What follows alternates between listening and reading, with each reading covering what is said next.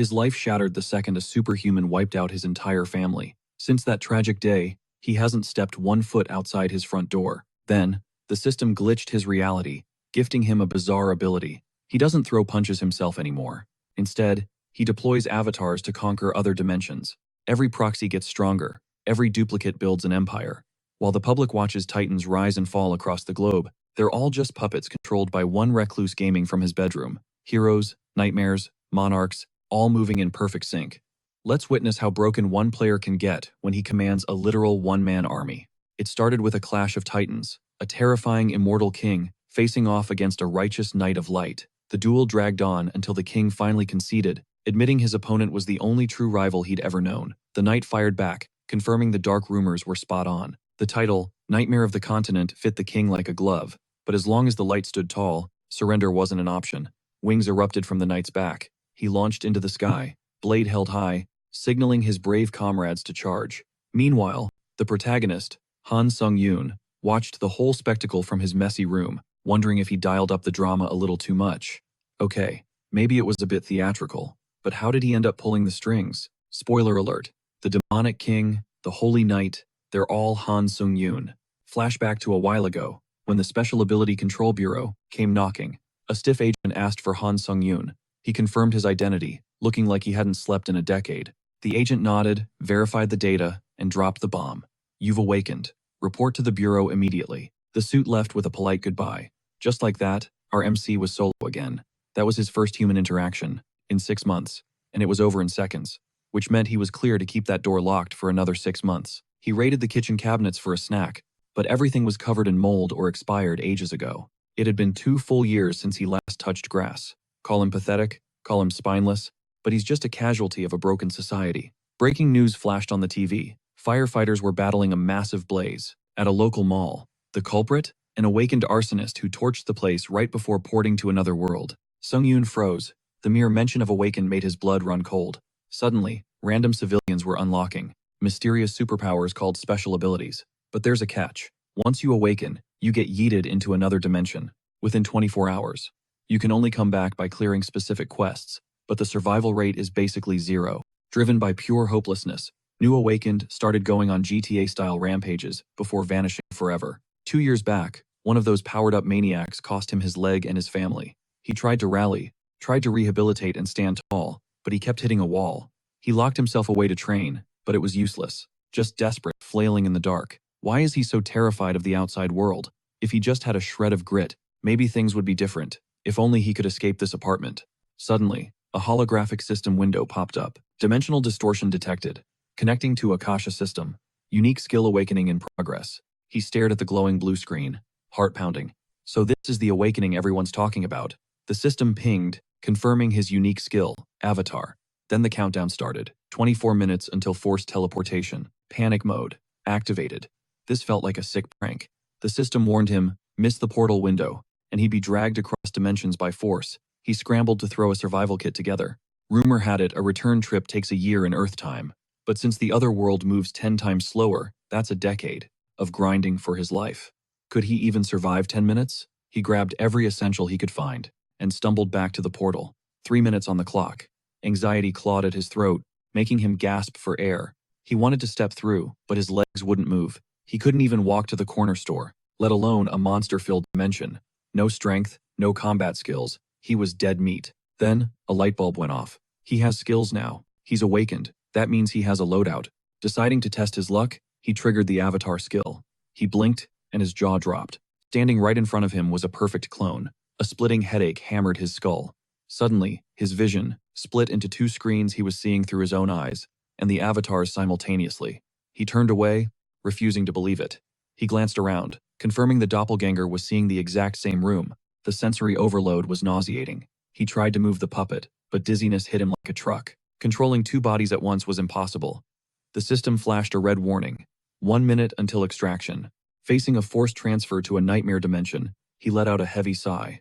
Honestly, in a mess like this, having an avatar felt completely pointless. Trash ability for a trash user. If only some sucker could take the fall for him. Wait, that would be the absolute dream. A crazy idea sparked. He locked eyes with his avatar, gears turning in his head, and decided to shoot his shot. He shoved his clone straight toward the swirling portal. The system chimed instantly. Awakened identity. Confirmed. It was happening. Song Yun squeezed his eyes shut, focusing hard as the air around his avatar erupted into blinding sparkles, charging up the warp. A notification pinged, his eyes snapped open, and he literally hit the deck in total shock. No way. It actually worked?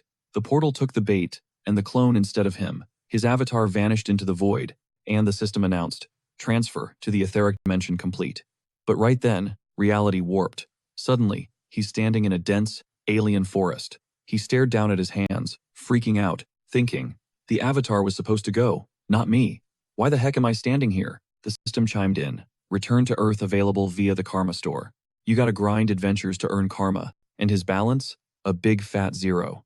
Suddenly, a splitting headache spiked through his skull. His vision split. He could see his messy room and the alien forest simultaneously.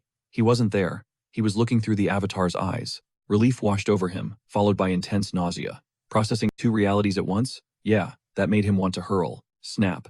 Back in his real body, bile rising fast. He clamped his hands over his mouth to hold it back, and sprinted to the bathroom. He emptied his stomach into the porcelain throne, and finally, the spinning stopped. Wiping the drool from his chin, he thanked his lucky stars he survived the glitch, and summoned his avatar back home. The double popped into existence instantly. Song Yun sighed, feeling totally pathetic about the whole ordeal. He stepped up to the clone, wondering what to do with this garbage power, when bam! Confetti exploded in his face, the system congratulating him on the achievement. Return to Earth without using the Karma Store. Reward acquired. Interdimensional portal. Now he could zip back to that other world once a day for free. Checking the portal, he stared at the blue system window, jaw-dropping as his karma counter started spinning like a slot machine. Impossible, he yelled. He just became the first awakened in history to speedrun a return trip. The payout? Nearly 2 million karma points. Even the system seemed confused by the glitch. Because he yanked the avatar back instantly, the system bugged out and gave him 10 years worth of survival points. Usually, karma depends on your impact over there, saving lives, killing monsters, whatever. It's all about influence. You use points to buff stats or buy a ticket home. He couldn't shake the feeling this was a massive error. Was the system gonna force him back? Whatever. No point overthinking a lucky break. Time to spend that cash. He pulled up the shop. Return to Earth cost 1 million. Upgrade unique skill was 300,000. Or he could dump points into his status. He was already home, so the ticket was useless. But that last option caught his eye. He tapped status improvement, and it wasn't just strength. You could upgrade biological functions, like regeneration. That hit home. With his crippled leg ruining his life, this was his only shot. He smashed the upgrade button. A warm sensation flooded his limbs instantly. He twitched his leg, and it moved. Smooth, painless. The agony was gone. That injury had been more than physical. It was the reason he cut off his family and hid from the world. It was the reason he rotted in this room. Slowly, he stood up on his own 2 feet as a notification chimed. Regeneration has exceeded maximum levels. New skill acquired. Super regeneration, boosting his recovery speed to God tier. Just like that, the glitch money fixed what doctors couldn't. He hopped on his dusty exercise machine, pumping the pedals. His legs weren't just healed, they were powerful, bringing a massive grin to his face. But he still had a mountain of karma points left. What next? The system recommended a skill upgrade. Purchased. Now, what about his other half? He dumped points into the avatar. Looking at the results, he smirked. Damn, I really am a Chad.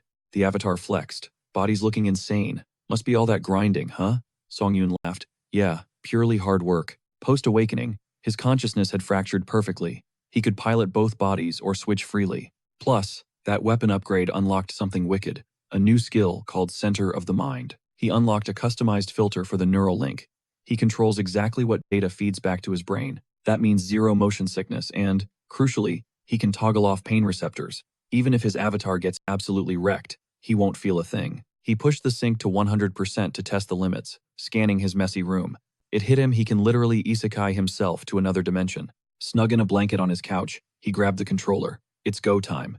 He's got total control, moving the character just like an RPG. But the roster is growing. There are 3 of them now. It sparked a worry. As he unlocks more units, micromanaging an entire army is going to get messy. He can't just call them Unit 1 and Unit 2. That's lame.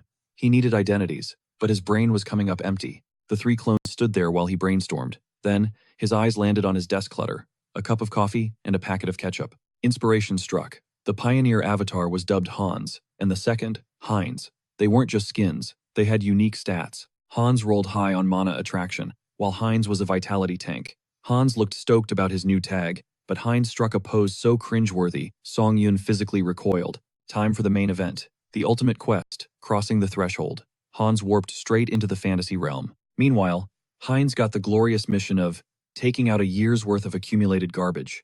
Hans was already gone. Heinz hesitated at the front door. He cracked it open, stepping into blinding sunlight for the first time in ages. The glare was intense.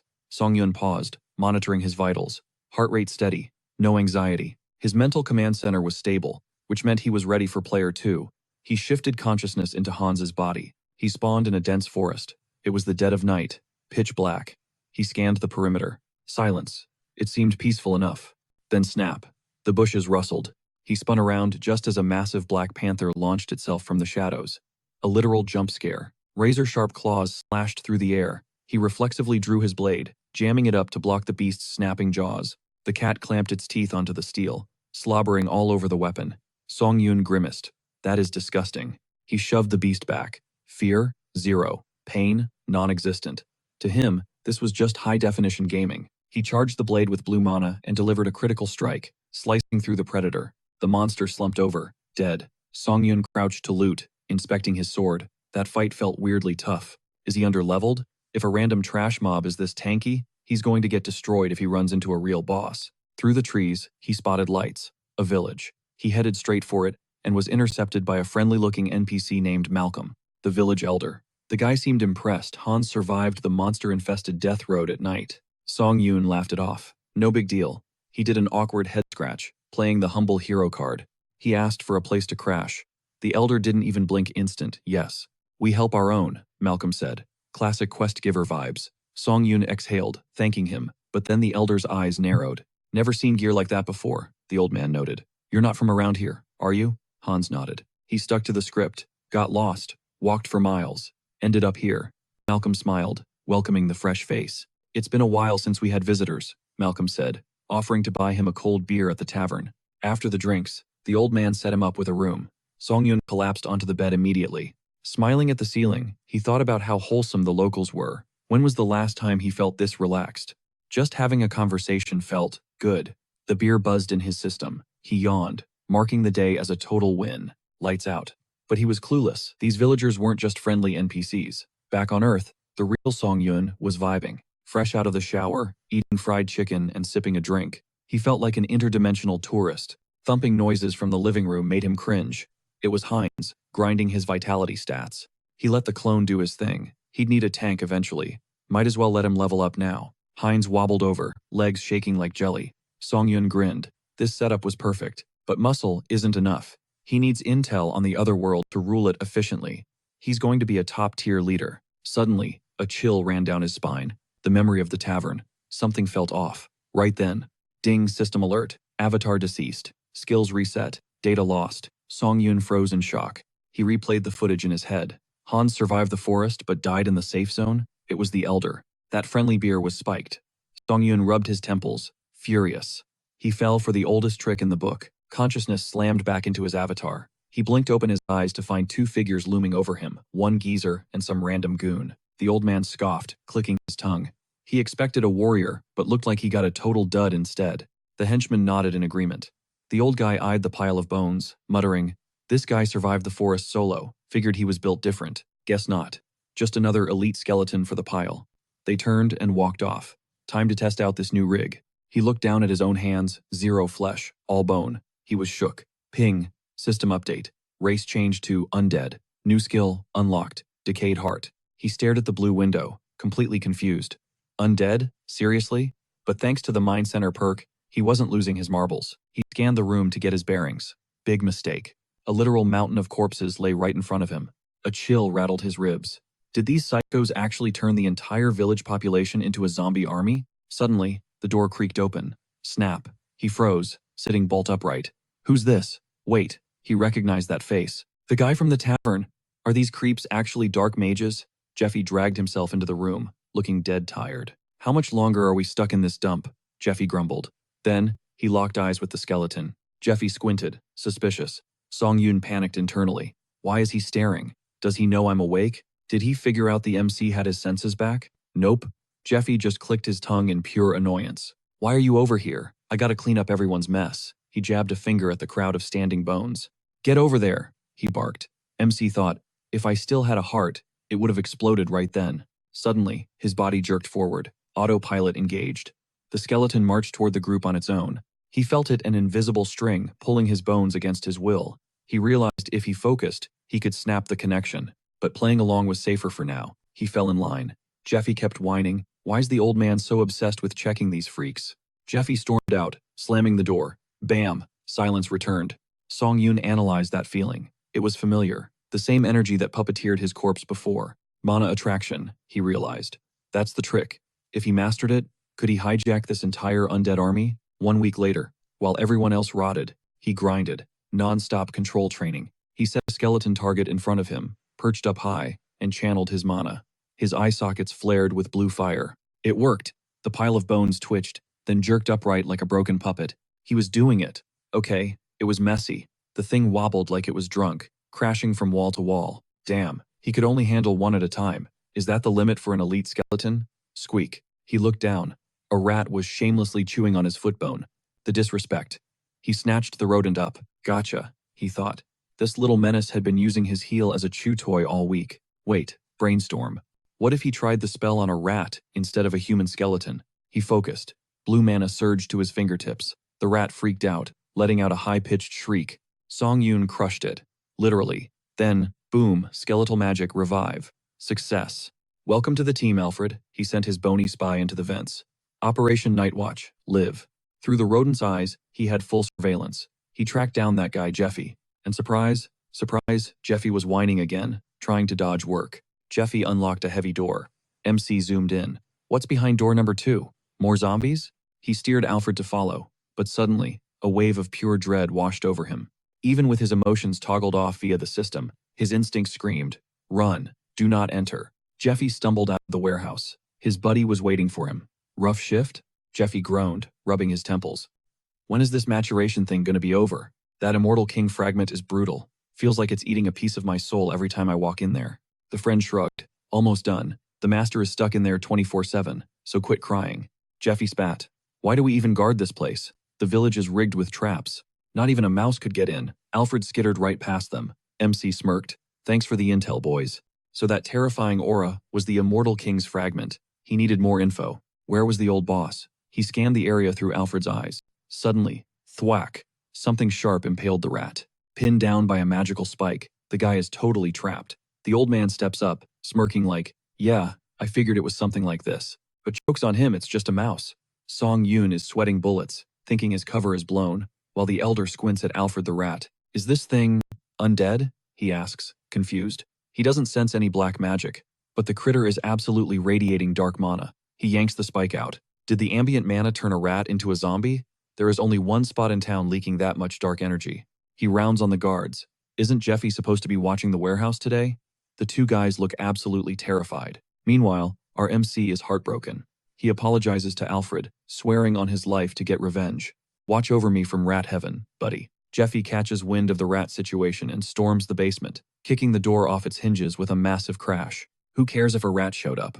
Why the drama over a rodent? Totally triggered, he decides to vent his rage on the poor undead captives. He points a shaking finger at one of them. Why are you slouching? He barks at the corpse to stand at attention. Calling him a useless freak, Jeffy winds up and smacks him across the face with full force.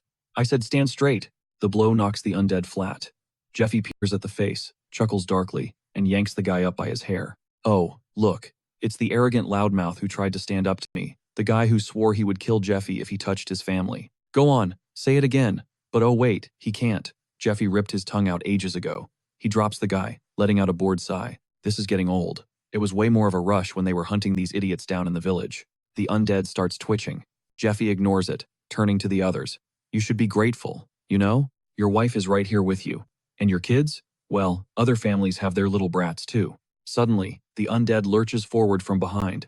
He sinks his teeth into Jeffy's neck. Jeffy screams, spinning around in shock. What is wrong with you? He sees the undead closing in again and screams, stop. I said stop, but they are totally ignoring his commands. He tries to cast some black magic, but another undead lunges, clamping a hand over his mouth. Muffled groans escape as he tries to scream, eyes wide with terror as the rest of the horde descends on him. Pure dread washes over him. Watching them tear him apart, Song Yoon thinks, this is just the appetizer. True revenge starts now. Scene shift. Another avatar, Haynes, rolls into the village. The MC instantly transfers his consciousness into the new body and tries to walk in, but the guard blocks his path. Hold up.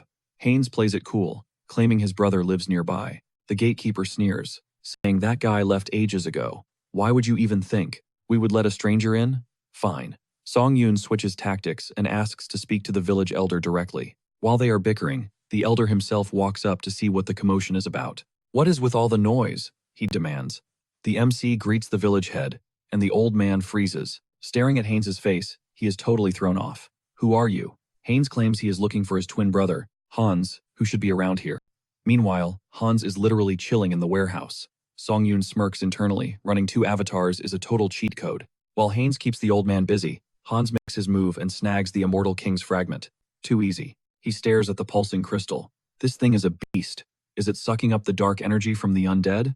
It has to be. The fragment is resonating, feeding on the gloom to complete itself. He scans the room. The undead here are insanely buff. Compared to this, his last location was basically a dumpster fire. It pisses him off. He grips the crystal tight, anger bubbling up at the injustice. These morons treat them like trash? Time for a reality check. He crushes the crystal in his hand, and boom, raw energy floods the room.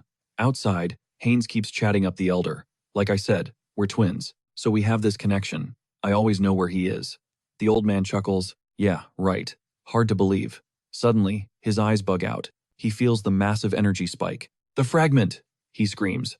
Something is wrong. He shifts into spirit form and zooms toward the warehouse, barking at the guards. Kill this idiot. Spears instantly lock onto Haynes, but poof, he vanishes. Back in the warehouse, the MC, as Hans, is fighting for his life, against a tsunami of negative emotions crashing into his brain.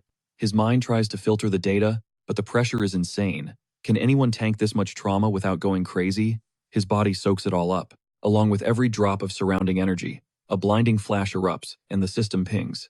Essence conditions met. Boom. He is now an immortal demolition mage. Thanks to the fragment, his rank just skyrocketed. Of the three pieces of the Immortal King, this was the one. The dark energy didn't just sit in the fragment, it fused straight into his core. Boom. He unlocked the special perk, Magical Wisdom.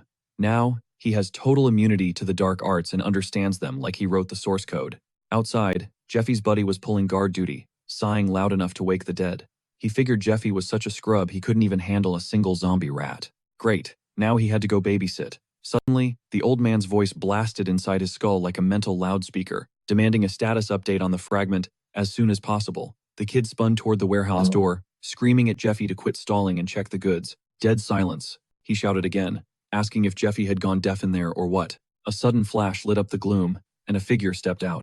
The guard snapped, angry that he was being ghosted. Wait, that wasn't Jeffy. That was a straight-up walking corpse. He stumbled back, heart racing, and let out a blood-curdling scream as the thing reached for him. Song Yoon stepped into the light, cool as a cucumber. Hey there, he chirped. Lovely weather we're having, right? The guard's brain short-circuited. Impossible. Undead don't make small talk. Before he could process, the creature snatched his wrist. Panic mode engaged. He point-blanked a dark magic bolt at the guy, shrieking for some personal space. Bad move. The blast blew the door wide open, and the undead horde poured out, trampling the poor guy flat. The main character just casually strolled out of the warehouse. You know, he mused, it's rude to ignore people when they say hi. He stared at the swirling ball of dark energy hovering over his palm. Was this the demonic wisdom kicking in? He didn't just see the magic, he understood it instantly. Like riding a bike he never learned to ride. Boom. Another explosion rocked the warehouse, tearing a hole in the wall. The rest of the undead swarm flooded out, ready to wreck the entire village. As the dead scattered, flashes of magic lit up the distance. Suddenly, a pile of bones went airborne and skidded to a stop, right at Song Yoon's feet. Caught off guard, he looked up.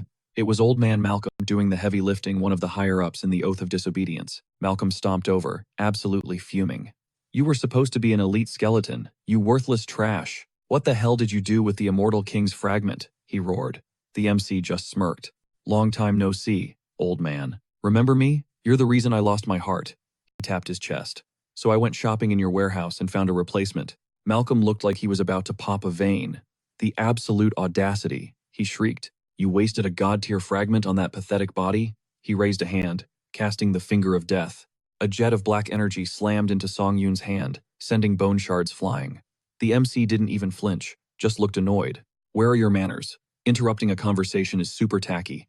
Malcolm wasn't having it. Shut your mouth. Do you have any idea how much resources I poured into that for a whole year? I was inches away from ultimate power. It wasn't supposed to end with some cheap evolution into a Demolic. I wanted more. He slammed magic into the earth, and jagged shadow spikes erupted from the ground. But Song Yoon's barrier tanked every single hit. Song Yoon scoffed. Trying to crush a newbie with high-tier spells? Cute. But I'm the only one here who can actually control the fragment. You would have blown yourself up. Malcolm sneered. I honestly don't know how your trash body survived the energy overload. But no matter. I'll just scrape your remains off the floor for my experiments. He fired off another round of magic. Song Yoon deflected it like a fly. Stop yelling out your attack names. It's annoying. His eyes went cold. This is for Alfred, you murderer. I'll make your death quick. The old man frowned, genuinely confused. Alfred? Who cares? Some nobody from the village? Wait, you came here just for that? While he distracted him, dark spikes silently manifested behind the MC's back. Nice try. Song Yoon spun around, his barrier flashing as it deflected the sneak attack. None of your tricks matter, he thought. He was adapting to the dark arts way too fast. Definitely the fragment's doing, but playtime was over. Malcolm triggered the Pact of Annihilation. Nearby, a dark mage busy fighting off zombies suddenly grabbed his chest, looking green. His soul was ripped straight out of his body. Then it hit the others one by one. Their souls dissolved into mist. The energy swirled and formed the crown of the broken, which Malcolm jammed onto his head. It was a desperate spell to open a path to the underworld. The MC stared, actually impressed by the ruthlessness. Did you seriously just juice up by sacrificing your own crew? The drained mages rose again as zombies, shambling toward Song Yoon. Malcolm screamed, if I had that fragment, I would have crushed you by now. But this is the end for you. He started chanting the final spell. Zip, a tiny magic bullet tore straight through his chest before he could finish. Malcolm crumpled to his knees instantly. You were taking forever, the MC sighed. I almost took a nap waiting for the punchline. Just wanted to wrap this up. The dark magic settled around Song Yoon like a cloak. Malcolm's last thought was sheer confusion, dying for nothing before everything went black. Song Yoon gazed up at the full moon. Alfred, you catch that? He whispered. Vengeance served. Case closed. So the poor guy could finally rest in peace. Meanwhile, back at the temple, Saint Restar was deep in prayer. But the moment the deity answered, pure dread flooded her gaze. She bolted from the altar to intercept Bishop Martin, her expression shifting to stone-cold, serious, asking him to patch her through to the others immediately. The radar just pinged a massive signal. The Immortal King was resurrecting in the west. This intel hit Martin like a truck. He didn't waste a second, rushing to assemble the council. Restar's mind was racing. The nightmare that nearly wiped out the continent centuries ago was rebooting, and she wasn't about to let history repeat itself. Back on the battlefield, Song Yoon was strolling through the carnage, crunching over a carpet of bones and zombies. He surveyed the wreckage. Total wipeout. At least several hundred undead had been scrapped. But hey, in this game, losses are just an infinite respawn glitch, so why stress? The biggest flex of necromancy is printing your own soldiers from the dead. He glanced at his missing limb time to prioritize fixing that stump first. He scanned the area for a skeleton with top-tier bone structure, ripped its arm off, and sized it up. Not bad. He jammed the limb against his shoulder, triggered super regeneration to lock it in, and boom, surgical precision. Good as new. Now, what's the next move? His eyes locked onto a nearby skeleton. He instantly blasted it with magic, commanding it to kneel. Evil wisdom whispered the cheat codes, and the Immortal King's fragment juiced his stats. The goal? Purge the residual magic and scrub the fragment's corruption from his system. But it glitched. The skeleton collapsed into dust, leaving him staring in confusion. Did he just brick the spell? A little grinding later, and he had a small squad of undead standing at attention. After a few reps, he finally nailed the mechanics. He turned his gaze to the old man, wondering if he should revive him with his soul intact to extract the intel. But when he tried to execute the spell, error message, 404, soul not found. He ripped open the guy's shirt, revealing a magic circle carved into the flesh. Looks like someone remotely uploaded the soul through that seal. Probably a security protocol to prevent leaks. Honestly, expecting anything less from enemies on this level would be insulting. But whatever. The hardware was still usable. Time to craft a high-tier undead with combat specs and consciousness. He flooded the corpse with magic, mentally running the script again. He needed to corrupt the remaining mana, compile the fragmented thoughts, and harden the personality. The skin sloughed off the old man's frame like wet paper. He morphed into a skeleton death mage, announcing he was ready for orders. Song Yun was actually shook. He didn't expect the results to be this cracked. He slapped the skeleton on the shoulder, dubbing him Malcolm. From this second on, Malcolm answered only to him. The skeleton stayed quiet, so Song Yun immediately backhanded him, demanding a response. That woke him up. He understood perfectly. Even with his memory wiped, the guy's sins were still etched in his bones, so Song Yun planned to troll him for eternity. When Song Yun dropped his name, Malcolm nervously clutched his cane, waiting for a command. Song Yun clocked the accessory and decided that cane looked way too fresh. The old bone bag was trembling, but he couldn't defy the boss, so he handed it over. After securing the loot, Song Yun headed toward a massive pile of bones and spotted a familiar face, the zombie that took out Jeffy. He grabbed the thing's head and lit it up like a bonfire, telling it to go say hi to the family in hell. After a day full of grinding, Song Yun logged back into his main body and went feral on the food, stripping the meat off the bones. He stuffed his face, absolute 5-star meal. Post-feast, he checked the market. Since this was a mage village, the place was swimming in gold. He never guessed these guys were hoarding this much treasure. Time to secure the bag, he summoned Hans. Hans spawned directly on the table, sending the leftovers flying. This actually jump-scared Song Yun, and the sheer creepiness of the avatar sent him into a panic, so he smash-canceled the summon. When Hans vanished, Song Yun gasped for air. He almost died of fright.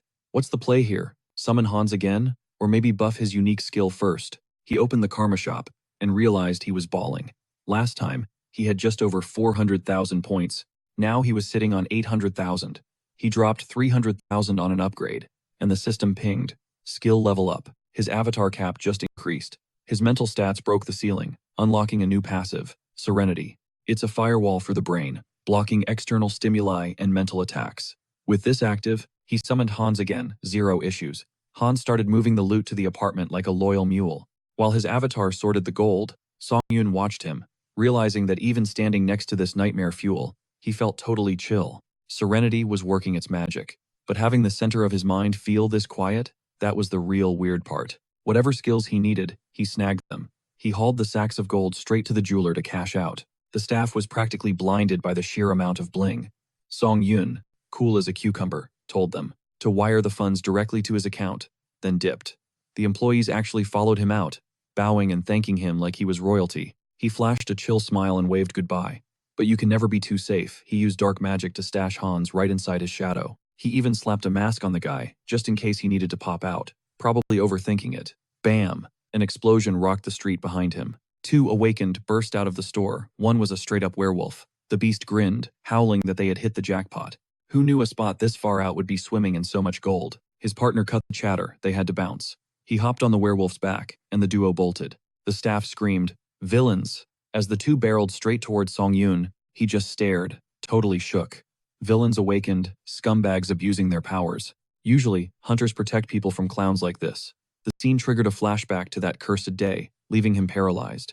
The werewolf body checked him, snarling at him to move. Song Yun figured the guards would track them down eventually, because he was useless right now. The beast laughed, shouting that the plan was flawless. They had a window. Guards were still 3 minutes out.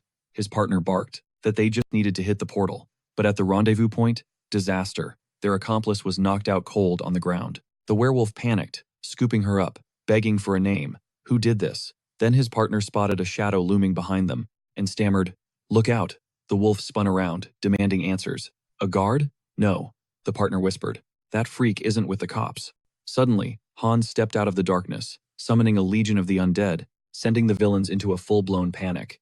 Song Yun watched from afar. He might be weak on his own, but Hans? He is a monster. Meanwhile, the association guards were sprinting to the scene. Their captain yelled at them to hustle. They couldn't let these guys slip away again. But when they rolled up, everyone paused. The job was already done. The captain stared at the unconscious thugs, realizing someone beat them to the punch. Whoever did this is close. Fan out and search. A shadow flickered behind the captain.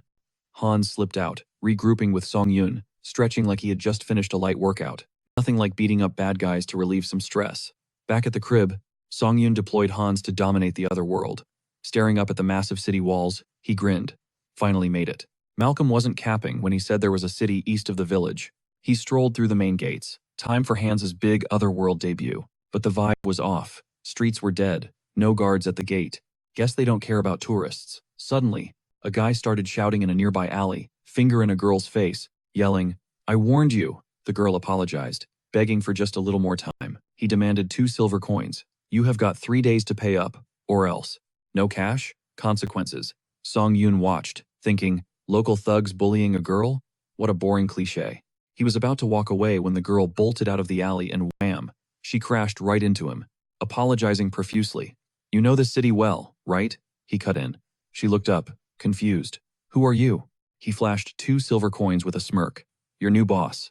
Let's talk business. Obviously, she took the gig. She showed him around, leading him to an inn that was supposedly the best spot in town. Her name was Diane, just a kid barely scraping by, taking care of a sick brother with no parents and 0 cash for the local tax. She agreed to be his guide for 2 silver coins a day.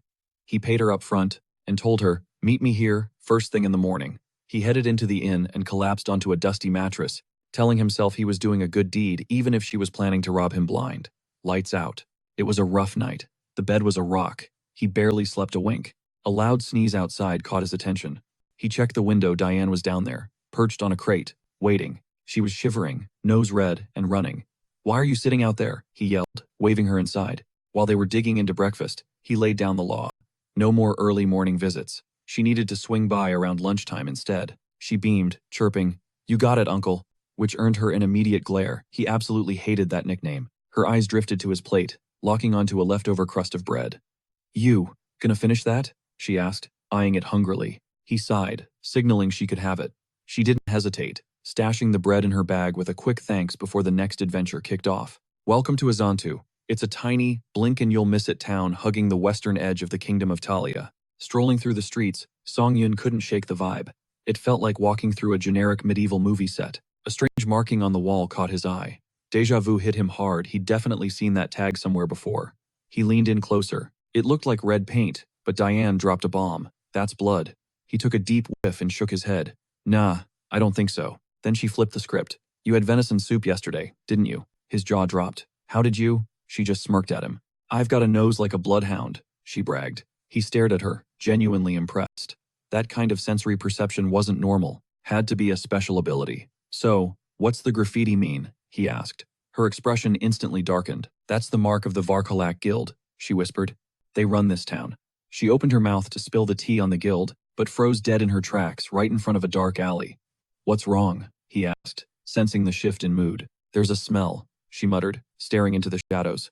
What are you picking up now? He watched as she took a deep breath. Suddenly, her face lit up. Freshly baked bread. Come on, you gotta try it. He blinked, confused. Didn't you just eat? Always room for bread, she chirped, dragging him forward. But the narrator knows the truth.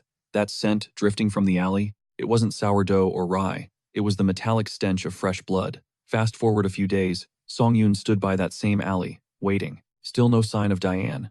He started pacing. She was never late.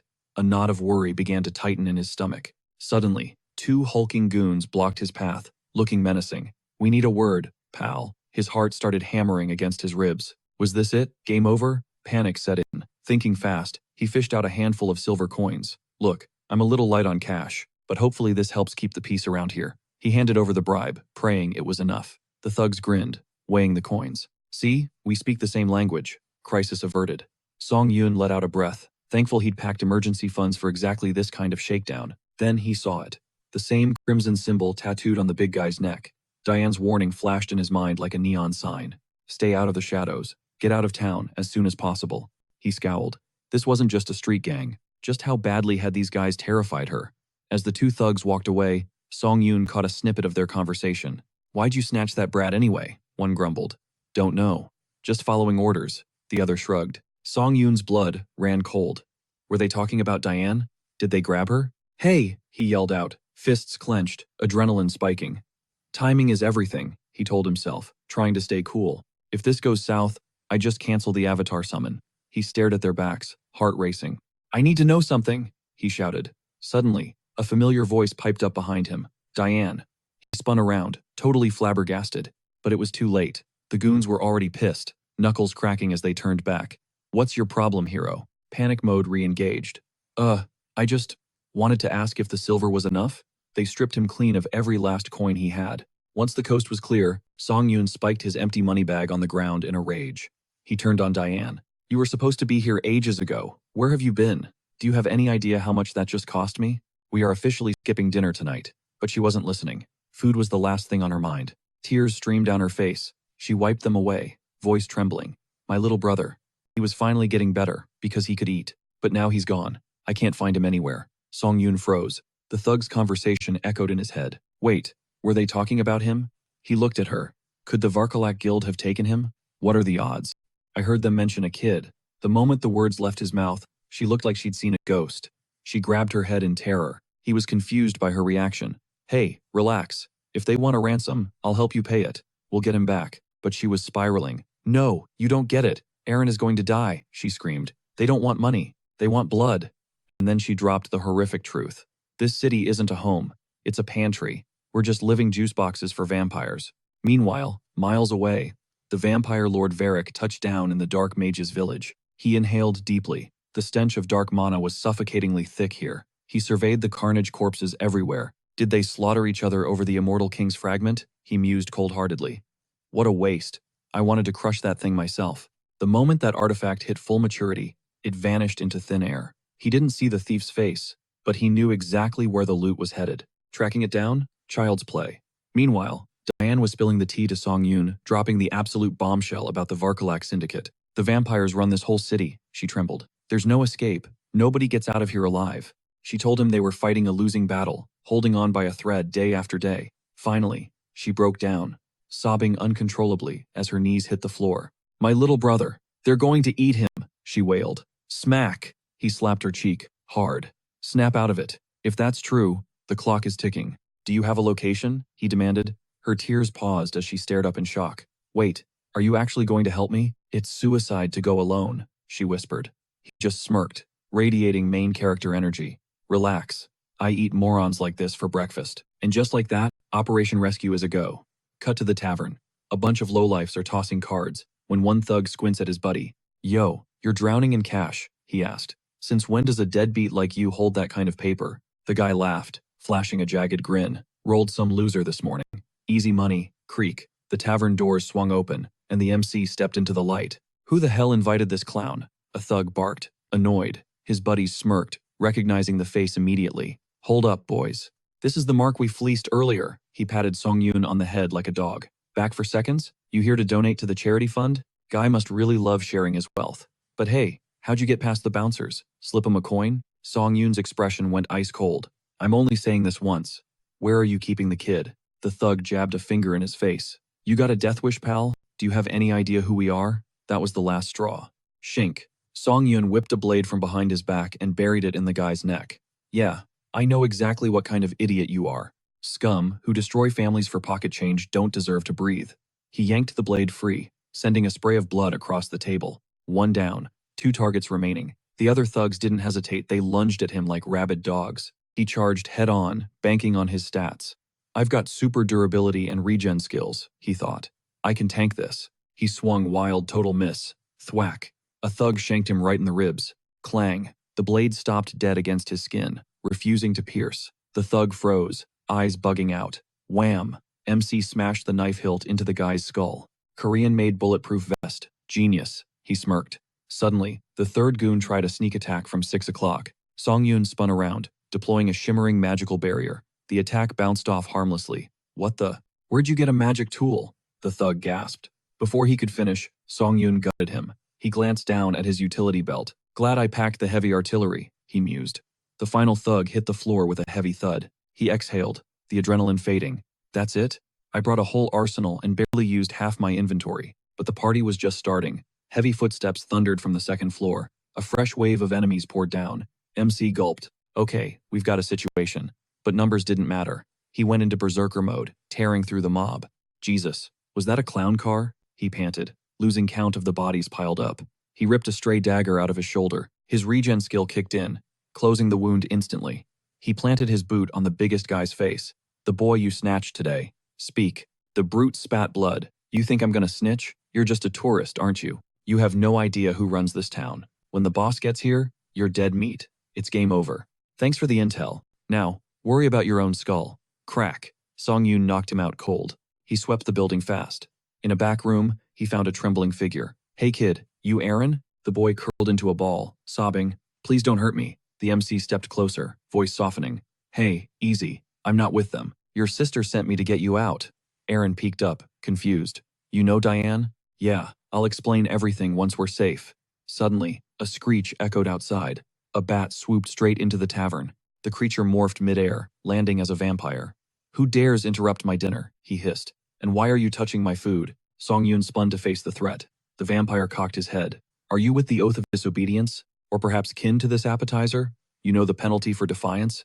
MC stepped in front of Aaron, shielding him. Relax, Dracula. I'm just a tourist your boys tried to mug. Found the kid, by pure luck. The vampire yawned. Boring.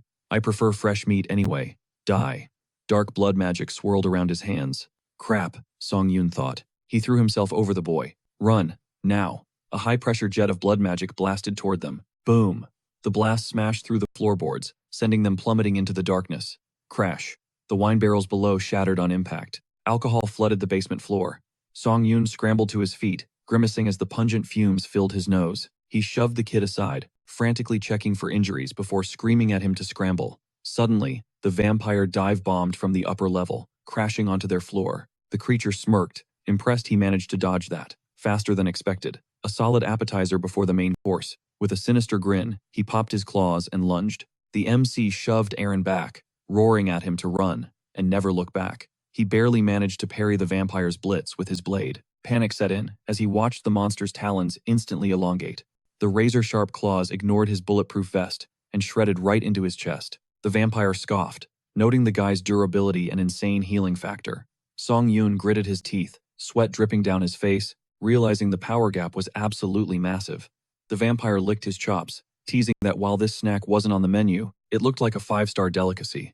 The MC knew if the monster wasn't just toying with him, he'd be dead meat already. But freezing up wasn't an option. He tightened his grip into a fist. The vampire caught the movement, instantly shutting down his counterattack. He sneered, mentioning he probably needed to scrape the meat off the bones before digging in. Hoisting him into the air, the creature mocked his struggle, calling it a total waste of energy. He was going to pay for that. The vampire's hand crept toward his throat. The MC realized if he couldn't bridge the power gap, he'd just have to take them both out. He crunched down on the ring he'd been holding in his teeth, and his body instantly erupted into an inferno. The vampire recoiled, shrieking, shocked by the sudden magic tool. He'd been hiding that ace up his sleeve? Actually, when Song Yun got slammed earlier, he spotted the spilled alcohol flooding the floor and improvised. He tackled the vampire, desperate to pin him down. The bloodsucker screamed in pure panic, calling him a psychotic maniac. Was he trying to pull a murder-suicide? If that fire hit the booze-soaked floor, they'd both roast. He slashed his hand, slicing the MC's lower body clean off. Laughing maniacally, he mocked the guy for being nothing but fragile meat. But the MC wasn't done yet. His upper torso collapsed onto the vampire, and he delivered a savage headbutt, slamming the monster into the ground. He smirked, reminding the creep that he was the one who called his body durable. Coupled with that high-tier regen? Yeah, he was one tough meal to chew. The vampire's eyes widened in terror. He begged him to wait, totally losing his cool. And then, boom. The entire building detonated. Staring at the raging fire, Song Yun admitted he was kinda impressed he survived a blast that big. Turns out, being tanky is hard work. He closed his eyes, marking the Help the Unlucky Girl mission as a success. Meanwhile, Diane, huddled outside with her brother, screamed his name in despair. The system pinged, Avatar Hines, was Kia and would respawn in 7 days. Time skipped forward, and Diane went back to her daily grind, shining boots for random gentlemen. Finishing up, a customer tossed her some coin, and she flashed a polite thank you smile. She wiped the exhaustion from her forehead, just as a shadow loomed over her, asking for a shine. She turned with her professional smile, gesturing for the customer to take a seat. But the second she saw his face, she lit up. She launched herself at the MC, hugging him tight and crying about how relieved she was. He patted her head, playing it cool. Of course he was fine. Did he look like the type to punch out that easily? Total lie, though. He definitely died. Since the original Hines was on a 1-week cooldown, he figured Diane would freak out, so he rolled up a new avatar, Hines II. This build came with a sweet perk, acceleration. While she clung to him, he realized he might have rushed the character swap, but she wouldn't notice the difference. She was convinced it was her Hines because the soul vibe was identical.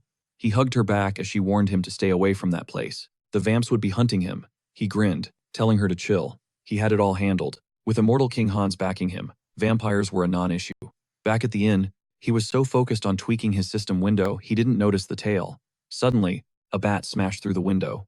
morphed into human form, and lunged.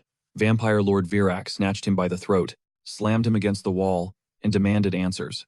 The trail from the forest ended right here. The MC started sweating bullets. It was one of the elites. Did they figure out the whole scheme? Virak chuckled darkly, asking if this outsider belonged to the vampire they just zeroed. Songyun was choking out, too weak to fight back. Virak leaned in, taking a deep whiff, confused that he didn't smell any dark magic or his king's blood. The MC gasped, playing dumb. He claimed he was just sleeping and had no clue what was happening. Virak got annoyed, asking if he was seriously going to play that card. Then, he buried his fangs into the MC's neck, pulled back, and licked his lips. He said he'd ask one more time, but slowly, because lying wasn't going to be an option anymore. That bite wasn't just a wound, it was a catalyst, sending the virus blitzing through his veins like wildfire. Even his mental firewall couldn't block the agony. Fangs popped, claws ripped out, he was evolving in real time. Through the torture, he wondered, why is this happening again? Then, the system pinged, species updated to vampire, passive, unlocked, legacy, lesser blood, and his super regeneration, nerfed down to standard regeneration. Virak, the big bad, got up in his grill again. I'll ask you one more time, you run with the oath of disobedience? MC felt the pressure slam down like a truck. His vampire instincts screamed at him to kneel before the alpha. But he just played the part. I'm just a traveler, sir. Truth is, he didn't have to submit. He could totally shrug off the aura. His mind center acted like a filter, deleting that submission code from his blood. Virak bought the act.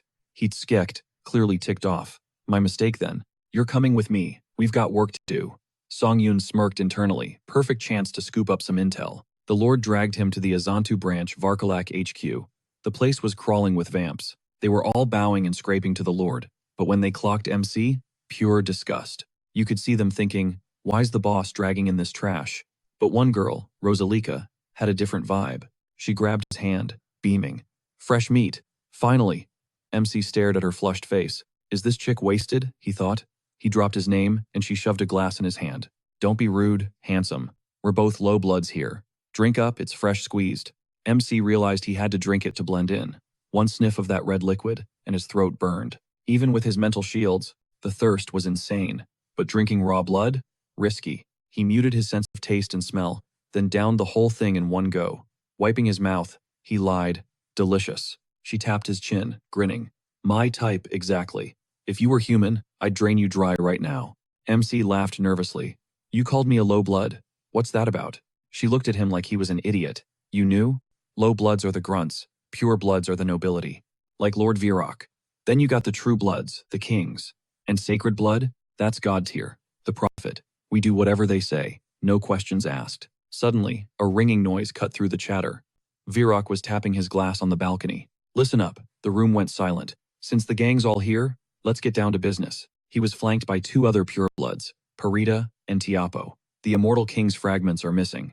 They entered the city, and then, poof, gone. Vanished into thin air. There's a chance they're already hiding in the city. Songyun was stunned. Immortal king fragments? For real? Rosalika whispered. Yeah, some dark mages were farming them nearby. MC froze. The mages from the Oath? Is that who she's talking about? Virak barked orders. Starting now, scour your sectors. Turn over every stone. If you find anything weird, report it immediately. Go. Later, MC hit the streets with Rosalika. She huddled under an umbrella, complaining, Ugh, this sun is gonna fry my skin. MC pulled his hood tight, he felt the drain too. Sunlight definitely nerfs us, he muttered. Even Lady Parita is searching, she said. Crazy that the fragments disappeared like that. Moving them here was a total waste. MC probed. So the clan has fragments? Yup. Those dark mages grew them. Now we're gonna merge them with our stash. MC clenched his fist. Jackpot. What kind of lucky streak is this? That means a pure blood is sitting on the loot right now. He grabbed Rosalika's shoulders, spinning her around. Where? Do you know where they're keeping them? She laughed. Chill, handsome. How would a grunt like me know that? Later, MC met up with Diane. When he told her the scoop, she dropped a bomb. I know where the fragments are. MC stared, stunned. That easy? I'm not 100%, she admitted. But a year ago, I cleaned the tomb. Every Friday, Varkalak guys went into the stone chamber. And every time, it reeked of rot inside. Sungyan made the call he was going in. Aaron just nodded, realization finally hitting him. Now I get why you told me to steer clear of that place. He dropped a quick thanks for the intel and pushed away from the table. I'm handling this investigation solo. You guys lay low for now. He turned to leave, but Diane snagged his sleeve, her eyes wide with concern. Wait, you smell different. A dark grin spread across his face, revealing razor-sharp fangs, sharp nose. Yeah, turns out I joined the undead club. Don't stress, I'm not gonna hurt you. She stood there, stunned by the bombshell, then hesitated. If the hunger gets too bad, you can take some of mine. Her hand trembled as she reached out, terrified but willing to bleed for him. Just a sip, okay? Like, a tiny bit. Bonk. He lightly chopped her on the head, cutting off her panic spiral. Chill out. I'm good. Just give me the coordinates. Cut to nightfall. We find Teopel lurking in the shadows of the target zone. He barked at a trembling man. Freeze! You got a death wish? A cruel smirk played on his lips. I'll give you one last shot. Land a single hit on me, and I'll send you home gently. The guy's knuckles turned white as he strangled the hilt of his sword. With a guttural roar, the guy lunged at the vampire. Teopel just laughed, weaving blood magic in the air. Aw, playing dirty? That's just cruel. Crimson threads shot out, knitting a net of blood that snagged the attacker and reeled him in like a fish on a hook. Pure terror filled the boy's eyes. He knew it was game over. The threads burrowed into his flesh, sucking him dry until his final scream died out. The vampire tossed the empty husk aside, wiping his mouth. Ugh, boring. Total snooze fest. He waved a hand at his slave. Clean up this trash, and bring me a real fighter for the next sacrifice. The minion dragged the corpse from the web, then froze, peering into the gloom. Wait, who's out there? Click-clack. Skeletons burst from the darkness, swarming the vampire. Teopel recoiled in disgust. How did this filthy undead trash get in here? Fury blazing. He pointed a clawed finger at the mob. Destroy them. His servants immediately threw themselves into the fray. A shadow darted beneath the skeleton's feet. Boom!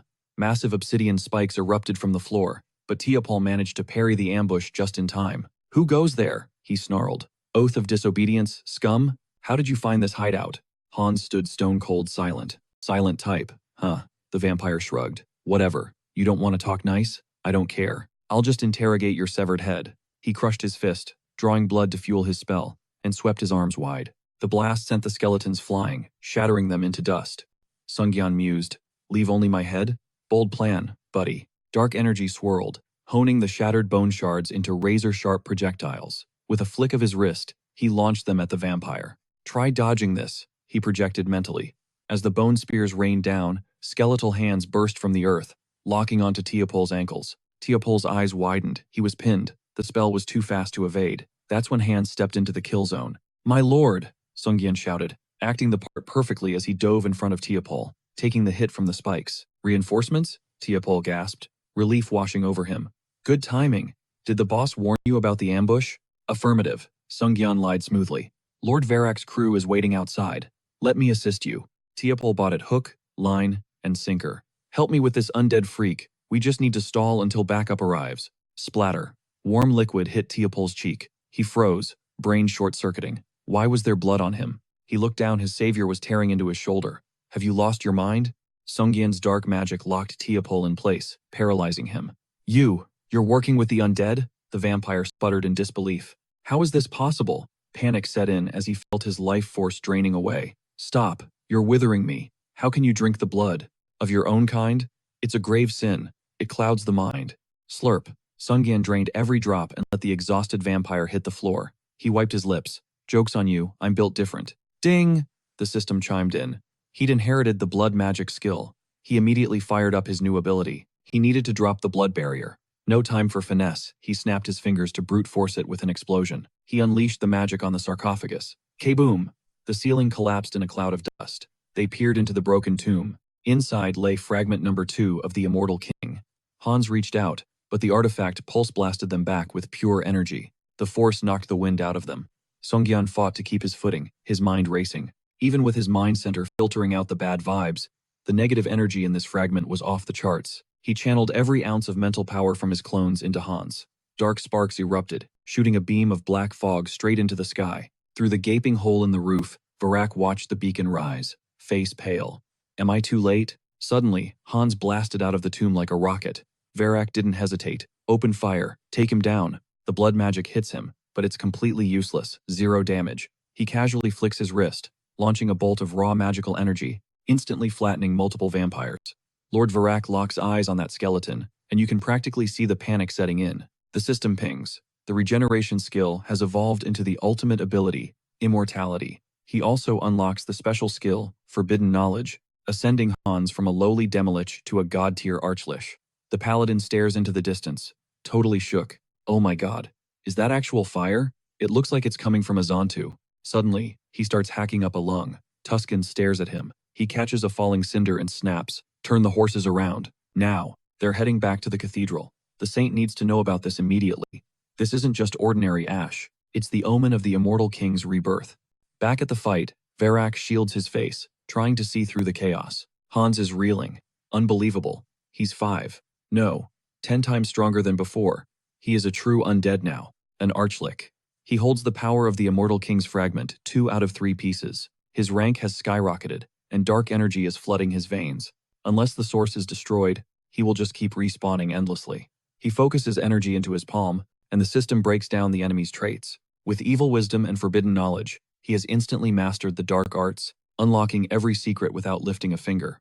The next second, he thrusts his staff forward, drowning everyone in a tidal wave of shadow. Varak is confused. Smoke? Is this a trap? What is he plotting? Louis yells out to him, "We need to retreat and recover, right now." But before he can finish, Hans snatches him by the throat, dragging him screaming into the abyss. Varak spins around, eyes wide. Damn it. Could it be? Too late, jagged spikes of dark energy skewer his body, and he screams in agony. Hans steps out of the shadows. He is definitely tougher than the other purebloods. He leans in close, voice cold, but right now, he is nothing more than a walking blood bag. Varak grimaces through the pain. Such raw magical power. Did he fully absorb the fragment? He screams out. How did he endure that much darkness on his own? Suddenly, a voice whispers from behind, "You really interested?" He's not exactly alone. Heinz strolls past the corpses, clenching his fist with a smirk. The system chimes. Growth conditions met. Special skill, low blood inheritance has evolved to inheritance through blood. He wipes a stray drop from his lip.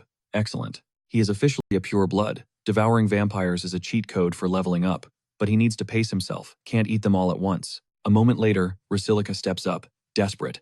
"Lady Pyrite, what's the move? If you were actually here, we wouldn't be folding this easily." Pyrite's projection replies, "Lord Varak has fallen.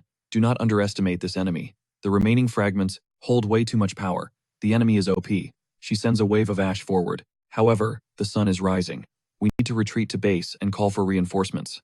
Now. Meanwhile, a man sprints down the alley, lungs burning. He slams into a wall, gasping. Damn it. He presses against the brick, glancing back. They won't chase me this far, right? Stupid vampires. Acting so arrogant, yet they got wiped out in a second. Big mistake trusting them. Suddenly, Hans materializes from the shadows, clamping down on his arms, and the man screams. While Hans stays behind to mop up the Varkalak remnants, Heinz slips into a merchant guild to escape the city with Diane and her brother. He is at the stove, searing meat. Just a solid dash of pepper, and the special steak is ready to go. He slides the plates over to the kids. They stare at the food, eyes wide. Whoa, they take a bite, beaming. This is insane. Pure gratitude. Heinz smiles back. Dig in, enjoy it. He watches them, wondering if that glow on their faces is just the food, or because the nightmare is finally behind them. He turns to Diane. So, your uncle runs a shop in Eastern La Pellis, right? She nods, smiling awkwardly. Yeah, but I'm not sure he'll be thrilled to see us. Heinz waves it off. Don't stress about it. She looks away, thinking, well, if it goes south, Heinz can just pay him off. A wave of sadness hits him. He is actually going to miss them. When was the last time he felt like this? He has changed so much since arriving in this world. Diane notices his mood. Hey, you okay? Do you need blood? Heinz clutches his stomach and bursts out laughing. I'm good. Seriously, I'm stuffed. And he means it, considering he just drained every single vampire left in the village. Hans was busy animating the corpses into undead thralls. He steered the freshly turned vamps toward the portal, ordering them to wrap it up and jump in.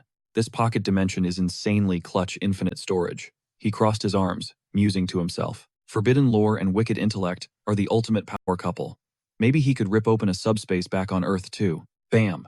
A crimson energy blast slammed right into Hans's chest. Over sneered, asking if he was enjoying his little vacation on their turf. Was he seriously looking down on them that hard? And by the way, was he actually rolling with the Oath of Disobedience crew? Hans gripped the shaft of the energy arrow lodged in his ribs. So that's his read on me, he thought. Perfect. He smirked. You got me. I'm Hans, honorary member of the Oath of Disobedience. Over dismissed that with a wave, manifesting a jagged blood spear in his grip. Liar, he spat. That sanctuary was wiped off the map. You're the rat who swiped the Immortal King's fragments and bolted, aren't you? Whatever. Minor details. He morphed his magic into a scythe, diving down from the high ground. Doesn't matter, you're dead meat either way. The blade slashed down, cleaving through Hans's form. Too close, Hans thought, flickering sideways. With that kind of raw output, a pureblood vampire is no joke. He retreated, but his back slammed against a shimmering wall. Over scoffed. Think we just let you waltz out of here? Our clan's top blood mages built that cage personally. The Lich pressed a palm against the energy field. I could shatter this, he analyzed, but I need time to calibrate to this new frequency. I'm gonna crush your skull and dig the fragment out myself, the vampire hissed. Dozens of liquid blood hands erupted from the ground, grasping for him. Only one play left, Hans decided. He raised his voice. Mark my words. I am Hans, the one sworn to defy. I may fall back now, but I promise you I'll be back for your head. Classic villain exit strategy, maximum drama. Hands, recall, pop. He vanished into thin air. The vampire minions stood there, stunned. What did he just say? Overroared. How the hell did he bypass the barrier? He spun around just in time to see one of his lackeys drop. There was a projectile buried deep in the guy's spine. Holy silver arrows. Paladins? Suddenly, a lookout on the upper level pointed frantically. Lord over, we've got a massive situation incoming. The High Church's Paladin Order. They've got the tomb surrounded, and they're breaching the perimeter. Over ground his teeth, the realization hitting him. That damn Lich. He stayed behind just to stall us for the Paladins. You cunning little rat, he seethed. I don't care where you hide. I will find you and end you. Meanwhile, back at base, the main character cracked a grin, spotting Hans's body sprawled on the floor. He made it. The MC flashed a thumbs up. Recall is seriously a broken cheat code. Suddenly, the MC replayed Hans's final dialogue in his head. His face went bright red, and he buried his face in his hands. Ah! He screamed, flopping onto the bed and hiding under the covers. What kind of cheesy B-movie villain line was that? I'm actually gonna die of cringe. While the MC writhed in embarrassment, Hans casually popped his skull off his body. Why would you even say that? Are you insane? He paused, thinking. Wait, I guess he really is feeling himself, huh? Hans's detached skull chattered back, pointing out that he soloed a squad of evil vamps, saved a helpless girl, and protected the city. The protagonist softened, smiling. Look at him go, talking big and acting like a total hero. He rolled out of bed, stretching his limbs. All right then, all that drama must have racked up some serious karma points. He summoned the Karma Store interface. One look at the numbers, and his jaw dropped. Huh? 700 grand? The system readout glared back. Balance, 731,002 karma points. I literally drained my account on upgrades earlier. How is this possible? Maybe ticking off the vampires and dark mages paid out a massive bonus. Okay, let's see if I can juice up my special skill again. He tapped the screen. Ding. Notification. Avatar summoning limit increased. Nice, more avatar slots. He scanned the menu. Any other bonus skills unlocked? The system pinged. Special skill. Persona acquired. He grinned. Bingo. Just what I suspected. A character build with Mind Center. He let out an awkward chuckle. So, the persona skill. It turns the avatar into an emotional vessel. He realized the skill evolves based on the user's own personality. The system didn't just guess, it ran the numbers and made the call. And finally, the pieces of the puzzle are clicking into place. He's out there squatting up with strangers and crushing boss-level threats. Pretty wild for a guy who hasn't touched grass or left his bedroom in 2 whole years. He pulled off those god-tier feats because, in his head, it was just a game. But, in real life, he's still that shut-in trapped within his own 4 walls. But you can't dodge reality forever. All that suppressed toxicity, the crippling loneliness, the rage, the depression, it's crashing down on him like a tidal wave. He turns to Hans, eyes dead serious. Take it, he commands. Pour all these toxic emotions right into the vessel. Boom. Dark energy blasts off him like a shockwave. He exhales, thinking, man, that's a detox. But deep down, the heavy vibes didn't vanish. It felt like he just stuffed the trauma into a mental shipping container. He glances back, curious. Wonder how Hans is handling that emotional nuke. Hans barely flinches. Chill. Pain and despair are basically my besties. They don't faze me. The MC blinks, caught off guard. Wait, that's exactly my line. But something shifted. The vibe is different now. Hans clutches his skull, a dark grin forming. I get it now. That avatar isn't just a shell anymore. It's running on pure, unfiltered emotion. Whoa, he mutters, surprised. Suddenly, his head snaps to the side. An explosion? What's going down over there? He peers out the window, scanning the skyline. Another villain arc starting up? This city's going to hell in a handbasket. He shakes it off, clutching his head. Whatever, not my circus. Let the hero guilds handle the mess. It's not like they're spawning right in my face like last time. Not my business. But Hans cuts through the excuses. Do we really need a logical reason to stomp out evil? They lock eyes. The MC realizes something profound. Now that he's dumped his negativity into Hans, the fog has lifted. Avoiding conflict? That's just his default setting. Deep down, he's dying to be the hero, to crush the bad guys. But he's always hiding behind lame excuses because he's terrified. Hans pulls out a mask, the atmosphere darkening. The rules are broken. The rats are crawling out of the sewers. He slides the mask on. Time to become the law. And just like that, whoosh, he's gone. Down on the street, thugs are staring at a wrecked building. Damn. Again? How many times does this place get hit? One grunt spits on the ground. Freaking morons trashing the place. His buddy grumbles. Why haven't we called for backup yet? High above, perched on a rooftop like a gargoyle, Hans watches. Looks like a villain reunion, he thinks. Too bad their clock just ran out. Would be a waste to leave without claiming some XP. Dark energy swirls in his palms, manifesting creepy, floating eyeballs. Go, he commands mentally. Be my eyes, be my ears. Into the shadows they fly, hunting sinners. One thug stands there, cigarette dangling between his fingers. Yo, he sneers. Someone get me an ashtray. His goon grins, pinning a trembling victim by the shoulders. Got a human one right here, boss. The bully grabs the kid's face, laughing like a maniac. He brings the burning ember closer to the victim's mouth, open wide. Best ashtray in town. The kid screams in pure terror. Please, no. Elsewhere, a woman curls around her child, shielding him with her body. Where can we go? She sobs, panic in her eyes. A man looms over her, belt swinging. Don't you lie to me. Smash cut to a store window, shattering a robber vaults in, chuckling. The thief heads for the register. Easy money. High above, Hans narrows his eyes. I've seen enough. Time to take out the trash. Death is too easy. He's going to give them permanent PTSD. He materializes from the shadows like a nightmare. Snatch, he chokes the robber. Crack, he grabs the abusive husband by the skull. His grip tightens. Trauma is the only lesson you'll understand. Next, he intercepts the bully's hand. He plans to carve fear directly into their souls. You seeds of evil. You're going to remember this night forever. The moment you try to sprout again, the darkness will be waiting. As the adrenaline hits, he realizes. He's getting used to this power. It's intoxicating. He needs more. More. Dozens of floating eyes spawn around him, swirling like a halo. I need to purge it all, he thinks. I'm scrubbing this whole city clean. He flicks his fingers, sending the eyes scattering in every direction. Dawn breaks. Hans stretches his legs, letting out a long, satisfied groan. Spent the whole night taking out the trash. Gotta say, feels good. He inspects a floating eyeball. These eyes of darknesses are handy, but the nerf is real. Sunlight hits them, and poof, they're gone. I need a surveillance system that works 24/7. Can't exactly have zombies roaming the streets downtown. What's the play? Splat. Something wet lands on his head. He looks up pigeons. You little winged rats. He wipes his head, fuming. I should kill you and turn you into minions right now. He pauses, staring at their flapping wings. Wait. Mobile. Unnoticed. Everywhere? Bingo. Dark enslavement. The spell warlocks use to mind control beasts. Cut to later. He's standing there, looking like the Pigeon King, surrounded by a flock. Why isn't it clicking? He glances at a stray cat in a cage. I need something that blends in perfectly. Something. Normal. But the contagion rate was key. If he stripped down the mana cost just to fix the visuals, the infection potency would tank. He injected dark energy into the containment unit, finally realizing why game devs rage quit when debugging spaghetti code. Contagious enslavement was a programming nightmare. Revision, final, version 3. Moment of truth. Did the patch stick? Boom. The cage imploded.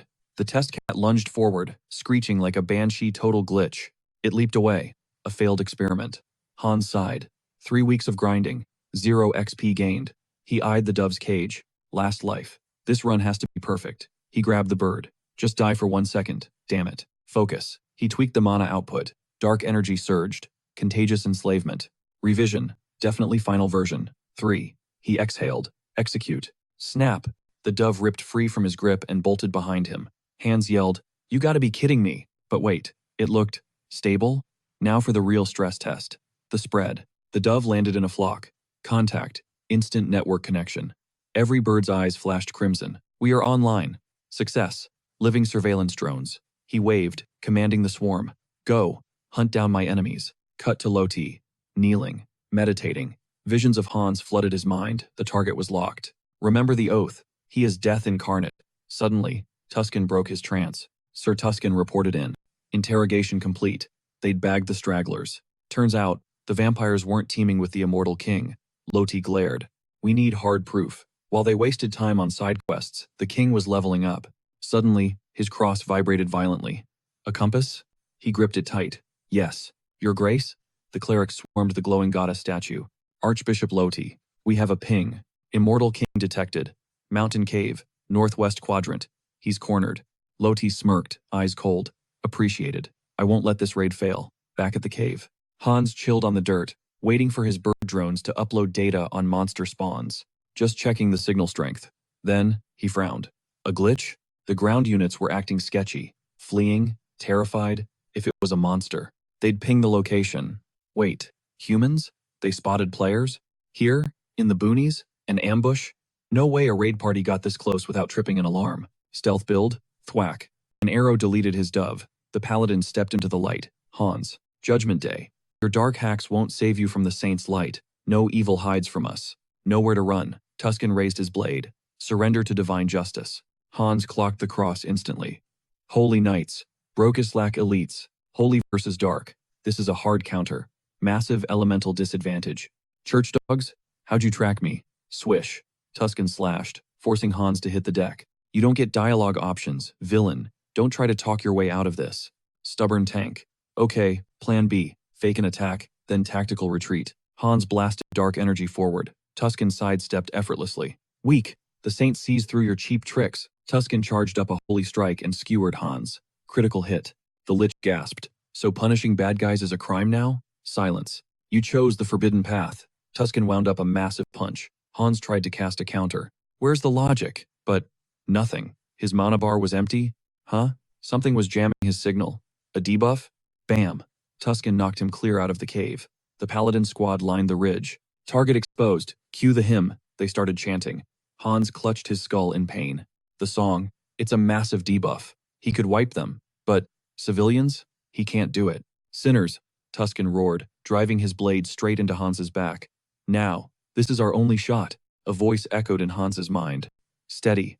Hans. But his internal monologue screamed, damn it. The ministers chanted louder, their holy mantras weaving magical chains that locked onto his frame. The Lich realized his mistake. He'd gotten cocky. Suspended in midair by the glowing shackles, panic set in.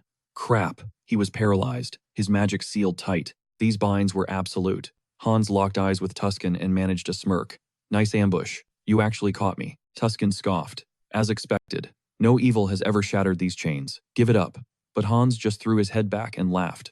Tuscan blinked, confused. You think I want to be here? Hans taunted. Clearly, we're not going to talk this out. Dark energy began to crackle around him. This is where we split. Catch me if you can, you church lackey. Tuscan didn't hesitate, gathering mana in his palm. I don't know what you're plotting, but don't think I'll let you just walk away. He unleashed a blazing magic arrow straight at the captive. Hans watched the projectile incoming. Pointless. It didn't matter how holy those chains were. I'm out. In a blink, he vanished, leaving the arrow to slice through empty air. Tuscan gasped. He broke the bind? Impossible. Tuscan's mind raced. Who the hell is this guy? Meanwhile, back in the real world, the protagonist cracked an eye open on his bed, letting out a heavy sigh. This is turning into a total headache. Way too many targets on his back. Seriously, did he have to start a war everywhere he went? The Shadow Faction, the Oath of Defiance, the Varkalak vampires, and the heavy hitters, the Paladin Order. Hold up. He scrambled out of bed and bellowed, Karma Shop. A holographic interface popped up. Is there a reason I've been stacking karma points this whole time? Was the system prepping him because he's a villain magnet? He clenched his fist.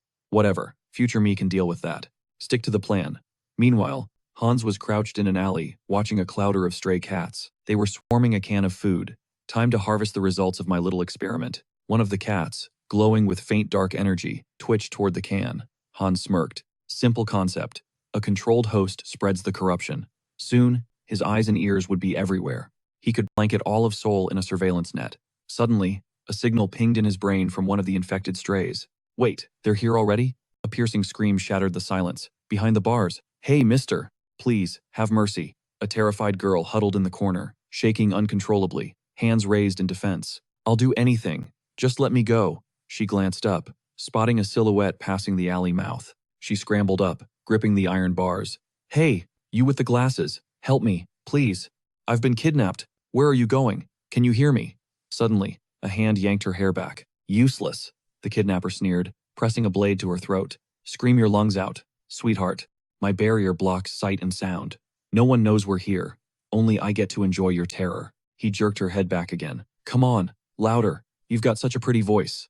He waved the knife, manic, sticking his tongue out like a psycho. He yelled, you're gonna make the top 3 in my collection. But then, crash, the ceiling imploded, debris raining down as Hans touched down. The killer spun around. What the? The lich dusted himself off. Sound suppression and invisibility? Cute. Doesn't work on me, though. Your little hobby ends today. The killer tightened his grip on the girl. Who are you? A guardian? How did you find me? Stay back or she dies. Hans just raised a hand, dark mana swirling. Is that a fact? And what exactly are you gonna do? Hans flicked his wrist, and the girl was yanked from the killer's grip, flying to his side. A returnee? The killer gagged. You steal my prey? I'll kill you both. He lunged, slashing wildly. Hans caught his wrist effortlessly with a tendril of darkness. Judging by your vibe, this isn't your first kill. Let's check the receipts. He pressed a finger to the killer's temple. Necromancy, cry of the dead. Voices flooded his mind. Mister, please, save me. The screams of past victims echoed. Yep, serial killer. No need for a trial here. Hans drove his finger deeper into the man's skull. Death sentence confirmed. The killer shrieked as necrotic energy ravaged his system. Honestly, dying is too good for you, Hans muttered. But I need soldiers on Earth. You'll make a decent puppet. He flared his aura, engulfing the screaming man. A brutal ritual, draining every drop of blood. He hadn't planned on this yet, but the result was undeniable. A high-tier undead, aghast. The monstrosity flicked its tongue, tasting the air. Snap. With a flick of the lich's wrist, a portal ripped open. Get in, the undead summon commanded. He'll serve a purpose. The lich's hollow gaze shifted to the unconscious girl on the floor. And the witness? Want me to scrub the scene before I dip? Flash forward. Red and blue lights swarmed the block. Park Hansel, the big boss of the Special Capabilities Bureau, stood in the center of the chaos. Down in the grim basement, the head of criminal investigation surveyed the carnage. His rookie, camera rolling, broke the silence. Chief, we just ran the footage against the database. It's him, that slippery serial killer we've been chasing for months. Hansel narrowed his eyes. And the guy who smoked him? Definitely a returnee. The rookie nodded, grim. Zero doubt. No body, but the place reeks of dark mana, blood everywhere. Whoever did this didn't just kill him, they obliterated him. At least the trash took itself out, Hansel muttered, rubbing his temples. But damn, this case is turning into a total headache. The team leader pointed a gloved finger at a scorch mark on the wall. Look at this. Playing hero. That's exactly what this vibe is. Self-appointed executioners. They're ticking time bombs. Who is this psycho? I need to look him in the eye, just once. High above the flashing lights, Hans stood perched on a rooftop edge, cradling a stray cat, watching the ants scurry below. Cut to the Returnee Association, Soul Branch. The office hummed with tension. A nervous aide whispered, branch manager? She cracked the door open. Sorry to interrupt. She tiptoed toward Yoon Ji-yoon, who was passed out cold on her desk. Fixing her glasses, the aide nudged her boss. Wakey wakey, Ji-yoon. Come on, pull it together. Major situation unfolding. Ji-yoon blinked, wiping drool from her chin. Ugh, what time is it? Did the world end? Special Ops sent a distress signal, the aide replied. Ji-yoon squinted at the file. Wait, the jewelry heist crew? Does this link back to that fresh homicide case? Her brain started churning. Is this connected to the recent murder spree? She paused, connecting the dots. Long coat, mask, definitely fits the dark mage profile. She slapped the file onto her forehead, leaning back with a groan. Public safety is a joke right now, and they won't send backup. I was this close to dumping this mess on that guy. The aide gaped. Wait, the idiot killer? You wanted to hand a federal case to a psychopath? Genius move, boss. Ji-yoon shot up, slamming the desk. Hey, he's got skills. If we leash him right, he'd be the perfect attack dog for the Bureau. She threw her hands behind her head, daydreaming. Why can't he just sign up as a guardian already? Ideally, yesterday. Ma'am, the aide sighed. I know you're swamped, but quit the fanfic and focus on the paperwork, please. Ji-yoon exploded, sending documents flying like confetti. I just want to rip these villains apart with my bare hands. Is that too much to ask? Meanwhile, back at the window, Hans flexed his biceps, feeling the power hum. Destruction. It really is addictive, he mused. If they weren't total monsters, I would have just hit him with a terror curse and called it a day. But they crossed the line. A dark smirk played on his lips. Guess I need to pay these clowns a personal visit. The Villain League is getting bold, but I've pretty much stabilized things on Earth. He paused. Time to check in on the other side. Dimension shift. A tearful man dropped to his knees. Diane, Aaron. He scooped the kids into a bone-crushing hug. You've been through hell. You guys were so brave. Diane patted his back, voice steady. We're okay, uncle. Really? Hans watched from the shadows. Good, he thought. Guy seems legit. If he gave off even a whiff of sus energy, I would have had to get violent. The uncle grabbed Hans's hand, bowing deeply. You brought them back. I don't know how to repay you. Don't mention it, Hans shrugged, keeping it cool. Just doing the job. Suddenly, Diane stepped up. Mister, you're a real hero. She launched herself at him for a hug. Thank you so much. Hans patted her hair, a rare smile softening his face. Hey, this isn't goodbye forever. I'll drop by to check on you.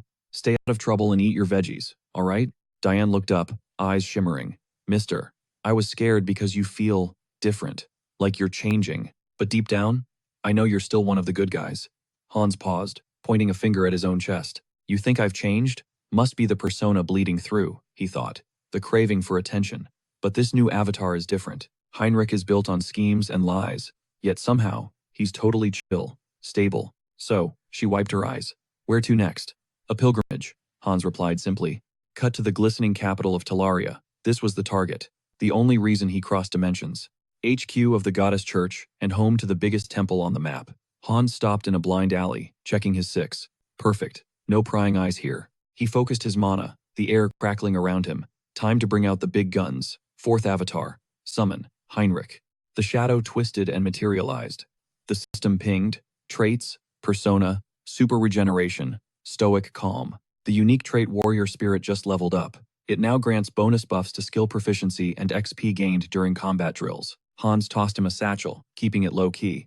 Look, you can't just stroll through the holy city rocking a vampire bod. Bad optics. Take this. Go walk into the light. Moments later, a clerk's drone voice cut through the air. Next believer. Step up. He needed to ace this performance. Feigning shock, he let his hands fly up, spilling a cascade of gold coins across the desk. The clerk stared at Heinrich. Whoa, how much is this? Heinrich played the innocent card perfectly. Just my life savings. He clutched his chest dramatically. I want to donate every cent to the goddess. My dream is to become a paladin and execute her divine will. Internal monologue kicking in. Up until now, I've played the villain roles. Undead, dark mage, vampire. All spawn of the shadows. But this run, I'm flipping the script. I'm gonna be the hero. A universally adored paladin of light.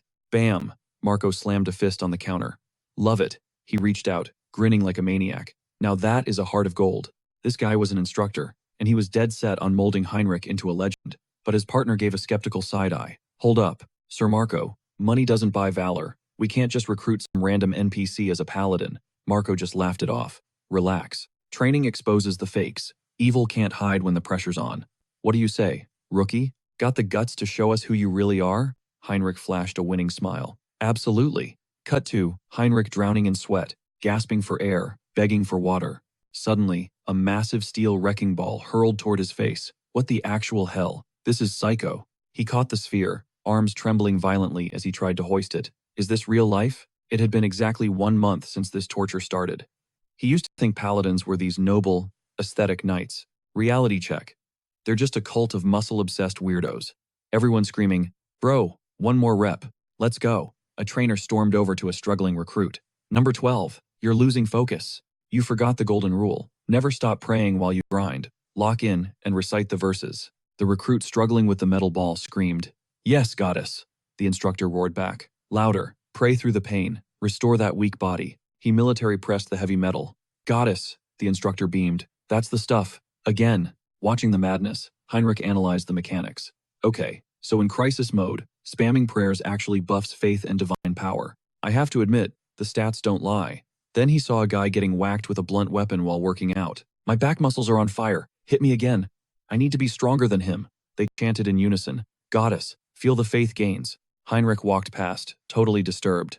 Do we really need to get this kinky with the workout routine? The instructor spotted Marco. That rookie you scouted, he's built different, isn't he? Marco crossed his arms, smirking. You noticed? Yeah. Even pre-baptism, he's moving serious weight. His delts and quad development are completely unrecognizable. I can't wait to see his stats after the holy baptism. Heinrich felt their eyes on him and shuddered. Why are they practically drooling over my physique? It was majorly uncomfortable. He was trying to keep a low profile, not become the star attraction of this meathead circus. Cut to later, the protagonist shoving away a spiked ball, gasping for life. 3 months in the hole. If he didn't have his warrior spirit passive and the super regeneration skill, he would have been totally cooked by now. He wiped sweat with his shirt hem. Okay, my stamina and durability are leveled up, but the real issue was just walking in the door. Suddenly, Marco gripped his shoulder. Heinrich, since you crushed leg day, how about we hit a chess session together? Heinrich stared at him, horrified. Marco posed, flexing his pecs. Wait, actually, the weather's too nice. We should destroy our backs today, Heinrich screamed internally. No! He looked at the man in pure shock. These guys are muscle maniacs. Later, slumped on a bench, a heavy hand landed on his shoulder. He was losing his sanity. Seriously, not a single day went by without them begging him to join their pump sessions. Max Veron sat down, nibbling some bread. He grinned. Take it as a compliment, bro. The higher-ups expect big things from you. Suddenly, a voice echoed. They're here. The atmosphere shifted. Servants and paladins snapped to attention. Grand Archbishop Laddie and Sir Tuscan. Max looked confused. Wait, weren't they on a crusade? With the elite squad? How are they back already? Heinrich's eyes narrowed on one figure. That guy. That's the paladin who put a sword through Hans. They went out and came back fast. Have they been hunting Hans this whole time? A beat later, the high priest of the church stepped forward. The high priest swept his gaze over the crowd and announced, Listen up, rookies.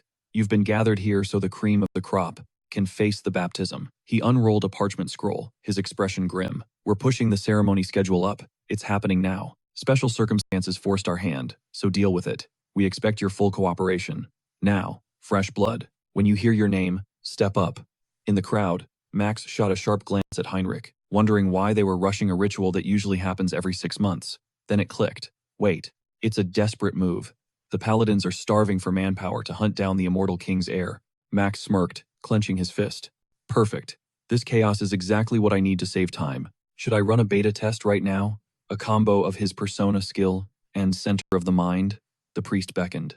Recruit Max. Max dropped to one knee. The priest looked down, solemn. Are you ready to dedicate your existence to the Almighty and walk the path of a paladin? Max didn't hesitate. Yes, High Priest. Here's the deal. Recruits trade their mana for divinity. You lose the ability to cast magic, but in exchange, the god buffs you with massive sacred power. The power scale isn't random, it's ranked by your faith. The deeper you believe, the stronger the blessing. Pure, unshakable faith, free of lies or doubt, creates the most brokenly powerful paladins. Next up, Heinrich, the priest called. Max watched his avatar walk forward and thought, wow, look at him go. He's actually into this. Max gripped his head, mentally erecting a firewall. Up until now, I only used center of the mind to block out pain or keep a poker face. As Heinrich knelt before the priest's outstretched hand, Max had an epiphany. I can flip the script. He could reverse the skill's flow. Activate persona. He'd construct a fake layer of absolute devotion in Heinrich. Then, when the high priest siphons the mana, Max would use center of the mind as a filter to scrub out every ounce of skepticism. His mana would be pristine, zero doubt, just synthetic, high-octane faith, designed to milk the blessing for maximum stats. Max focused, channeling all his spiritual pressure into Heinrich. Boom! The high priest flinched, shielding his eyes as a blinding shockwave of holy energy exploded outward. A massive pillar of light erupted from Heinrich, blasting straight through the roof. The crowd gasped, jaws hitting the floor. You seeing this? That energy? It's reaching the statue's head. The priest placed a trembling hand on Heinrich's shoulder. Lord Heinrich. He hastily made a holy sign. To hit this level instantly. Incredible. Your rank is basically equal to a high priest already. That faith is terrifying. The priest smiled warmly. Train hard, son. Heinrich beamed back, locking eyes with him, and nodded thanks. Ping. A system window popped up. Skill acquired. Holy baptism. Holy baptism. Optimizes spiritual power distribution between avatars for maximum efficiency. Max stared at his glowing hand. Is this the power cap? Phew. That was a relief. He honestly wasn't sure if a scam built on fake faith would actually work. Though, it felt like the skill still had room to grow. This church's god feels less like a deity and more like a cold, hard operating system. But back when he opened his mind, if he had to describe the vibe he got from the entity, it felt like curiosity. Max eyed the statue suspiciously. Yeah, it's definitely watching us. Ideally, this power stays on the side of the angels. Later, inside the war room, Lottie glared at the map. This is a joke. 1 month, and 0 leads on the immortal king's heir. I've got nothing to show the higher-ups. Tuscan leaned over the table. It gets worse. The kingdom of Talia is cutting our funding. It's getting tight. There's a vampire cell embedded in the kingdom, pulling strings. Lottie slammed a piece onto the map. That mess with Hans and the Oath of Disobedience really screwed up our relations with the vampires. He picked up the figure, tone dark. Since our hit squad failed, Talia is squeezing us politically. They smell blood. They're using our failure as leverage. He rubbed his temples, exhausted. The assassination unit is officially disbanded. Sir Tuscan. Tuscan nodded grimly. Copy that. He walked out, his mind racing. We're cornered on all fronts. The paladins aren't enough to hold the line. He paused in the hallway, letting out a heavy sigh. What's the play here? He glanced over the railing and froze. Are those the rookies? Wait a sec. Down below. Max slashed at Heinrich's chest, but Heinrich tanked it and countered with a brutal elbow, sending Max flying. Heinrich wins, a referee shouted. Suddenly, a blue screen flashed in Max's vision. System update. Avatar has achieved enlightenment through combat. System alert. New skill unlocked. A top-tier Crusader combat technique. Suddenly, the gash on Heinrich's body starts knitting itself back together. He realizes this is the combo of super regeneration and holy power. Without missing a beat, he grabs Max, clapping a hand over his mouth. You tanked that hit on purpose, didn't you? Max grins under the hand. Totally worth it. Classic Heinkel strats, right? But inside, Heinrich knows. This level of power isn't enough. To survive what's coming, he needs a serious upgrade. Right on cue, Tuscan steps in. Exactly. Look at the kid's holy output. He's got the raw mana of a high paladin, but zero finesse. He's got the stats, but lacks the XP to be a true paladin. Heinrich blinks, caught off guard. Wait, paladin? Tuscan looms closer, his aura shifting. This kid senses things others miss. I'm going to turn him into a weapon. He holds out a hand, locking eyes with Heinrich. Pack your bags. We're heading to the Rosilia Temple. Heinrich freezes. Excuse me? Me? Going to the Grand Rosilia Temple? Tuscan nods. Yeah. You got a problem with that? Heinrich instantly reaches out. No way. I'm absolutely down for. But before he can even finish his sentence, Tuscan cuts him off. Good. Follow me. No time for goodbyes. They're leaving immediately. They step toward a glowing warp circle, and Heinrich, scrambling to keep pace, stammers, Can I at least get 5 minutes to pack my gear? Tuscan doesn't look back. Have your people handle the logistics. They step into the center of the array. Tuscan grips Heinrich's shoulder. I know this is sudden. I'll brief you on the other side. Heinrich nods, steeling himself. Understood. Zap. In a flash, the scenery shifts. Heinrich looks up, jaw-dropping. Standing before him is the legendary Great Temple of Rosilia, the absolute headquarters of the church, sitting dead center on the continent map. They drop to one knee in respect. Heinrich thinks, this is it, the Vatican of our world, where the Pope and the goddess actually live. Suddenly, a warm voice breaks the silence. Welcome back, Tuscan. And hello, Heinrich. Rhea beams at them. You must be exhausted. Tuscan gives a silent nod of thanks. Heinrich's mind is racing. He's standing on holy ground, the literal house of the goddess. This is the ultimate grinding spot. A smirk creeps onto his face. Here, I'm going to evolve into a top-tier paladin. Time to level up.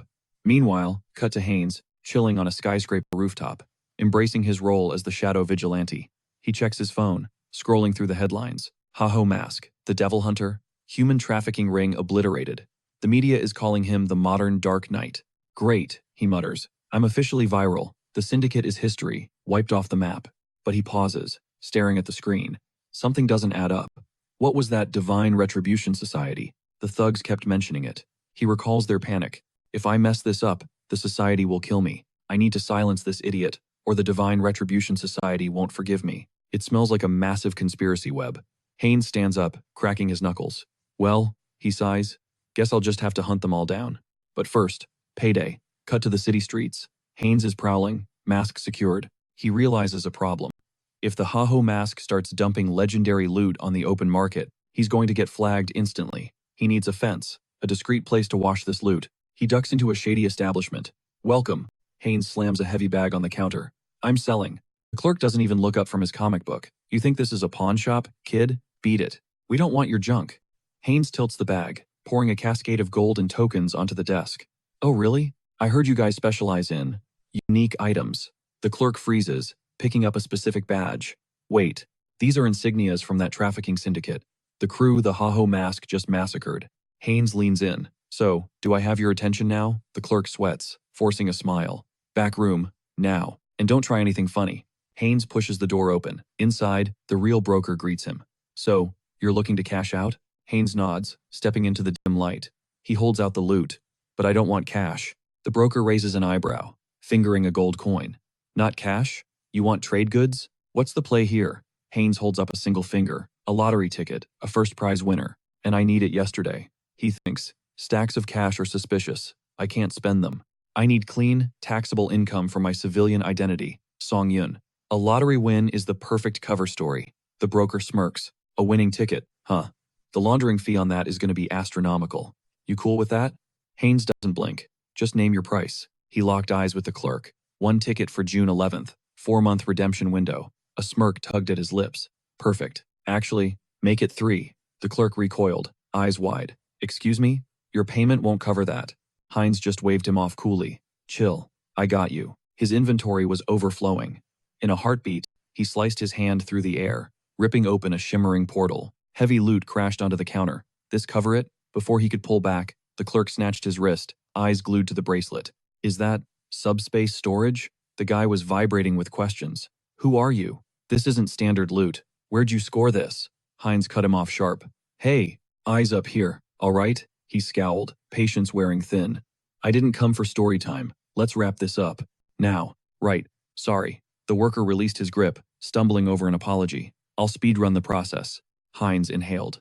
That metallic tang, the faint scent of blood hung in the air. So he wasn't tripping, it was real. Hines clapped a heavy hand on the guy's shoulder. Listen up. This isn't a one-time gig. You're going to be seeing a lot more of me. Moments later, he strutted out into the street, the precious lottery tickets clutched in his fist. A grin split his face. Picture it. The dream is alive. When I hit that jackpot, man, what's the first buy? Definitely need some minions for these errand runs. Dragging myself back and forth? Total hassle. Whatever. Might as well vibe with the night air. He scanned the crowd drifting by, mind racing. Couple months back, this street was a ghost town thanks to that trafficking ring. Now, it's popping. Guess the rumors helped. A wave of satisfaction hit him. He was the reason for this piece. Suddenly, a voice hissed right in his ear. Where you from? Hines jerked back, eyes snapping to the stranger. Who the hell is this guy? How did he get inside my guard with 0 sound? Gamma raised his hands casually. Relax, friend. Just looking for a little convo. Excuse me? Hines bristled. What's your damage? You creep up behind me and sniff me? Psycho behavior. What's the issue? Gamma leaned in, voice dropping. You're a vampire, aren't you? Busted. Level 6. Origins in the Dotmere dimension. I need a name. When did you touch down on Earth? Hines narrowed his eyes, mind spinning. Great. Another dimension hopper. He needed a lie, fast. Then he needed to bounce. But before he could speak, a strange energy rippled through the air. Name's Hines. Been back on Earth a short while. He clamped his mouth shut, teeth grinding. What? Why am I spilling my guts? Is this mind control? Gamma waved a hand dismissively. Makes sense. You're a rookie, fresh off the return trip. Allow me to introduce myself properly. He flicked a business card toward Hines. I'm Gamma. I rep the Blood Pack. We're the umbrella for every vampire currently walking this planet. My gig?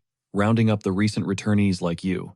Hines snatched the card, skepticism written all over his face. An actual organization? Seriously? Gamma spread his arms wide, letting out a heavy sigh. Look, Survival 101. Stick together or die alone. Not much of a choice. He paused, eyes glinting. By the way, that level thing you mentioned, what does that mean? Gamma grinned. Hook, line, and sinker. Why stand here yapping? Let's take a trip to HQ. Keys jingled in Gamma's hand. Hines spotted a sleek, foreign whip parked nearby. Door already popped open invitingly. Fine, lead the way. Nearby, Jin Soron watched from the shadows, pressing a finger to her comms. Headquarters.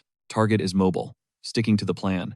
She shadowed them as the car rolled up to a massive structure. Welcome to the crib, Gamma said, pushing the door open. Hines trailed him inside, looking around. What is this place? Every vamp has a vampire factor. It dictates your raw power. We measure it, rank it, and assign your level. That circle over there? It scans your factor and spits out your number. Gamma gestured to a glowing array on the floor, surrounded by vampires stationed at the star's points. Hines froze. A magic circle? Yeah, that screams trap. Gamma shoved a hand forward. What's the holdup? Step inside. Chop chop. If this goes south, I'll just cancel the summon. Then, his gaze snapped to the side. Wait, is that a skull? Dark magic residue. He scanned the room, mind racing. No, it's not just dark arts. That's shamanism, curses, alchemy. It's a cocktail of every discipline. How? Returnees have only been back for, what, 20 years? Magitech is supposed to be primitive. Magical tools are rare because the energy laws change from dimension to dimension. But fusing them into one system? The Blood Pack isn't just a club, they're legit. Way more dangerous than I gave them credit for. A vampire stepped up. Give me your hand. Just a little pinch. A blade flashed, slicing Hines's palm. He hissed in pain. Just a heads up, this is gonna bite. He didn't hesitate, carving a quick, shallow nick into the palm. Heinz flinched, a sharp yelp escaping his throat as the sudden pain hit home. In a split second, crimson droplets burst from his hand wound, hovering in midair. The vampire analyzed the floating liquid. 5 blood orbs. Only level 5, huh? He scrutinized the formation, noting the dense magical bonds connecting the spheres. Regeneration is top tier though. He calculated that etheric purebloods usually clocked in around level 5 or 6. Gamma crossed his arms, visibly unimpressed. I was actually nervous. Came here showing humility, something totally new for me. But he's just a level 5? What a waste of anxiety. You don't need to chop off limbs for a measly 5. Start the procedure. The subordinates nodded. Yes, Mr. Gamma. And immediately began chanting incantations. Haynes felt a spike of panic. So, there was a hidden agenda. He glanced at Gamma, realizing this ritual was way too intricate for a simple power check. This is bad. He needed to summon Hans, like yesterday. Suddenly, bam, the door exploded inward. Soren stormed through the debris, roaring. Freeze, Gamma, Blood Pact, level 6. You're under arrest for kidnapping and the murder of your own kin. Gamma blinked, feigning shock. Miss Soren, isn't it a bit rude to crash the party without an invite? Meanwhile, Haynes, still on his knees, squinted. She looks familiar. Who is she? Soren extended a hand, her voice icy. When I got the intel that you were snatching vampires, I thought it was a joke. Turns out, you're actually that stupid. Release the hostage and surrender. Now, Gamma scoffed, shaking his head. Spoken like a true, brainwashed slave. Of the Blood Pact. You people never ask why we have to serve, do you? He threw his arms wide. We are superior to humans. Why do we follow their laws, tiptoe around them, and live like rats in the sewers? Soran screamed back. You're delusional. It's because of warmongers like you that we were forced into hiding in the first place. Gamma smirked, a dangerous glint in his eye. Is that really what you think? Or just what your team thinks? Soran blinked. What? Crack. In a blur of motion, Minion slammed his elbow into his partner's skull. She spun around, horrified. Minion, what the hell? Why would you betray us? Minion extended his razor-sharp claws, glaring down at her. Why? It's simple. In my home dimension, I was a lord, a ruler. Here, I'm stuck in a basement, acting as a glorified bouncer for a nightclub. You get it now, Mistress Soran? Not all of us are living the high life like you. Gamma leaned in closer. Soran demanded, so what's the endgame? Kidnapping vampires? Trying to start a rebellion? Against the Blood Pact with a bunch of low-level grunts? Gamma laughed. How many centuries do you think that would take? In this dimension, our karma is capped. We can't grind for XP. We can't get stronger naturally. Energy began to crackle in Gamma's palm. But after some intense research, we found a glitch in the system. A shortcut. The unconscious partner levitated into the air. Soran's eyes widened. What are you talking about? Did you break the ultimate taboo? Gamma grabbed the floating body. Where do you think all those missing vampires went? Soren shrieked. Don't tell me you're creating mad vampires. Have you forgotten why we were hunted down to begin with? Haynes gritted his teeth. Mad vampires. She means cannibals. Not the earthly kind. When a vampire consumes the essence of a vampire from another dimension, the blood factors fuse. It's an instant power-up, but the cost is insane. It causes a total mental breakdown. If you fail the transition, you turn into a mad vampire, a mindless beast driven by thirst. Since the first one appeared, they've been classified as a global catastrophe. Gamma waved his hand dismissively. Relax. We fixed the bug. We figured out how to filter out the bloodlust. He placed a hand on the floating victim. Unleashing a surge of power, he shouted. They make excellent raw materials for our little science project. Haynes watched, terrified. That magic circle, it's not just isolating genes. It's distilling the vampire's essence into a pill with 0 side effects. Minion held out his hand. The deal. Pay up. I risked everything to follow you. Gamma nodded smoothly. Of course. He tossed a glowing pill to Minion. As promised. Minion threw it back, swallowing it whole. His eyes flared, muscles rippling as the mutation took hold. A wicked grin split Minion's face. So this is real power. I feel massive. I can't believe this actually works. He lunged, grabbing Soran by the throat. More. You said you had more pills, right? Give them to me. Gamma raised a hand, halting him instantly. Cool your jets. I know you're high on the supply. But these things take time. Besides, our guest has been waiting patiently. You see? He turned to Soren with a chilling smile. Just hang tight, okay? She was begging, screaming for him to stop. But Haynes was ice cold. He looked at the lineup and scoffed. 2 purebloods and 4 half-breeds? Man, cannibalism works wonders. He cracked his neck, eager to see how overpowered he'd get, after turning them all into a buffet. Suddenly, space warped, ripping open a portal right in front of him. Minyun jumped back, yelling, What the hell is that? Haynes stepped out of the void like he owned the place. Stealth isn't really my vibe, he shrugged. Safety? Yeah, that's gone. Nobody leaves this VIP section without my say-so. A squad of undead shambled out behind him, and Minyun's voice cracked in terror. Who are these freaks? Gamma snapped into leader mode, barking, "Don't panic, stick together. We split up, we're dead meat." Minyun decided to play hero, clenching his fists and rushing the undead. He locked eyes with Haynes, screaming, "Just die already." Haynes analyzed the attack. This guy's transformation was glitchy, weird. Even for vampires, physical forms vary across dimensions, but this was off. Haynes slammed his staff down, sending sharp, jagged streams of energy, drilling straight into Minyun. He smirked, calm as ever. "I prefer capturing my prey intact." In a blur of motion, Haynes launched himself into the air. Resisting is useless, buddy. He landed, gripping Minyun's shoulders like a vice. "Is this a flaw in your organic farming methods?" "No biggie." He sank his fangs deep into Minyun's shoulder. "It's dinner time. Plenty of courses left on the menu." Gamma watched, horrified. What is this idiot doing? Is he actually eating his own squad? Minyun's thoughts were racing as he faded. How did this monster survive this long? He betrayed us without blinking. "I can't go out like this." Haynes pulled back, wiping his mouth. "You're right. Insanity is a way worse fate." He spat out a few loose teeth, feeling the rush. He could feel the different vampire DNA strands, fusing and upgrading inside him. Ping. The system flashed. Ability unlocked. Hybrid evolution. Basically, every time he absorbs a new vampire factor, his physical stats skyrocket. He literally steals the target's bloodline powers. He grinned. Not too shabby. With this kind of juice, if he ever went blood drunk, he'd be a walking apocalypse. Bone spikes tore through his skin armor up. He glared at Gamma. "I need an organization to run my errands. How about the blood pack? Anyone who has a problem with that becomes my next snack. Or a soldier in my zombie army." He grabbed the next vampire and drained him dry. Ping. Another system notification. New trait acquired. Thanks to hybrid evolution, he unlocked Insight. It allowed him to scan an opponent's health and stats like a video game HUD. Haynes licked his lips, unimpressed. Insight? Garbage tier skill. He knew vampires had a special ability called Heritage, rooted in their bloodline origins. With hybrid evolution, he could hijack every single one of their superpowers. Gamma, pinned to a bloody cross, gasped out, "What are you? How do you eat your own kind and not lose your mind?" Haynes walked up, tilting Gamma's chin with 2 fingers. "Curious, are we?" Haynes leaned in. "Tell me how to stop the mind corruption.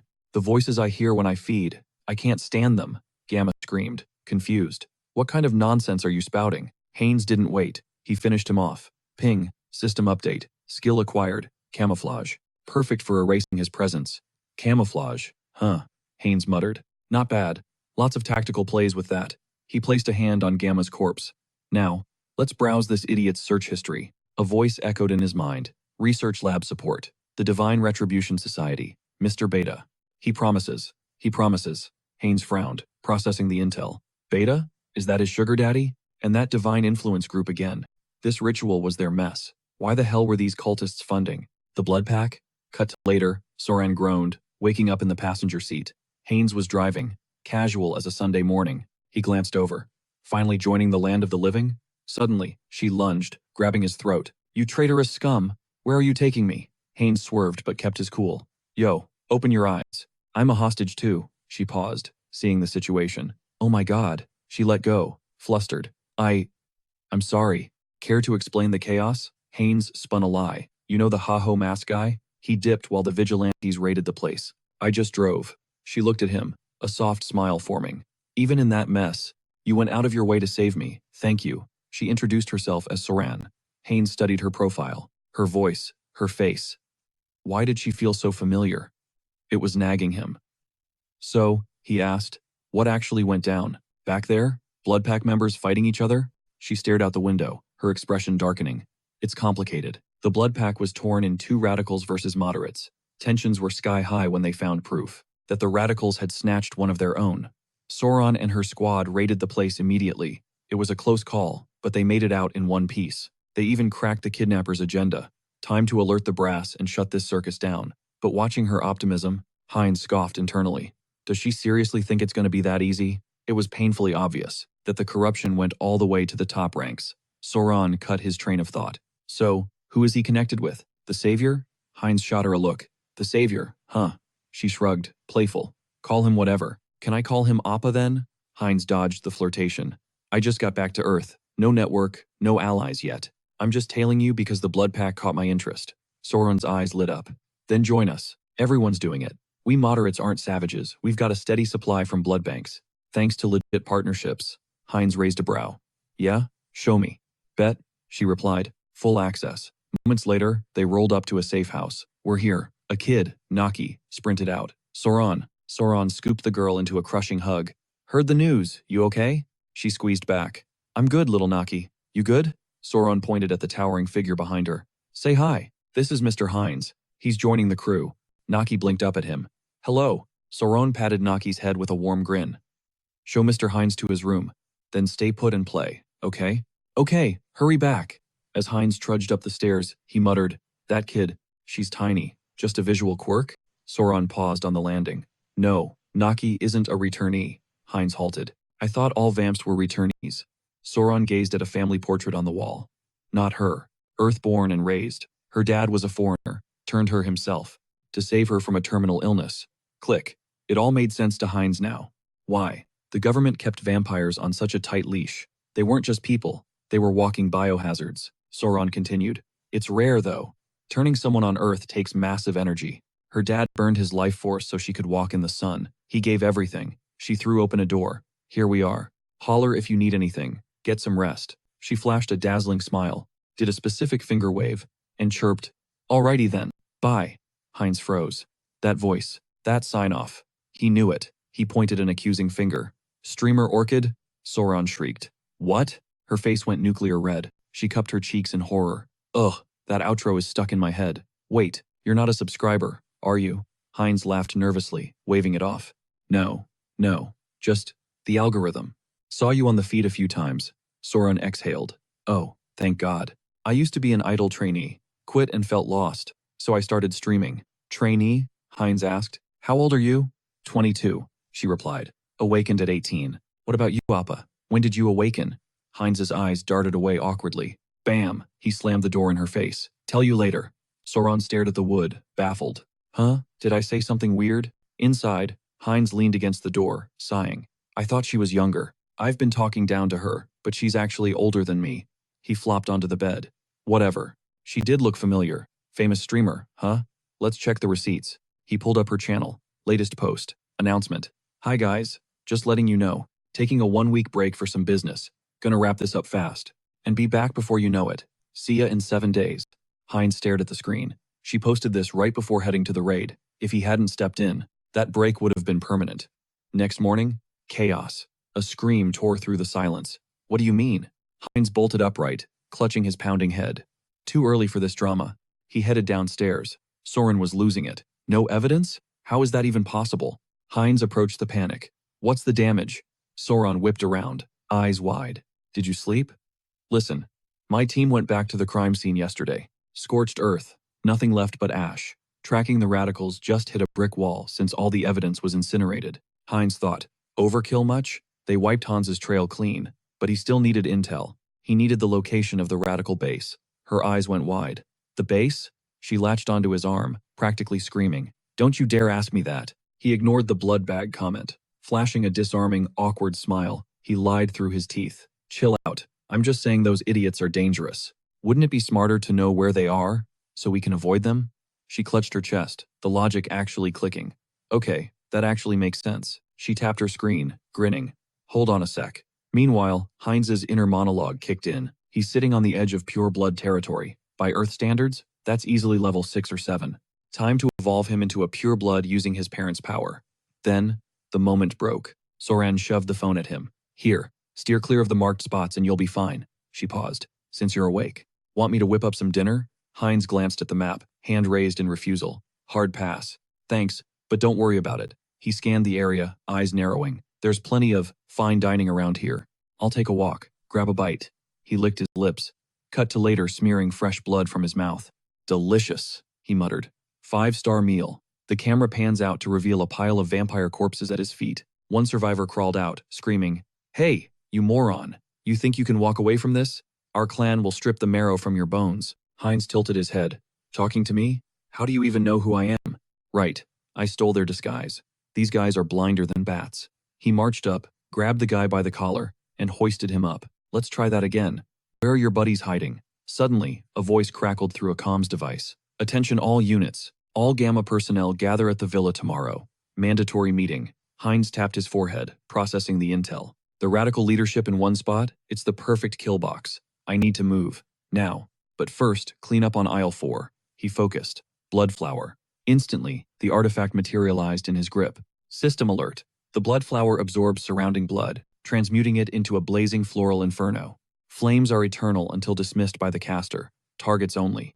Glowing petals drifted through the air like deadly snow. Hines smirked. This new technique will incinerate everything. Absolute erasure. He'd cloak the magic residue with camouflage. He clenched his fist, sealing the destruction. Untraceable. Suddenly, his chest tightened. His heart hammered against his ribs like a drum. He stared at his trembling hand. This sensation. Am I evolving again? The blue system window popped up. Effect. Hybrid evolution triggered.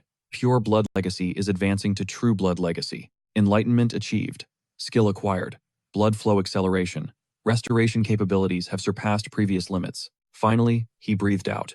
The system wasn't done. Skill evolution. Regeneration has upgraded to hyper-regeneration. I've done it. I'm a true blood vampire. Time to test out the new arsenal. Without hesitation, he sliced his own wrist open. Crimson sprayed out, then immediately reversed. The flesh knit together. He watched in awe. An arterial sever. Healed instantly, less than a second.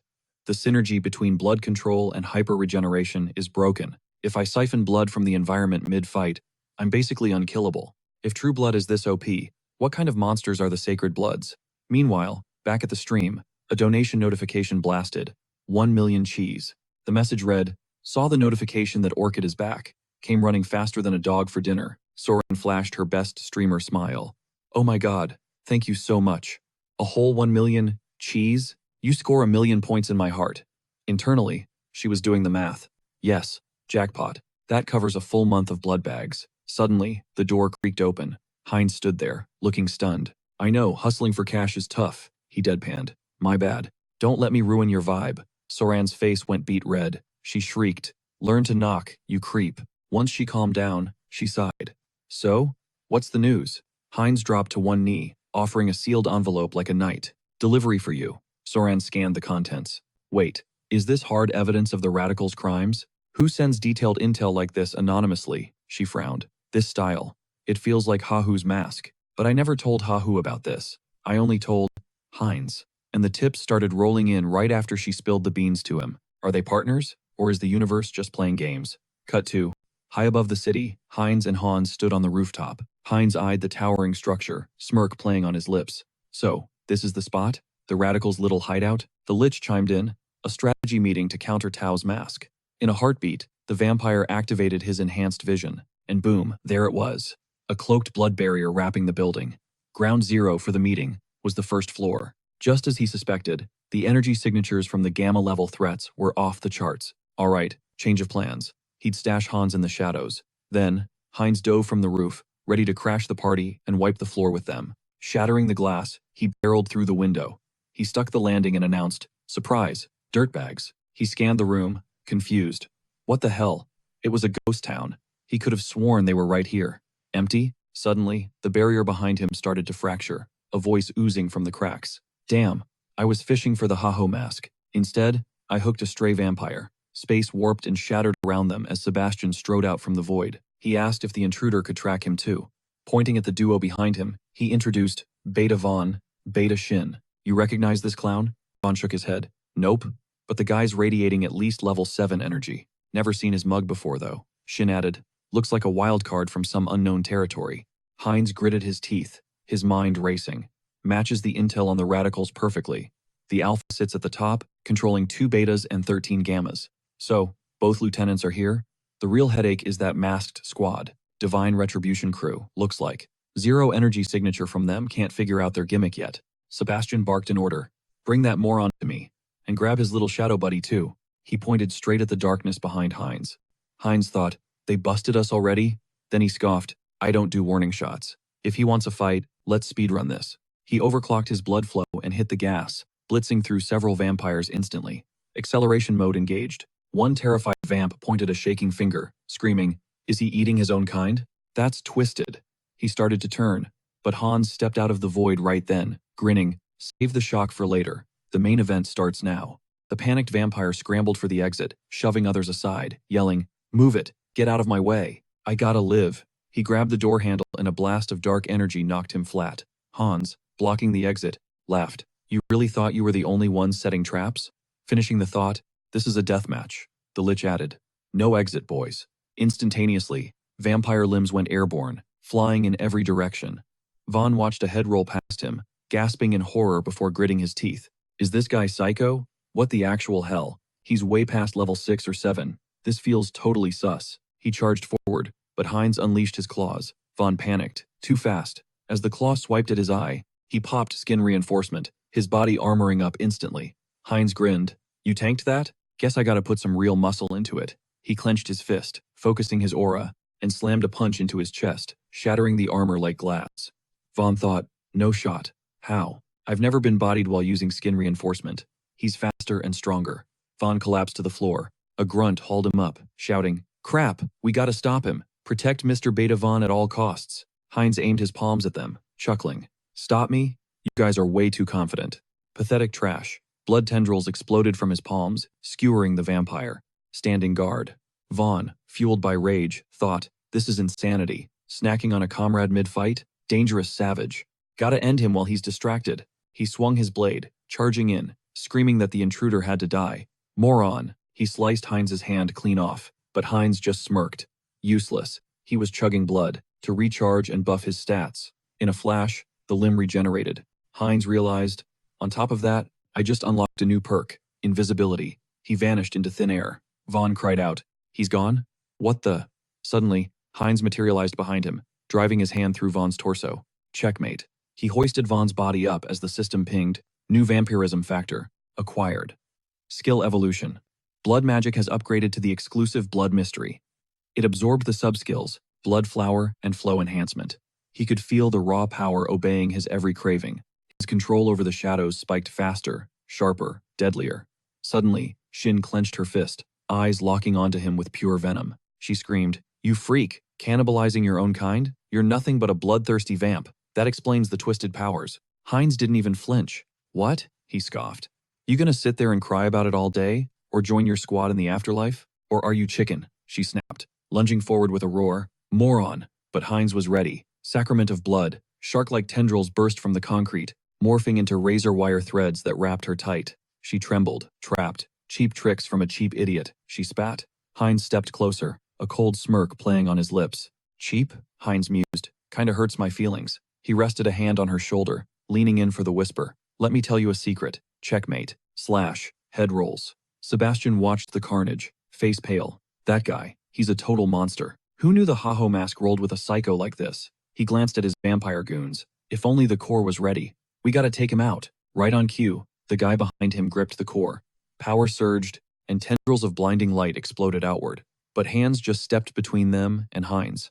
Ooh, flashy attack? Totally useless, though. With a lazy wave, Hans swatted the energy beams away like flies. The goon panicked. "He's overpowered. We're cooked." The minion spun around, brain screaming run. He needed to bail. Now. Before he could bolt, Sebastian turned on him. "Going somewhere?" Bam!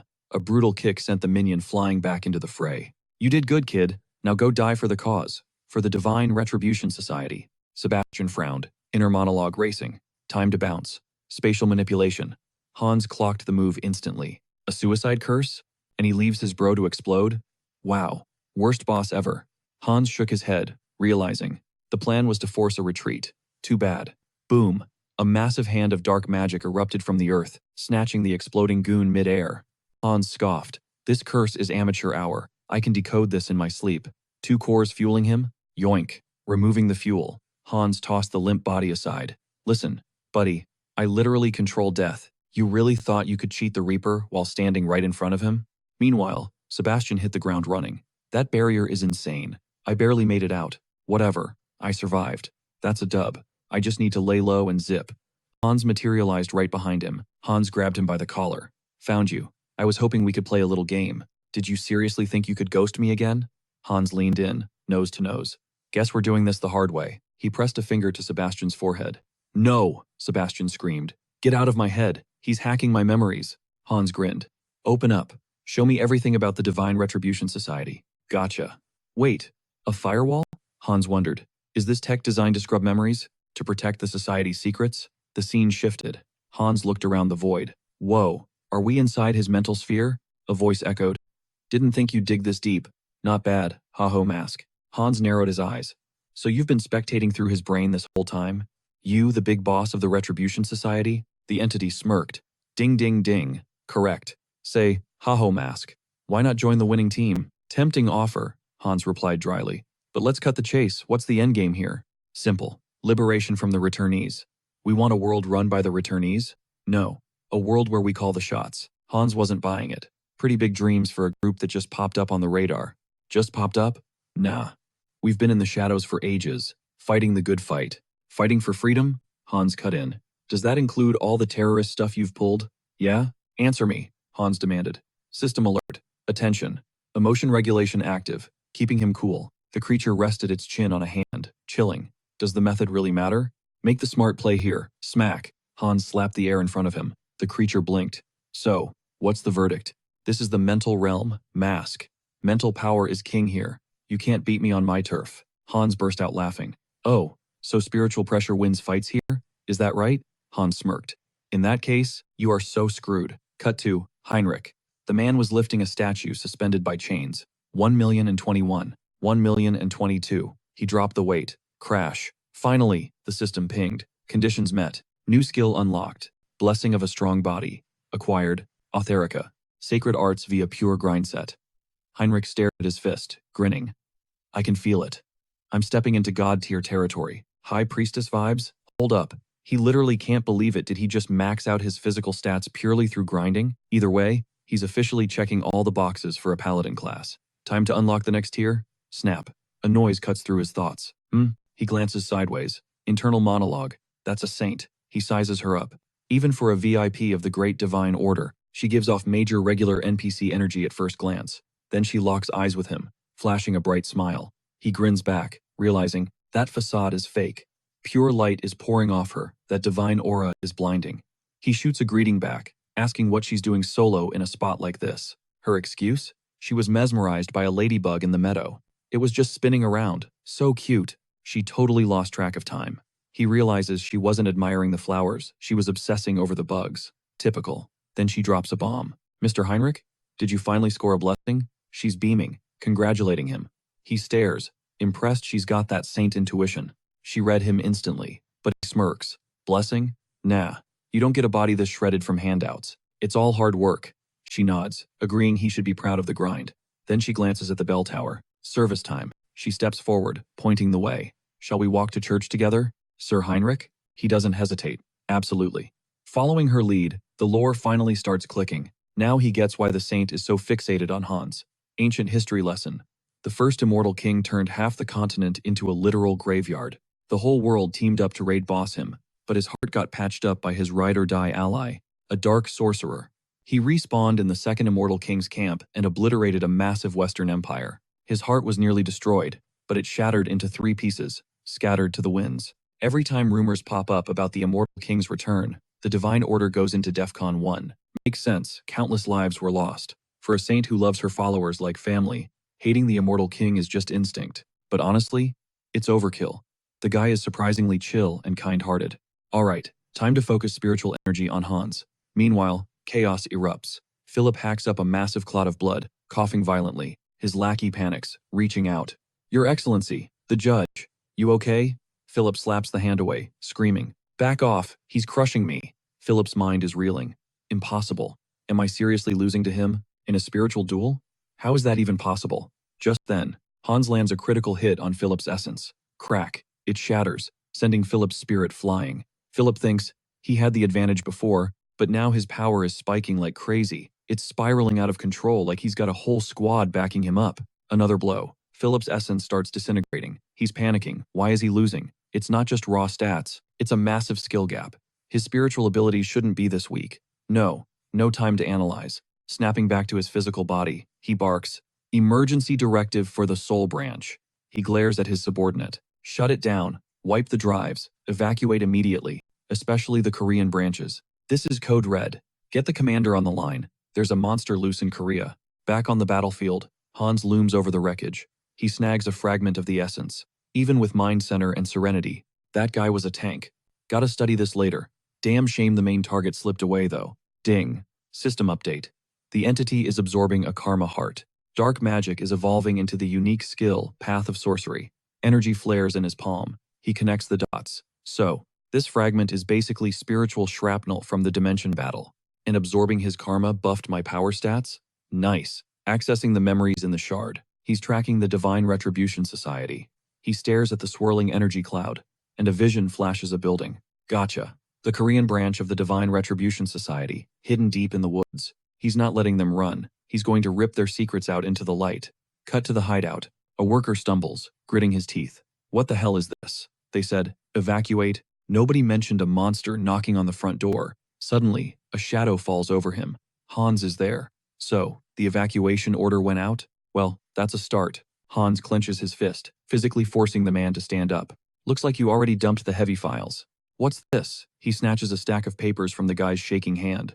Trying to save whatever scraps you can? Hand it over. Now, let's see what they've been hiding. In the past, they pulled every trick in the book. Forgiveness wasn't an option. In a split second, he blasted the worker with a psychic strike and snarled, "Those clowns from the Divine Retribution Society, they stole my whole life. He's gonna wipe every last one of them off the map. No mercy." He used to think it was just bad luck, a tragic accident he couldn't stop. But nope, the shadow group behind it all, the ones who torched his family and ruined his future, it was the Divine Retribution Society all along. But these guys are built different. He's never faced power like this before. He realizes he needs to level up his influence, fast. Doesn't matter the cost. Doesn't matter the grind, the society is going to pay the ultimate price for this. Haynes starts charging raw mana into his fist. He needs a game plan. Step 1. Test drive a brand new ability, the Purified Blood Crystal. Basically, he's going to scrub the excess blood in his system and inject it into another vampire, supercharging his own stats. One tiny catch though, the transfusion creates a permanent soul bind. Whatever, minor detail. Bend the knee, you're in. Fight back, you get deleted. Later, Sora looks totally shook. Wait, run that by me again? You actually cleared out the radicals? Haynes demands a face-to-face with the moderate faction boss. He crosses his arms, ice cold. Spot on. Aside from a couple of alphas, the rest are history. He's got some serious business to discuss with her leader. Sora scratches her head, throwing up a hand. Whoa, pause. That's a huge info dump. I'll pass it up the chain, but I gotta verify this first. Haynes raises an eyebrow. Verify? He flares his aura, flooding the room with crushing pressure. How's this for proof? Sora stares, stunned. She knew he was OP, but this? This is monster-level strength. He's gotta be level 7, minimum. She nods, humbled. Okay, loud and clear. I'm calling them right now. Cut to the office. Lenora sits there, processing. To think he soloed the entire radical faction, and now he plans to absorb the leftovers? That's a plot twist I didn't see coming. Her subordinate, Lenora, fills the tumbler, the amber liquid swirling ominously. She drops a warning. This drink isn't for the faint of heart. Heinz just sits there, extending a hand like he owns the place, and tells her to relax. I'm not here to play dictator, he says. His endgame? Absolute order. Oh, and wiping every trace of the Divine Retribution Society off the map. A smirk plays on Lenora's lips. Peace and massacre? Don't you think those vibes kinda clash? Perspective is everything. He shoots back. He eyes her up. She's definitely not an easy sell. But if words fail, force works. Magic crackles in his palm, a silent threat. That does the trick. Fine, she yields. What's the catch? He asks. Who do you trust that much? Her eyes gleam with zero hesitation. Who else? Me. She's all in on the purge. She jabs a finger toward Sora. Take her. She's your problem now. Sora points at herself, jaw-dropping. Excuse me? Lenora ignores the sass. She's the bridge.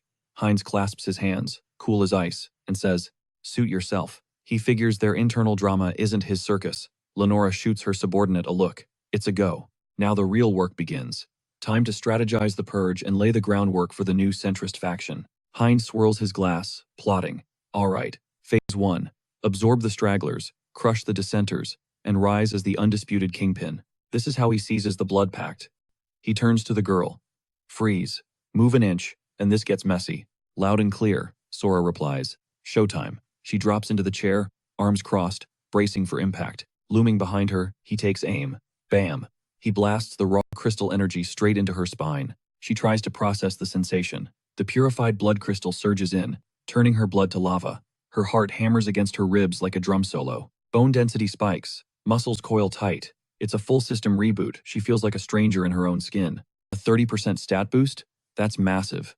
Power coursing through her. She looks up. What's the play? Lord. Hines blinks, arms crossed. Lord? Did I hear that right?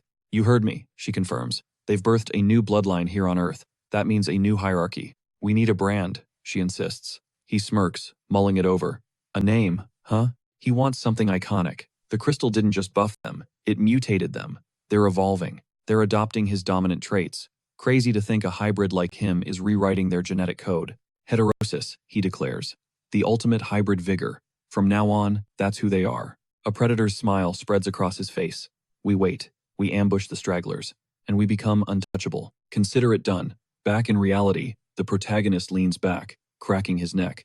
The Heinz arc? Wrapped. He glares at the monitor. It's not enough. The Divine Retribution Society is still a threat. Gone from Korea, maybe, but they're global like a virus. He needs a nuke, not a bullet, for when they resurface.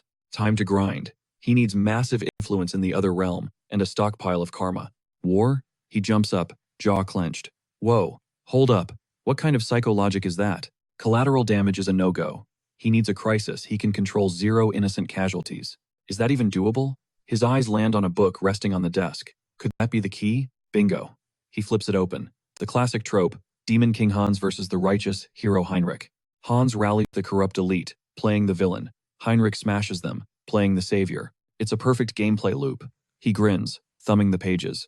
I take out the trash, and farm karma at the same time. Absolute win. Alright, let's script this out. He spins around. You're up, Harley. Behind him, another avatar is busy pumping iron. System alert. Harley, Song Yoon's 5th avatar. Trait. Adaptation. Guy survives anything, anywhere. The protagonist walks over. Time to push this meathead past his limits and really bulk him up. And while he's at it, he's gonna power level that adaptation skill. He knows just the trick. Scene shift. Hans stands there, grinning. Yep, X marks the spot. The society left breadcrumbs in this underground lab. He walks past rows of grotesque flasks, creatures floating in preservative. 6 science projects. They were splicing demon DNA into humans, chimera style. And the prize he wants is right here. The ultimate mutagen. Absorb, evolve, dominate. The legendary dragon's blood. He grabs a test tube. If Harley's body can handle this cocktail mixed with his meta-knowledge, he's going to be a living WMD. Outside, the sky opens up. The saint watches the rain fall, oblivious to the storm coming. She let out a heavy, desperate sigh. Heinrich stepped closer, his voice laced with concern. What's eating at you, Saint? She spun around to find him, already shielding her with an umbrella. Why are you soaking yourself out here? She asked. Nothing's wrong. She lied. Just the weather, playing mind games.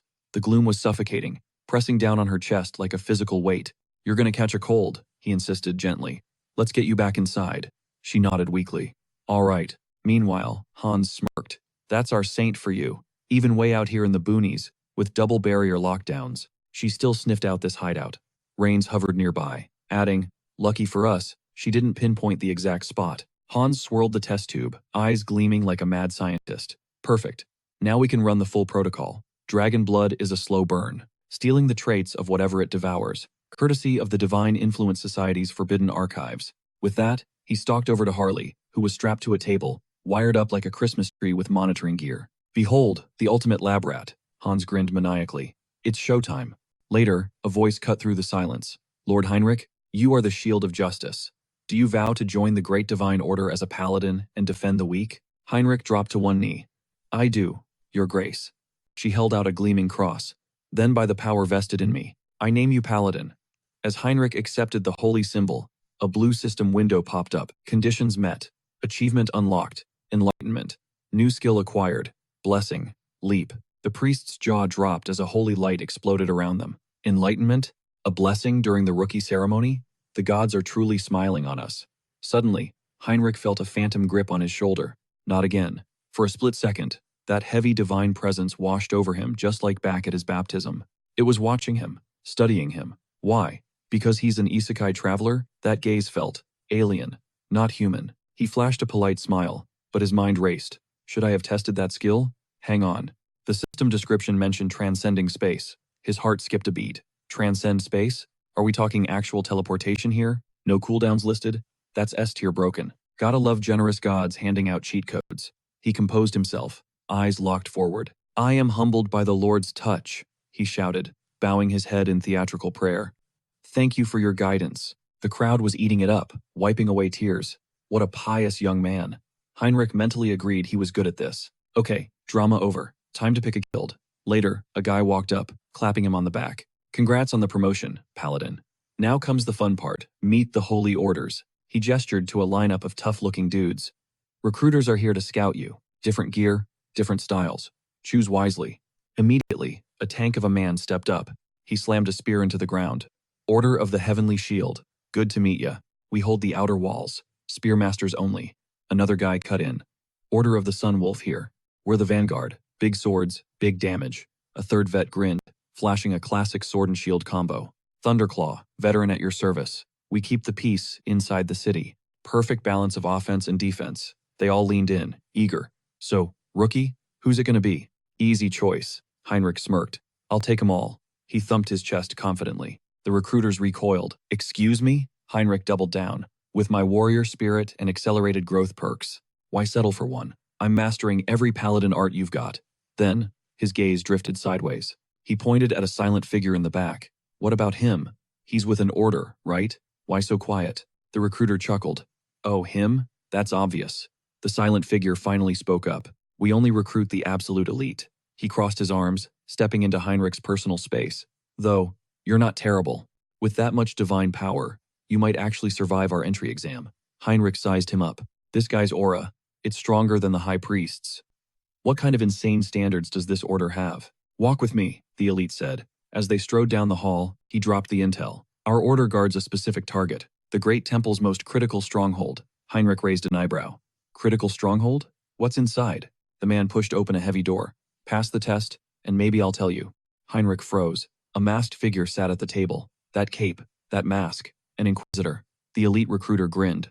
He stared at the board, focus intense. He had to nail this reading speak, loud enough for the big man upstairs to hear every syllable. Heinrich's pulse spiked. Wait, he thought, panic setting in. Is this a trap? Some divine lie detector to weed out spies? One slip up and his cover was blown. Jaw tight, he snapped. What is this joke? He played the victim card perfectly, acting offended that they'd dare question his devotion. The guard just stared, unmoved, standard protocol. Unless you can't read, Heinrich mentally cursed. Damn it, tough crowd. He glared at the ancient scroll and belted out the lines, declaring himself the messenger and the living blade of the deity. I vow silence, he roared. To protect the faith, I'll walk through hellfire and brand this oath onto my very soul. Sizzle. A glowing magic sigil manifested right on his tongue. He clutched his jaw, screaming, It burns! The Inquisitor nodded solemnly. You're in. Back in the hallway, adrenaline fading, Heinrich pointed a shaky finger at his own face. What did you just do to me? Some kind of gag order? The kid shook his head. Gag? No, that was a blessing. The blessing of silence. It physically locks you from leaking classified intel. Heinrich's mind raced. So that's the secret. The kid motioned for him to pay attention. We are the Order of the Radiant Count. Our sole mission? Guarding the Great Temple's deepest dungeon with our lives. Take a good look. This is the first and last time you'll ever see this view. Memorize what we protect. Sync up. The knights drove their blades into the door mechanism with a heavy clank. Heinrich peered into the gloom, thinking, I knew they were hiding something, but this is next level. The reason the Order concentrated its entire army here, the layers of security, the magical NDAs, it all clicked. Deep in the belly of this massive temple lay the final piece, the remains of the immortal king. No way. It was hidden here all along, right under our noses in the great temple of Rosalia. The Divine Order wasn't just a superpower on the continent for show. Makes sense. No way those guys went 100 years without finding a single shard. He had the urge to snatch it right then and there. But with 4 nightly orders on watch, suicide mission. Even Hans couldn't ghost in and grab that fragment from the temple's depths. He needed a strategy. Suddenly, an order rep got in his face. That mark on your tongue? It stops you from spilling the beans. Technically, you can talk, but you physically cannot mention the seal itself to a soul. Heinrich flashed a charming grin. Got it. My lips are sealed. Literally, just between us. Later, Hans sat back, processing the intel. The final fragment? Huh? Talk about a lucky break. His mind raced with possibilities, but he had bigger problems. Harley's stats were erratic. He stared at the avatar's body on the table. What's the glitch? On paper, the build was flawless. Suddenly, Harley gasped. It feels like Like something is boiling inside me. Hans eyed the cardiogram. The dragon blood definitely took root. Maybe I need to crank up the intensity? He slammed the lever. Harley arched off the couch, letting out a gut-wrenching scream. Hans shouted over the noise, thinking, did we hit the regen cap? If he burnt out now, Hans would lose both the avatar and the research. Screw it, all or nothing. He injected the last drop of dragon's blood. Harley shrieked, louder this time, eyes flaring crimson. Hans panicked. What the hell? Did I brick the build? He turned to the exit, defeat in his voice. I messed up, Harley. Then he stopped cold. Wait, what? A holographic system window popped right in his face. You gotta be kidding me. The text glowed. Unique skill growth. His skills had leveled up, unlocking raw potential. His avatar slot limit just increased. Hans was floored. Growth? Since when? Where did this come from? Behind him, Harley sat up like the Undertaker. Ping. System update. New special skill, physical mutation. His regen cap was shattered. Super regeneration had evolved into true regeneration. Harley roared, flexing hard enough to snap the titanium chains binding his wrists like they were twigs. The notifications kept spamming. Adaptation had evolved into special mutation. Hans watched, eyes wide. Finally, the mind catches up. The gamble paid off. Harley smirked, patting his shoulder. So this is the mutation effect? He didn't just look stronger, he looked like a completely new species. Hans scribbled furiously. And it gets better. Check the stats. My avatar capacity naturally expanded. That's unheard of. We're making history here. Harley brushed off the notes, saying he'd figure out the new slot later. Right now, I need a test drive. Cut to the woods. Harley stood there, arms wide, inhaling the wild air. So this is evolution. Every sense was dialed to 11. He glanced sideways, eyes narrowing. And his senses were dialed to 11. He picked up the jagged rhythm of something breathing in the shadows. Suddenly, boom. A shadow panther burst from the brush, razor claws swiping straight for his throat. Harley locked eyes with it and scoffed. Deja vu? Much? It's the exact same breed of nightmare fuel he faced when he first isekai'd into this world. He grinned, nostalgic. He snatched the beast midair by the scruff and whispered, sorry buddy, but I've leveled up a bit since back then. Crack. One solid haymaker, followed by a backhand for good measure. Lights out. He smirked, staring at the gaping hole in the carcass and the glowing core inside. To max out his mutation stats, he needed to grind, devouring monster cores and magic stones, was the meta. He plucked the glistening gem from the gore and flashed a savage grin. Gotcha. Down the hatch it went. He wiped his mouth. That fast? Alright, let's get this party started. The system dinged with a notification. Enlightenment achieved through repetitive grinding. He muttered. New concept unlocked, amplifying the effects through physical mutation. He flexed his hand, feeling the power surge. A tank build. Definitely has its perks in a brawl, huh? The system chimed again. Skill acquired, gluttonous feast. Basically, an iron stomach. He could inhale massive amounts of food and convert it to energy instantly. No leftovers. He crouched over the fresh kill, ripping off a chunk of raw meat. This mutation has me starving. But hey, gluttonous feast should handle the heavy lifting, right? He took a bite. It shouldn't have tasted good, but it was. Sweet. The blood hit him like an energy drink. Is this the mutation talking?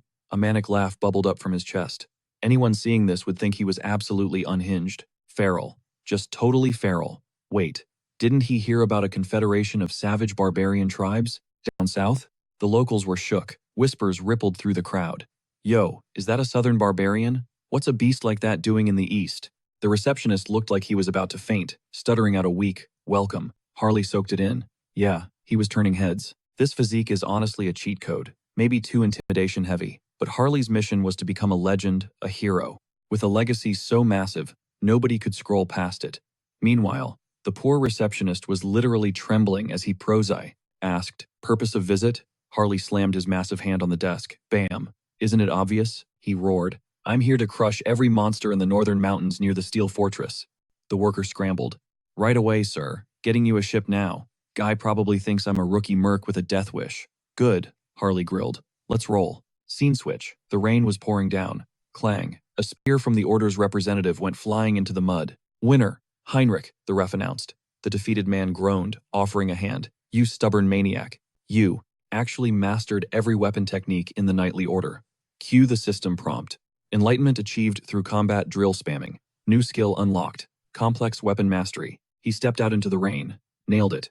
His swordplay was flawless now. And the best part? The XP share with his other avatars was insane. He paused. Double taking. The saint? And she's dripped out in full ceremonial robes. What's her game? He strolled over. Fancy meeting you here. What's the occasion? She flashed a serene smile, locking eyes. Fate brings us together again. She pointed a delicate finger at the ground. See that? The rain always brings the earthworms to the surface.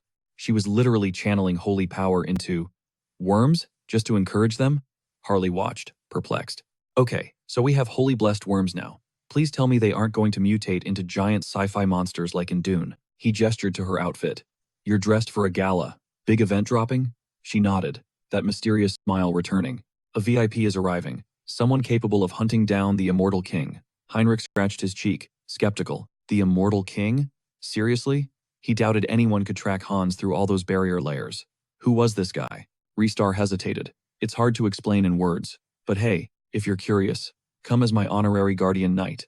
Front row seats. Heinrich didn't hesitate. Count me in. Moments later, the herald announced, entering now, Lord Rafori Granwood. Heinrich blended into the line of paladins, scanning the entourage. Never seen a squad like this. Can this guy really track Hans? I'll believe it when I see the receipts. Then Rafori stepped into the light, flanked by elven guards. He bowed elegantly to the saint. Heinrich's eyes went wide. Wait. Those ears. Rafori placed a hand over his heart. I am a high elf of the kingdom of Elwyn. Heinrich's mind raced. This was the VIP? He muttered under his breath. Rafori? Not just an elf, he realized. A high elf. Later, the worker glanced at Hubert and spoke up. Is it bronze or not? The shopkeeper asks, checking his watch. Look, inspecting is cool and all, but you've been staring at that thing for 2 hours. You buying or walking? Hubert grips the artifact tighter, sweating a little. My bad, boss. Truth is, his appraisal skills are seriously lacking right now. This guy is Song Yoon's 6th avatar. Basically, Hubert only exists because the main body, Harley, leveled up enough to unlock him. His starter skill, Analysis, fires up. The HUD glitches. System claims it's ruby weighing 12 grams. Reality check? It's solid bronze and weighs 480 grams. The stats are completely broken. He sighs. With his proficiency this low, he's only getting the basic, buggy info. But if he grinds hard enough, he could become the top merchant on the entire continent. No doubt. But first, he's got to crush the competition. That means dealing with the current market leaders. And for that plan to work, Harley needs to crank his hero reputation up to legendary status. Cut to Harley. He slings his massive axe over his shoulder, squinting at the horizon. That the guy? The big bad boss of these mountains? The gigantic bear roars in response, spinning around to swipe with razor-sharp claws. It's go time. Harley just grins. He parries the strike with his weapon, tanks the impact, and yells, "Let's dance!" He launches himself off the ground for a critical slam. Crack! His axe shatters right on the beast's iron-hard skull. Oh, crap. Before he can react, a massive paw smacks him backward. Harley clutches his ringing head. Okay, axe is trash. The enraged bear charges. Plan B it is. He triggers mutation. Scales ripple across his arm instantly. He delivers a haymaker straight to the beast's face, sending it flying. Fists are way better than cheap steel, he thinks. But fighting like a lizard monster? Not exactly hero of the people material. He needs to harness that monster power without looking like a freak show. Can he drain the life force without the transformation? Let's find out. He clenches his fist, focusing. Don't warp the flesh, just channel the juice. The system pings. Conditions met. Enlightenment achieved. New skill unlocked. Bio aura. Harley pumps his fist. Bingo, we're in business. Now this feels human. He spins around, just as a gigantic foot comes crashing down from the sky. Man, these northern mountains are wild, he laughs. First a bear, now an ogre? His eyes flash with hype. He charges energy into his fist. Let's see what this new build can do. Time for a live field test. The ogre steps forward, chuckling like it's got an easy meal. Harley catches the stomp with one hand. You think this is a joke, big guy? Let me show you the punchline. You're gonna feel this one. He explodes off the ground, sleeping forest ogre style. A flurry of slashes tears through the air in a split second. He lands, posing slightly. That's definitely going in the highlight reel. Hero status. Incoming. Suddenly, the vibe shifts. Dark energy. It smells nostalgic but nasty, like a dirty belly button. He tracks the stench to a hidden spot. Is this it? A rebellion pact? He stretches his legs, looking around. Why hide out in the boonies? It's obvious what these guys are plotting. He scowls, intensity rising. Time to weed out this trash before it spreads. Someone's gonna pay. Meanwhile, Rafori sips his drink. This tea slaps. Honestly. He sets the cup down gently. Thanks for the hospitality, Saint. She smiles back from across the table. Glad it fits your vibe. The Divine Church is seriously honored to have you here. Heinrich, standing nearby, watches closely. This is huge, he thinks. The church just allied with the elves. And not just any elves, the high elves, the V.I.P.S. from the Anima continent who worship the world tree. Even though they follow different gods, the church and the elven kingdom are tight. They recognize each other's game. But acknowledging existence and swapping gods are two different things. High elves are the elite. If he's here, are they using the world tree's power to track down Hans? Whatever it is, it's fascinating. Heinrich stares. Those pupils really look like galaxies. Seems my eyes are distracting you, Rafori notes. Heinrich freezes. Did I stare too long? Reister bows quickly. My bad. Didn't realize I was zoning out. Heinrich thinks. Smooth. Real smooth. Rafori points to his starry eye. It's chill. Everyone looks. These eyes are the high elf trademark. Elves born with these are basically chosen ones, priests connected to the world tree. Super rare drop rate. Maybe 2 or 3 per generation. Most are ancient, so a new high elf showing up. Is the anticipation truly that killing? Rystar cut in, eyes narrowing. So, this urgent SOS, it's tied to that mess? He nodded grimly. Bingo. A divine vision dropped recently. A miracle child was born on the Ion continent, but before she could even breathe free air, slavers snatched her, sold her off like cattle to be a dark sorcerer's blood sacrifice. They're begging the main divine church to track her down. The saint gasped, hand covering her mouth. That is absolutely sick. Do they have anything to go on? He clasped his hands tight. The northern mountains. They traced the abductor's trail there. Her expression darkened. The northern mountains? That's a death trap. And miles from nowhere. Can he give us a visual on the kid? Cut to Harley inside a dimly lit cave, scanning the dark. Rafori's voiceover kicked in. She hasn't awakened her powers yet, so she looks like your average elf, just a regular teen by human standards. Lime green hair, piercing orange eyes. Heinrich's eyes widened. Hold up, ain't no way. Meanwhile, Harley stepped up to the trembling girl. Hey kiddo, what do they call you? She clutched her chest, voice barely a whisper. I'm Cecily. A beat later, he hoisted her onto his back. One of the mages blocking the path screamed, Damn it, don't let him near the warehouse. His buddy panicked. I know. How are we supposed to stop a literal monster? But Harley didn't even tap the brakes. He kept barreling forward like a freight train, mowing them down like bowling pins. He smashed into the room, scanned the perimeter, and smirked. So, this the stash spot she mentioned? That is it, she confirmed. He glanced over his shoulder. All right, jump down for a sec. There's something we gotta grab before we bounce, she said, pointing a shaking finger toward the corner. Right there. A branch of the world tree. Harley's eyebrows shot up. Whoa, seriously? This twig? He passed it to her, and barked, Hold on to that for dear life. Got it, thanks, she chirped. All right, he grunted, time to jet. Just one thing, she stammered. Please, go easy, zoom. Harley launched himself forward with zero chill, tearing up the ground. Back at the council, Heinrich raised a hand. I've got a pitch. Rafori blinked. Let's hear it. It's about the kid, Cecily. I think I can pinpoint her location. Rafori took a calm sip of tea, side-eyeing him. For real? You got a tracking blessing? Nah, nothing like that, Heinrich admitted. I just felt her vibes. The paladin next to him scoffed. We're in a crisis, man. We can't run on hunches and vibes. Rystar silenced the room with a raised palm. Hold on. Let him cook. She locked eyes with him. Break it down for us, Sir Heinrich. Cut back to action. Harley was sprinting full tilt, lungs burning. Found the exit. The mages trailing him lost it. That moron is escaping with the goods. Summon it. Now. Do it. His partner screamed, blowing a sharp, piercing whistle. Harley skidded to a halt, jaw-dropping. Is that a giant freaking earthworm? The ground exploded as a massive beast breached the surface. Legs burning with magical energy, Harley gritted his teeth. No other play here, we smash through, he charged. Move it or lose it. He vaulted straight onto the worm's slimy back. Let's go. In a split second, he was surfing the monster, spotting a glowing rune inside its maw. What the hell? Mind control? He scoffed. No wonder a desert creep is chilling out here. Whatever.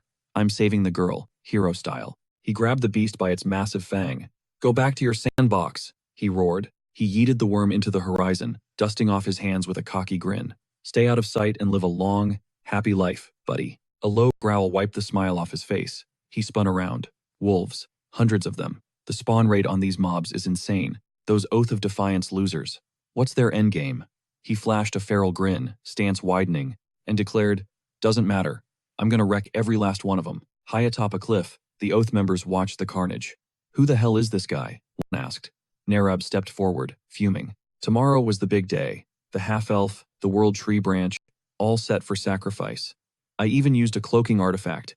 How did they track us through the seal? This ruins everything. Down below, Harley was playing whack-a-mole with the wolves. There's too many of them, the villains jeered. He's toast. A wolf lunged, jaws snapping onto Harley's arm. Crack! Harley instantly hardened his skin with dragon scales, shattering the beast's teeth like glass. You brought a pack, he growled, landing a bone-crushing haymaker. He snatched a glowing rock from the debris. A mana stone? Don't mind if I do. He popped it in his mouth like candy. Infinite stamina glitch unlocked. Another growl from behind. Incredible, he thought, eyes glowing. My mind is clear, but my body is on autopilot. His head morphed, taking on the visage of a wolf. It defends itself. It feeds itself. Pure instinct. The system interface flashed gold. Conditions met. Enlightenment achieved. Skill unlocked. Wild instinct. Up on the ridge, the observers lost their minds. No way. That's not a human. It's a monster. What's the play here? Elder Nurab. The perimeter is collapsing. The elder gritted his teeth, barking orders to fire up every summoning circle. Then he froze. What? He spun around, eyes narrowing. It was a massive risk blowing their cover this early, but options were zero. Fine, he hissed. Unleash those two, now. Meanwhile, Harley stared down the trembling wolf before him, a twisted grin spreading across his face. I'm actually digging this primal vibe, he laughed. Let's wrap this up. But before he could move, snap, a jagged crystal arrow slammed through his hand. The hell? Harley muttered, eyeing the shard. He whipped around, locking eyes with a humanoid construct made entirely of diamond. Harley thought, a glass man? Seriously? The air grew heavy with crushing telekinetic pressure, radiating from the creature's core gem. Suddenly, Cecily screamed, "Look out!" Above them, a massive demon plummeted like a meteor, landing with a shockwave.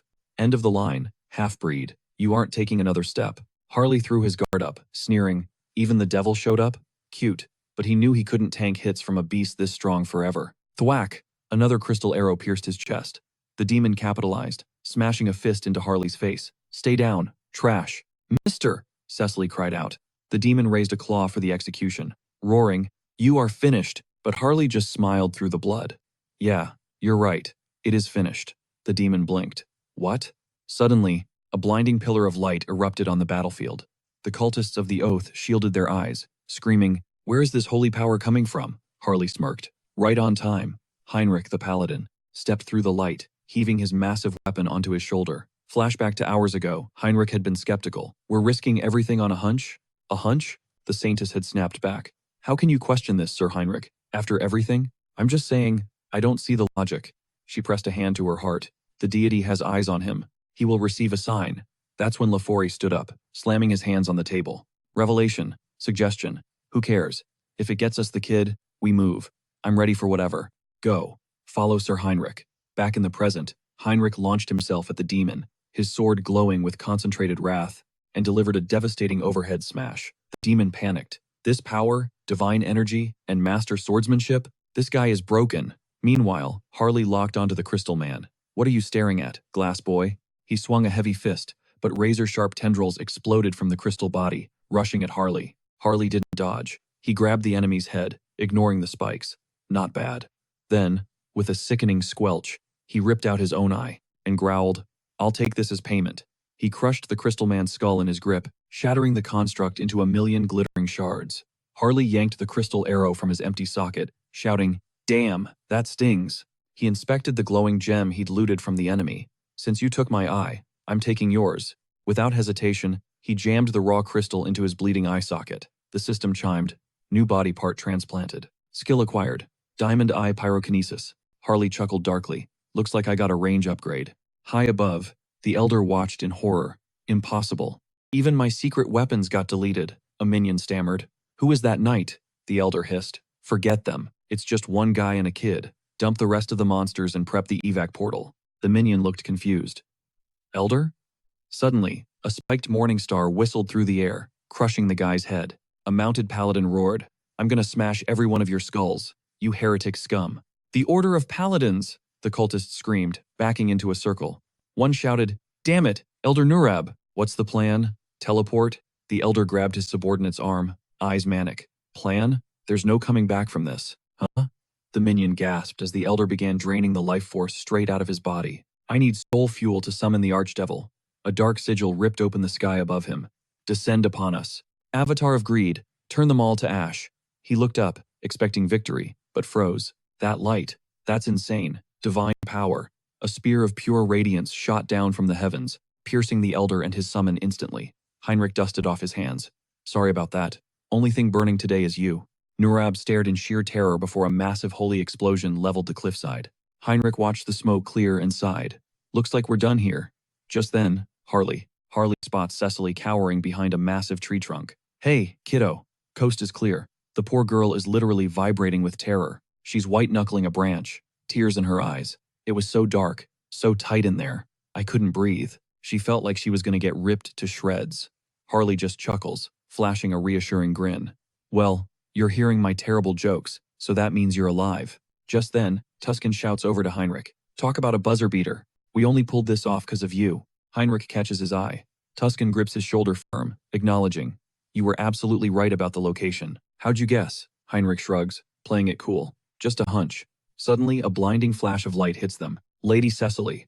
Rafori bursts onto the scene. He slides to his knees, hand over his heart. Thank the stars, I found you. Lady Cecily. I am Rafori. From the Elven Kingdom. Harley stares, totally shook. Holy crap. So that's what a high elf looks like. He bursts into laughter, shouting over the wind. Man, am I glad you're back with the fam safe and sound. It's a total honor to assist, Lady Cecily. Rafori locks eyes with him, gratitude written all over his face. Thank you. How can I ever repay this debt? Harley keeps that $1,000,000 smile, waving it off. Nah, don't worry about it. No reward needed. Rafori beams. You're a saint. But seriously, I can't just let you walk away empty-handed after saving her. Harley blinks. Well, if you insist, I'll take it. Cecily giggles, stepping up. Okay, Mr. Harley, take a knee for me. He drops to one knee. She leans in gentle, ethereal, and plants a feather-light kiss right on his forehead. May nature's blessing be with you. Boom. A glowing green rune flares on his forehead. Is this actual world tree energy? It feels insane. Pure power. Rafori smiles, watching the magic settle. Hand on his chest again, Rafori explains. That's a high elf exclusive. Nature's blessing. It's a super rare buff. Limited uses only. Cecily grins sheepishly. I'm not technically a full high elf yet, so it's kind of the light version. Sorry. Rafori steps up. Please, give me your arm. He snaps a bracelet onto Harley's wrist. Consider this an IOU from the elves. This is our promise. You need backup? We're there. Harley smirks, playing the humble hero. Guys, stop. You're spoiling me. Then Cecily hands him a twig from a sacred tree. Keep it. Tuscan watches from the sidelines. Impressed. Dude is built different. His stats must be crazy to handle that energy. Arms crossed, he glances at Heinrich. He's your type of people, huh? You two buddies?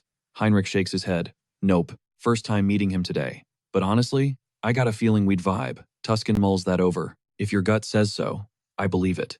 The Order definitely owes him one now. Heinrich's mind races. This guy just scored points with the Elven Kingdom and the Divine Order. If Harley backs Hubert, he'll be untouchable in the market. Suddenly, Rafori speaks up. Lord Tuscan. He walks over. Thanks for the assist on this mess. Now, let us return the favor. We owe you. Tuscan nods, bolstered. Glad to hear it. We need one thing. For the safety of the entire realm. You have to help us track down the Immortal King. Heinrich freezes, eyes snapping to Tuscan. Oh, so this was the endgame? Using the High Elves as a radar? The World Tree is basically a magical network connecting every root in existence. High Elves can ping that network to find anyone near a tree. Rafori raises a finger. Actually, I can do it. But I need a boost. Tuscan blinks. A boost? I need a signature to track. I need the Immortal King's specific energy wavelength. Tuscan grins. Perfect. Right this way. Cut to the temple. Heinrich trails behind the group, sweating. Never thought I'd be back in this creepy place so fast. Looking at it again. This barrier is insane. It's beyond massive.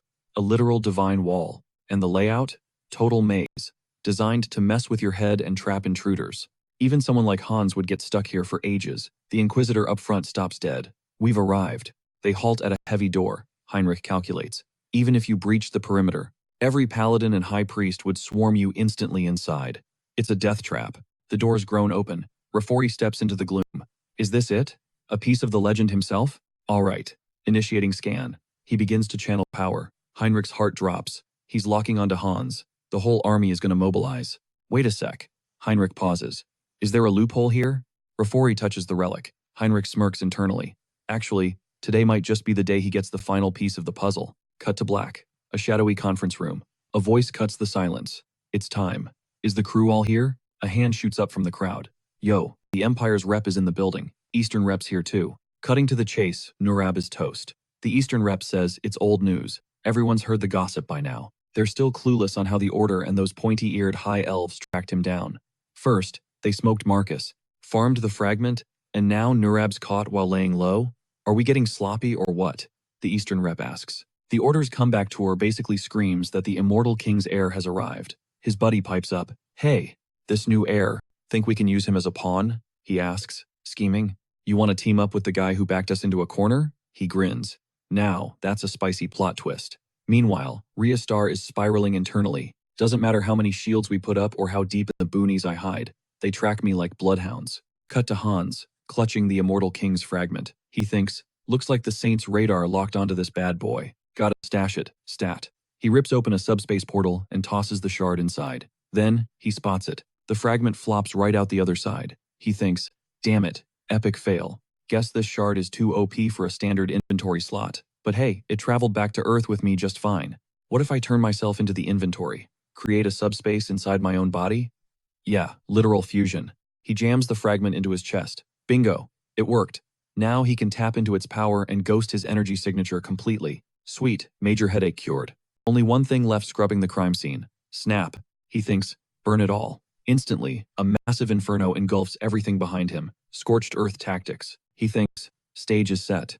He reaches out. Time to drop the shields. Let my scent flood the zone. Arms wide, leaking dark energy like a broken reactor, he screams, come and get it. I'm right here. Great divine order. You better show up. I'm claiming that last fragment personally. Meanwhile, Rafuri taps into the World Tree's Wi-Fi. Gotcha. Hand to his forehead, he announces. Trace confirmed. The Immortal King is camping in the Western Monster Forest. The Paladin goes full alarm mode. Rally the squad. Wake up the Archbishops. Now. Suddenly, Cardinal Pyre rolls up with his knights. Well. I'm kinda hurt. You guys didn't think to invite the heavy hitter for the main event? He steps up. I got the memo. The Great Jiran Temple's Paladin Cardinal is crashing this party. Lottie thinks. The Cardinal? The absolute G-O-A-T of the temple? That's huge. We've got the dream team. Then Restar steps to him. Archbishop, I'm tagging along this time. He shuts it down. Not happening. The Saint? She asks. Look, we've got the Cardinal. The Saint is the Order's anchor. She stays put. Lottie barks. Heinrich. The guy responds. On it, boss. He says this time, he's on babysitting duty at the Great Temple. Understood. Lottie gets right in his face. If anything goes sideways while we're gone, guard her with your life. Lottie walks off. Heinrich watches him go, smirking. Relax, old man. The Saint is in the safest hands possible. Mine. The squad hits the magic circle outside. Lottie raises his sword for the hype speech. Soon, we face the continent's nightmare. But we're going to turn that nightmare into a daydream. Because the big guy upstairs is watching. Peace and salvation, baby. Peace and salvation. Cut to the Saint. Eyes on the heavens. Praying. Heinrich leans in. Don't stress. I'm sure the crew will come back in one piece. She looks at him. Really? Did the deity send you a DM? He replies. Nah, not exactly. Just a gut feeling. Meanwhile, Hans pulls up to the church. Dark mana locked and loaded. He can't see the holy berry, but he can feel the buzz. He focuses energy in his palm. Even if I slip past the walls, the internal security is tight. Gotta blow the locks and buy some time. He flings magical flares forward, triggering massive explosions. Enjoy the midnight fireworks show. The knights are freaking out. What the hell is that? Look down. We're under siege. Undead army incoming. Sound the alarm. Call everyone. Meanwhile, Tuscan and the High Elf are hiking up a stone ridge, and Tuscan freezes. Houston? We have a problem. They scan the empty spot where the signal supposedly was. Dead end. They peered into the void of the cave, and Rafori whispered, no shot. He was convinced this was the drop zone. If the target had moved, the World Tree would have pinged him. The Archbishop started to speak, then froze a mental, hold up. Sensing eyes on him, he realized the stealth check failed. In a heartbeat, he spun around, casting a spell mid-turn, throwing a hand out and screaming, everybody back! It's a setup! Retreat to the Great Temple we've been played. Meanwhile, the temple was already a blazing inferno. Hans stepped through the fire, smirking. About time. He stood before the final piece. His ribcage split open, visceral style, and he hissed, wakey wakey, immortal king. Alarm bells shattered the air. People were losing it, screaming, move! The undead are breaching the perimeter. Right then, Heinrich watched the panicked knights and thought, yikes. Big L for you guys. Good luck with that nightmare. Since he was on garden duty, the plan was simple. Chill here, then fade into the shadows. But then, another squad of knights burst through the gates. "Over here! Don't let up! We gotta sprint!" they yelled. Heinrich blinked, totally thrown off. Wait, pause. That's way more NPCs than he calculated. He didn't recognize half these faces. Okay, silver lining. They have no clue. Hans is already securing the bag. The zombie distraction is working perfectly, causing chaos inside and out. Suddenly, the Inquisitor stormed in, hand raised, commanding the room, "Listen up. The horde outside is bait. The heir to the immortal king is making his endgame move right now. Target the sealing chamber. Go." Heinrich stared at him, sweating. Of course, it's the Inquisitor. How did this guy figure it out so fast? He took off after them, cursing internally. Damn it, I gotta crash this party before the whole plan goes up in smoke. Back at the chamber, Restar gasped. Impossible. How did an intruder breach the sealing chamber without tripping a single alarm? A knight beside her shook his head. "Zero signs of entry, ma'am." She pressed, "Teleportation hacks?" "Unknown," he replied. The saint was trembling physically. "He's right here. The immortal king is literal inches away, and we missed it. I failed. Total system failure. He's respawning because of me. What do I do?" Just then, Heinrich skidded to a halt beside them, panting. "My bad, I'm late. Traffic was murder. I'm taking point from here." The goddess beamed the second she saw him. "Please, we need your buffs." Meanwhile, Hans, scanning the corpses piled around him, mused. "Gotta admit, they wiped that undead army. Way tankier than I gave them credit for. Malcolm was a beast of a boss fight. Hope he rests easy. Dude really grinded for a long time. It took a minute, but he finally secured the loot. He needed to extract that last fragment. Suddenly, dark energy started swirling, pooling around him. He frowned. What is this feeling? Why isn't the power bar filling up? Maybe the sync rate just takes time. He whipped around, spotting the paladins rushing him. "Intruder!" they shrieked. Hans flicked his wrist, blasting them backward with a wave of shadow. The archbishop yelled, "Hold fire! Wait for heals."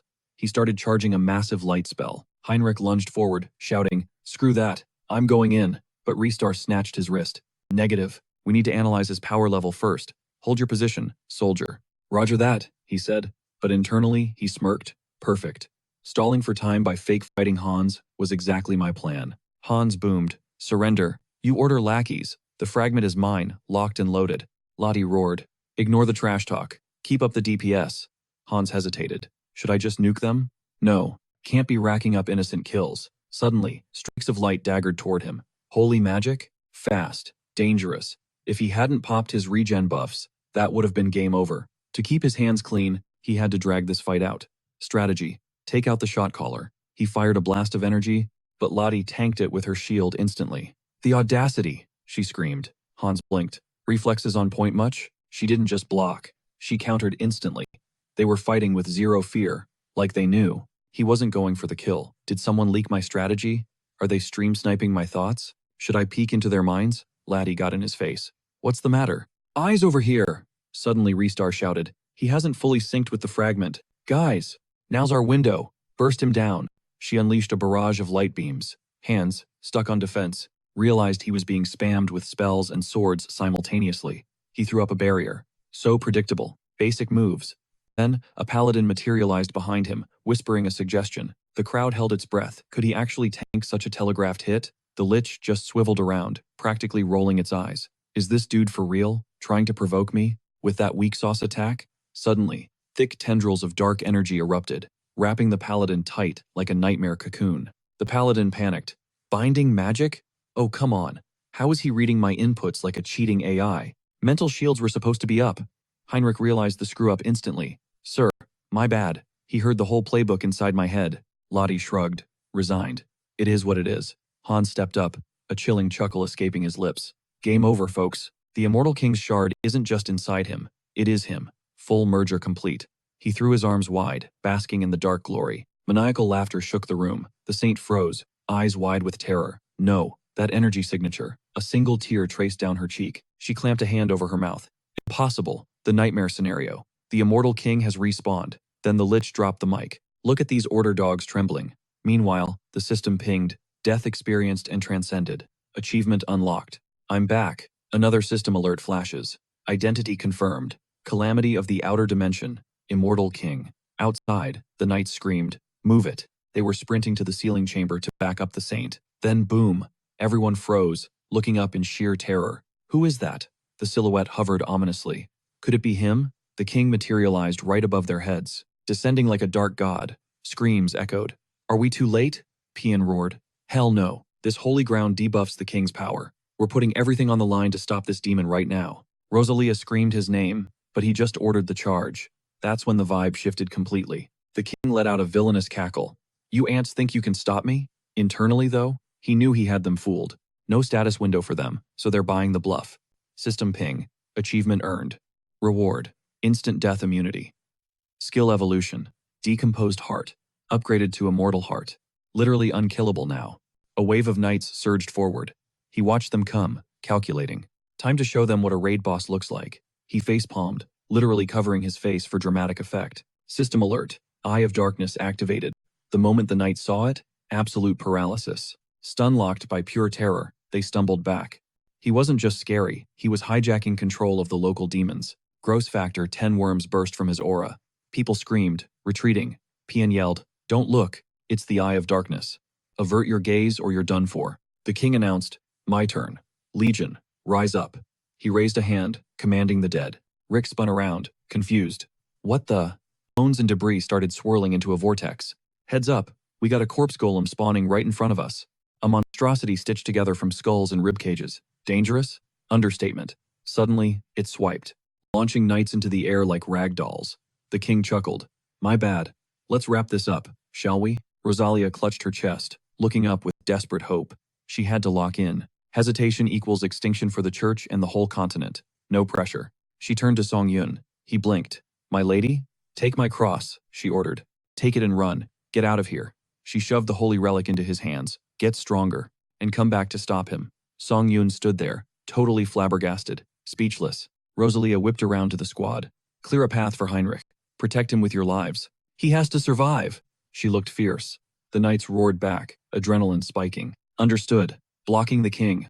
They dove back into the fray, suicidal bravery on full display. The king swatted them away like annoying mosquitoes. Buzz off. I'll wipe you all out in one shot. Rick went for the stealth backstab, but the king paused. Glitch? The king pivoted, smirking. Rookie move. Wham. Rick got blasted by dark magic. Gritting his teeth through the pain, Rick grinned. Doesn't matter. Mission accomplished. The king paused, confused. Come again? Rick spat back. Heinrich is safe. That's our hope. I'll throw this bone sack at you all day if I have to. The king scoffed. Cute speech, but you're an idiot. Prepare to get your skull crushed. He wound up for the kill shot when suddenly, Song Yun flew in, landing a haymaker right on the king's jaw. Crash. He plummeted. Song Yun prepped Blessed Leap. He flashed directly behind his opponent blink, and you'd miss it. The king stood up, scanning the room, but Song Yun blindsided him with a vicious slash from the shadows. The king just smirked. Not bad, kid. You got moves, he taunted. But that butter knife won't cut me. Time to die. The king charged up his dark magic and blasted a wave of energy straight at our hero. Song Yun froze, gasping for air, looking totally wrecked by the pressure. Wait, he's okay. It wasn't his flesh that tore, just the metal, the magic shards. Shredded his armor, but stopped inches from his skin. Talk about a close shave. Now, get ready for the grand finale. Boom! A blinding flash erupted on the battlefield. Terrified knights screamed out. Heinrich. Rosalia was a mess, tears streaming down her face. Why? She wailed. Why did you do it? I trusted you with our future. You should have run. Our hero just bowed his head and whispered, I only joined the church to save my own skin. But tell me, how can I protect the world if I turn my back on a comrade willing to die for it? Fury exploded. He gripped his cross tight, and holy light flooded the entire chamber. He stared down the immortal king. You called my blade dull? Even if it shatters today, I'm taking you down. Ding! The system flashed. Enlightenment achieved. Conditions met. Unlocked special skill. Blessing of the Sword of Light. Song Yun grinned at his glowing blade. That's the third blessing, he thought. Perfect. Almost complete. With renewed focus, he roared and lunged. He drove that sword straight through the immortal king's heart. What a performance. Oscar-worthy emotion. Time for the curtain call. And the final exit. The immortal king shrieked in agony. Church minister, who are you? My name, the protagonist declared with swagger, is Heinrich. He said it again, loud and clear. The king raged. How dare you hurt me? But then, a system alert popped up. Alert. Fatal damage detected.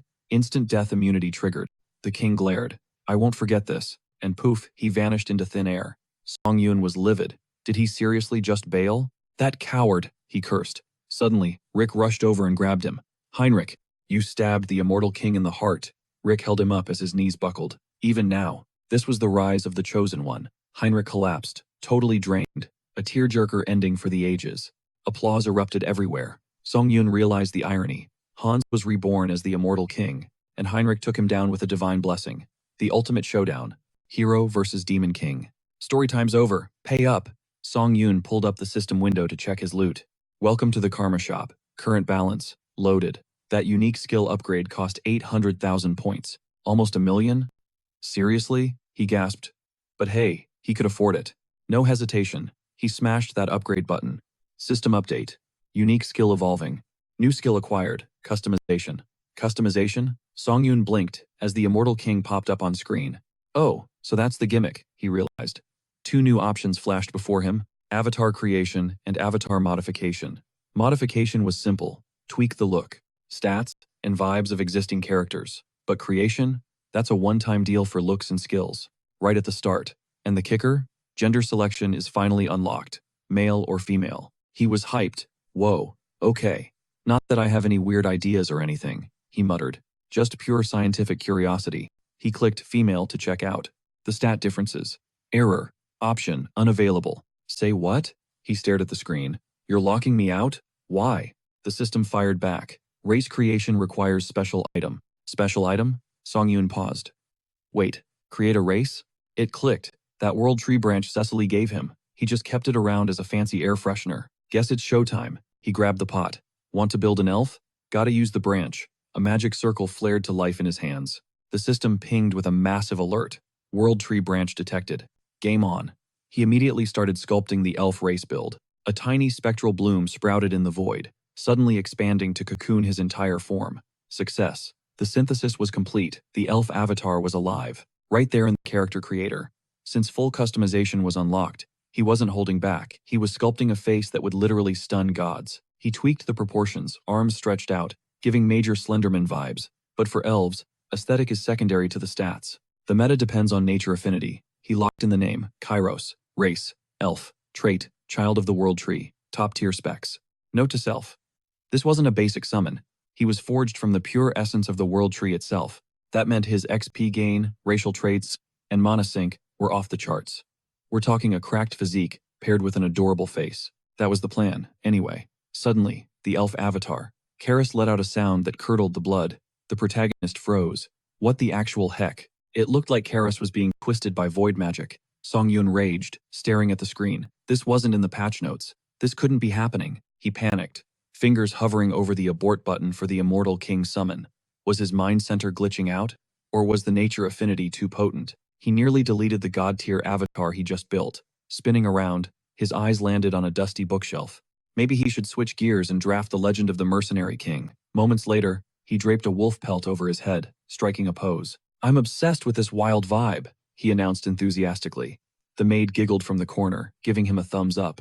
Looks fire, sir. Just like that, the protagonist bounced, waving goodbye. Hubert had tracked down the ultimate loot for him. He pulled up to the City of Artisans. Song-Yun recalled rumors about some griefers causing drama at Hubert's shop recently. Time to school some noobs. But as he walked, the crowd whispered, eyeing his rugged drip. What's with the trash-tier gear? The tribal ink wasn't helping either. The locals were sneering, calling him a southern savage from the Badlands. Classic discrimination. The tension was thick enough to cut. Harley locked eyes with the haters nearby. The silence stretched until it got awkward. He called one out. The guy flinched, blushing. What's your problem? Harley's voice boomed. Who dares disrespect the South? They clapped back, claiming he was the disgrace. Hold still, you freak, one shouted, winding up a punch to knock some sense into him. The thug swung a heavy club. Snap. The protagonist shattered the weapon like a twig with zero effort. Are you insane? The guy screamed. He crushed ironwood with his bare hands. Harley stood there, blinking, actually surprised by his own strength. Wait, were these guys actually Southern warriors? A light bulb went off. If he squatted up with them, he could fake his way into being a legendary Southern hero. With these guys vouching for him, his cover would be solid. Suddenly, the thug changed his tune, patting Harley's shoulder. Bro, do us a favor. Go buy some normal clothes. Hurry. That getup is for cosplay conventions and holidays only. Harley paused. Wait, really? Nobody rocks this fit daily anymore? The guy lost it. I'm done with this clown. I challenge you to a traditional Southern duel. Right now. Harley searched his database. Ah, bare-knuckle brawling. Their heritage. Bet, he replied. Sounds like a blast. But I've got one rule, Harley added. You all fight me at once. The gang stared at him, jaws on the floor. Excuse me? You want a 1 versus 3? Are you mocking our honor? Harley shook his head calmly.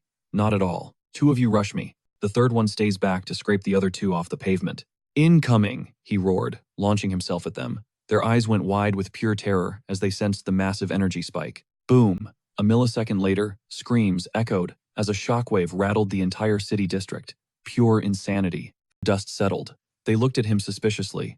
No way he was a local, he didn't have the warrior's mark. Harley panicked internally. Wait, we need marks? Time to bluff. He addressed his new friend, solemnly.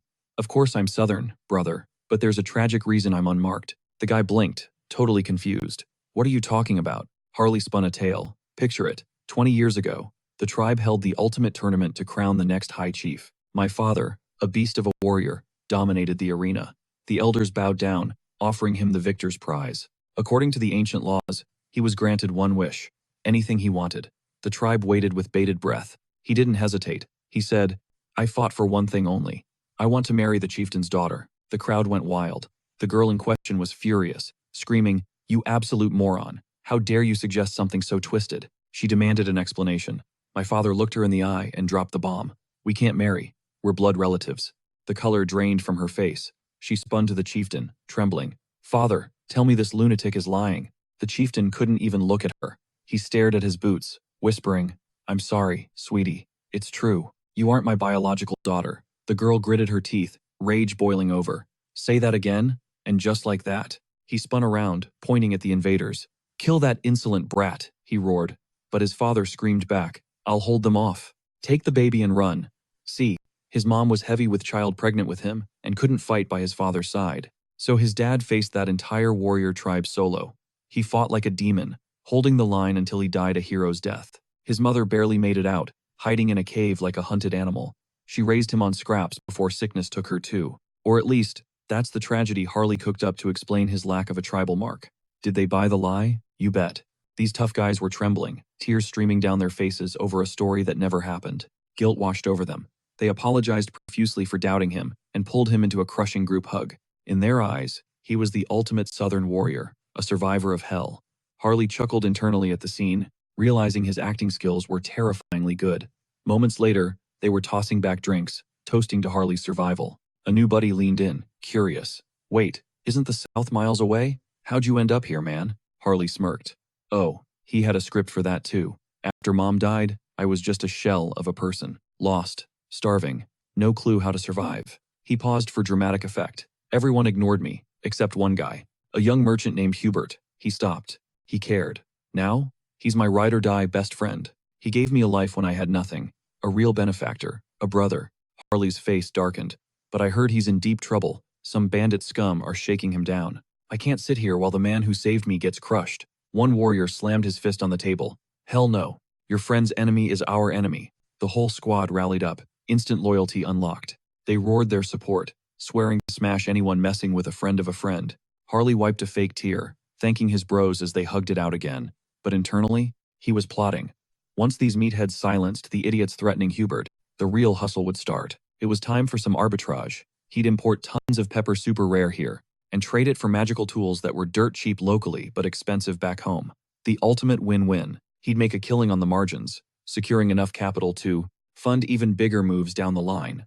Suddenly, the boys stood up, pumped and ready. We're going to your boy's shop right now. Consider it guarded. Harley nodded. Perfect. I'm counting on you guys. Having loyal minions, comrades, really smoothed out the gameplay. With Hubert's safety outsourced, it was time for the next arc, the Elven debut. A quick transformation later, he was an elf, striding toward the palace gates where the guards waited. Good afternoon, he said, smooth as silk. This is the Temple of Rosilia, correct? I am Kyrus, veteran mercenary and bestie of Harley, who happens to be tight with the Sacred Knights. Heard an elven envoy was in town. Mind if I crash the party for a quick chat? He flashed a letter of introduction. The guards unfolded it to see a crude, grinning doodle of Harley. The note basically said, "This elf is legit, my homie. Let him in." The guards stared at it. That messy handwriting? That terrible drawing? Yep, that's Harley's work all right. One guard laughed. Let him through. Take him to the envoy's VIP suite. Moments later, They reached the inner sanctum. The guard announced him to Lord Rafori. Karis bowed slightly, thanking the guard for the assist. He stepped inside with a polite apology. Rafori greeted him. A pleasure. I am Rafori Granwood, High Elf. Please, sit. You are the mercenary Harley mentioned? Karis nodded. Indeed, I am Karis. He thanked the High Elf for the audience, sat down, and mentally sighed.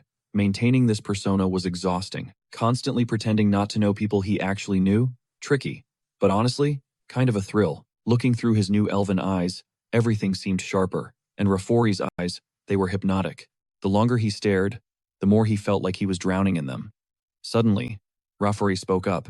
So, you truly are a cherished friend of Sir Harley? The High Elf's gaze dropped to Karis's wrist. He was wearing the bracelet Rafori had given Harley. Busted. Karis panicked and grabbed his wrist. My apologies.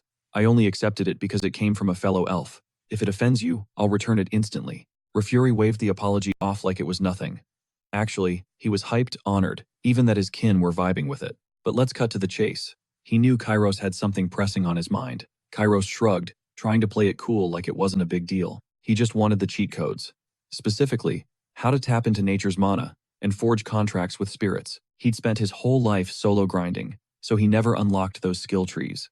Rafuri nodded slowly. He'd already clocked the situation. He'd sensed it the moment they met. This kid's aura was legit. There was zero doubt about his potential. Mind stepping outside for a sec? Rafuri asked. Kairos shot up from his seat. Absolutely. As they walked, Rafuri kept the momentum going, pivoting back to the request for training. But then came the letdown. He couldn't be the sensei Kyros needed. He was bouncing from this place soon. But then he dropped a bombshell. How about you tag along to the Elven Kingdom? Kairos froze. Wait, seriously? His brain short-circuited with joy. That was the endgame zone. The Enamel Continent. Home of the legendary High Elven University. Kairos stammered that it would be a huge honor, but hesitated. Don't you need, like, elite stats to get in there? Rafuri smirked. Usually, it's a High Elves only club. But there is one loophole. He stepped into Kairos's personal space, locking eyes with intense focus. The pressure in the air spiked, heavy and suffocating. Kairos choked out. What kind of loophole? Rafuri's voice dropped an octave. The kind for elves, who are born different, who wield high elven power naturally.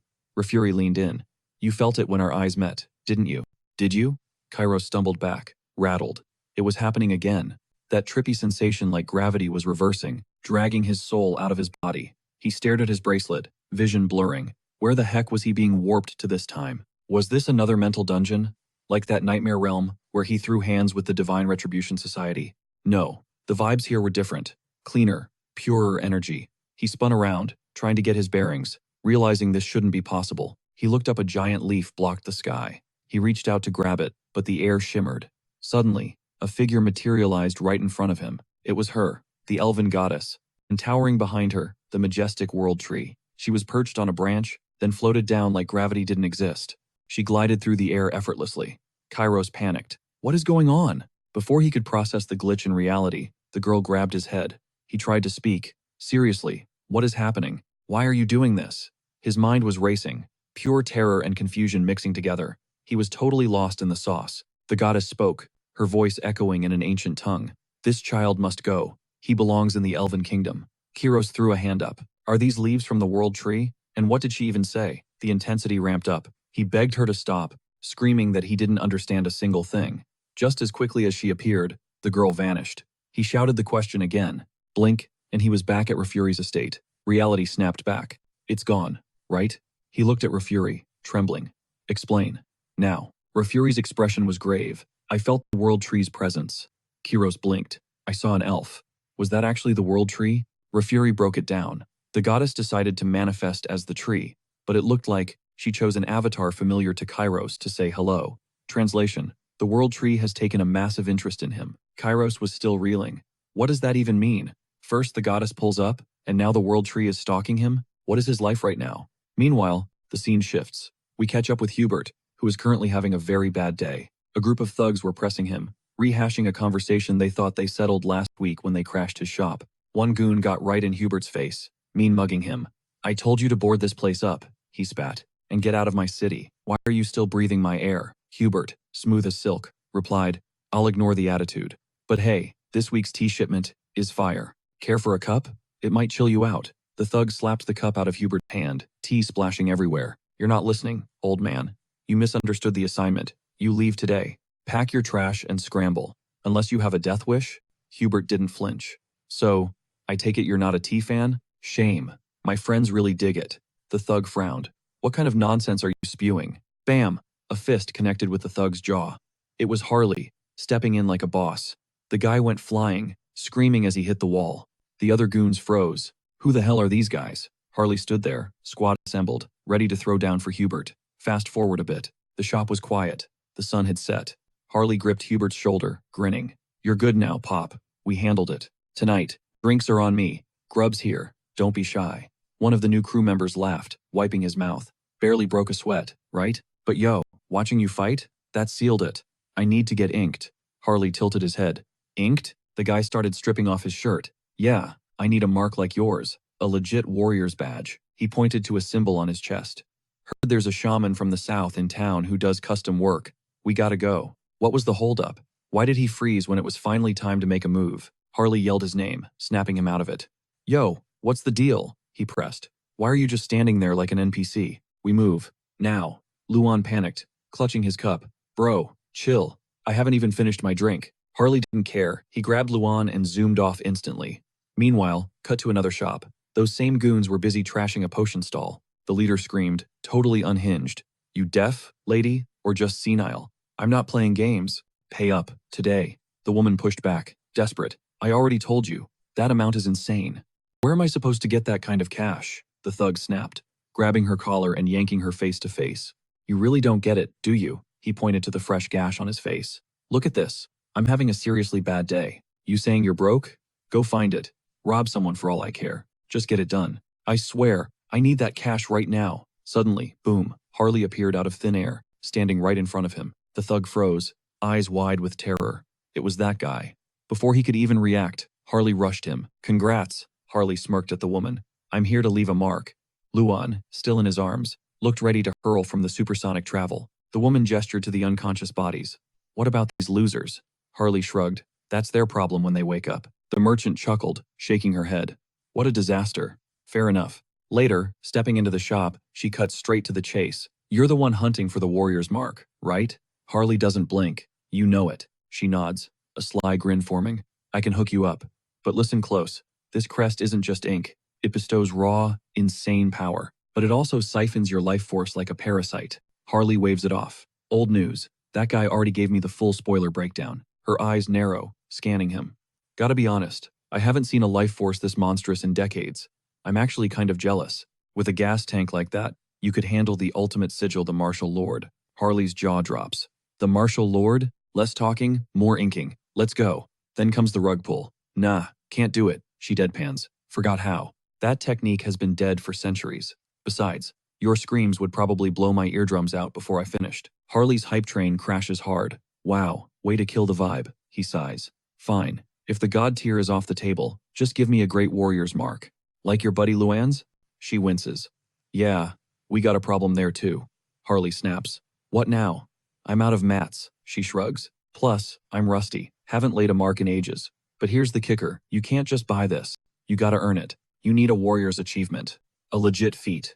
If you really want that great warrior ink, you need to head to the Iron Fortress in the northern mountains and smoke the ogre ruling that place. Luan goes pale. An ogre? Are you insane? He slams his fist on the table, rattling the cups. Do you have any idea what that thing is? You want us to suicide run? One of its heads is bigger than me. How is he supposed to solo a nightmare like that? Harley calmly lifts a massive, jagged skull. You talking about this guy? Luan scrambles back in terror, while the woman stares. Is that a legit ogre skull? She whispers.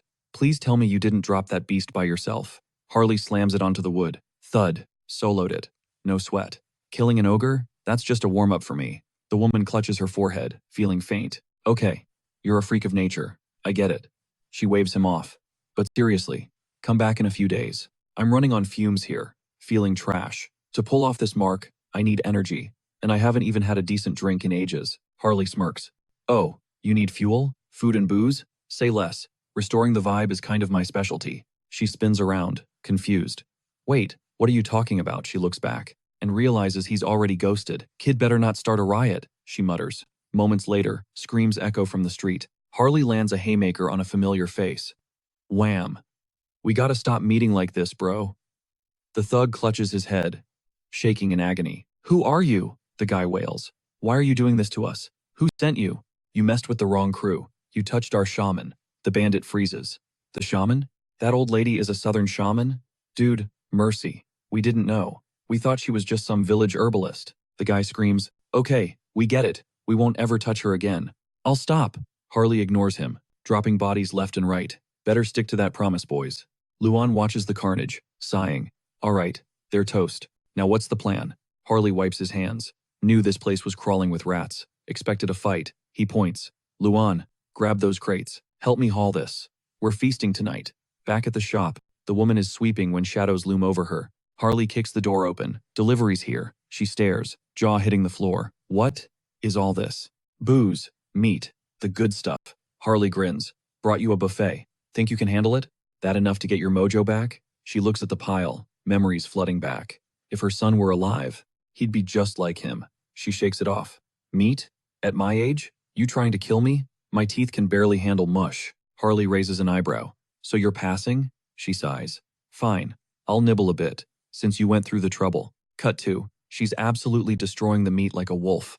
Harley chuckles. I knew southern ladies had an appetite, but damn, I didn't expect a vacuum cleaner. The woman pats her belly, satisfied, finally full. Did she really eat all that? That hit the spot, she admits. Tanks are full. Let's do this, Mark. Her face goes serious. Just warning you, it's gonna hurt like hell. Harley scoffs. Pain? Never heard of her. She lights a candle, the flame dancing. You ready? Born ready. Don't sweat it, Grandma. I've taken worse beatings. Suddenly, she jams a scruffy stuffed animal into his mouth. My son clamped down on this toy when I marked him, she whispers. If the pain gets too real, bite this. She brings the needle down toward his chest. Harley braces himself, eyes wide. Clink, she freezes. His skin is so thick the needle won't even scratch it. Luan bursts out laughing. No way. Is there a plan B? Luan gasps. I knew Harley was a tank, but needle-proof? The woman smirks. Don't worry about it. She's securing that bag by any means necessary. Without hesitation, her hand blurs, driving the needle deep into the main character's chest. She screams, proving exactly what an elite shaman from an ancient bloodline is capable of. Bam, bam. She hammers his chest. The MC tanks the hits, and the system pings. Conditions met, enlightenment achieved. Just like that, he unlocks the Halco-style combat sense. The status screen flashes, Great Warrior.